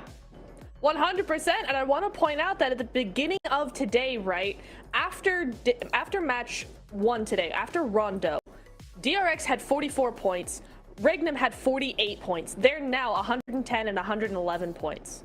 Like, the point difference here between these, just in 6 games, just able to put up that many points is actually crazy for these teams. So if they can do it day 2, who's going to do it day 3? That is going to be the question. Well, oh boy, guys, what a day we have seen. Let's take it on over to the stage with 7WG to wrap things up for day number 2.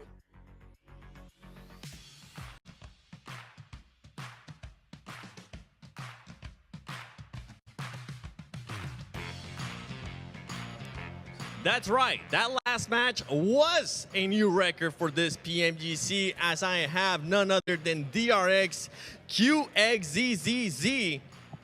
Their team dropped a 20 bomb on that Miramar. Absolutely amazing. Now, you guys performed really well today. You finished off the day really great. What was the main difference between yesterday to today? 어제보다 오늘 점수도 많이 먹고 승률도 많이 올렸는데 혹시 이렇게 이유가 뭐예요?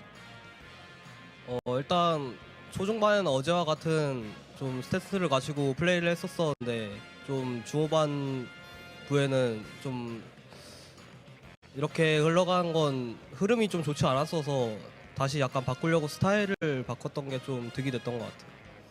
Actually, today's first half is similar with yesterday, but we changed our playlist, so the last half is very good now. I'm happy to hear that the decision making in this last match especially was really great. What alluded to that quick decision making? 그 마지막 경기에서 진짜 점수가 많이 먹었는데 혹시 이렇게 할 수 이유가 뭐예요? 좀 스타일을 다시 원래 하던 것처럼 바꿔서 마음 편한 점도 있었고 팀원들과의 이제 팀 플레이가 잘 맞아서 이뤄낼 수 있었던 결과였던 것 같습니다. As I have said, we have changed our play style and also our teamwork is better now, so we made it. Well, I'm hoping that's going to continue tomorrow because this lobby, even though many people didn't consider the group of death, it is stacked. What I want to know is, out of all these squads that you have here, you had Rengnam step it up today as well. Which one do you see as the biggest threat going into tomorrow? 이번 골프 스테이지에서도 엄청 잘하는 선수도 있는데 혹시 어느 팀에는 제일 잘하는 생각하고 있어요? 뭐 딱히 특출나게 잘하는 팀은 보이지 않고 그냥 지금 흐름대로 가면 저희 팀이 제일 잘할 것 같습니다. Actually, we can't see other teams. We can just see our teams. Our teams is the best. Well, hey, that's a big statement as it is. I see Rengnam Karya just staring us down over there, seeing like a bull if they seen red. And I'm pretty sure they're going to be hunting you down tomorrow. Best of luck tomorrow. Kamsamnida. And, I mean, can this squad keep it up? Can they perform like they did today? Because everybody's going to be stepping it up on the final day of Group Red.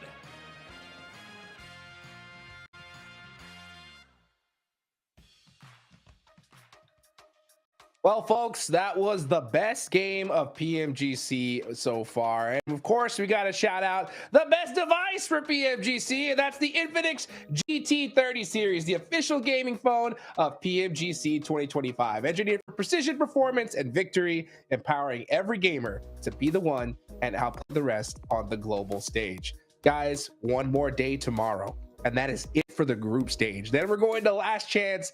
Max, man, what are your expectations going into tomorrow? I mean, it was the day of Rengnam Kari and DRX today, so tomorrow is the day of Weibo Gaming. The comeback, it's real, it's happening, and if it's not, well, nothing. I don't want to be fired, so I'll stick around. What about you, Tara? I want to see Influence Rage come back, Jukes. They were doing so well on day one. They've been pretty much non-existent day two. Day three is really where they need to step up now. I want to see them win. Yep, that's what we need to see. We need to see Weibo win. Where's, Influence Rage? Where are all these squads from day one? Hopefully we see that happen tomorrow, guys. That's it for today, for day number 2. One more day later. I'm Hot Jukes here with Max Man Devtura. Shout out to everybody on the broadcast. We will catch you guys tomorrow.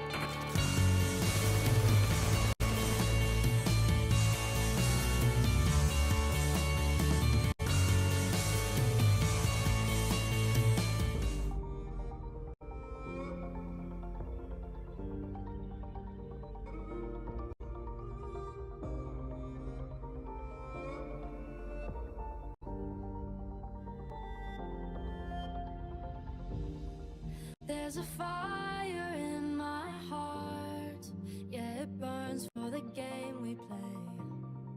Now I rise and take my turn to be born again for this day.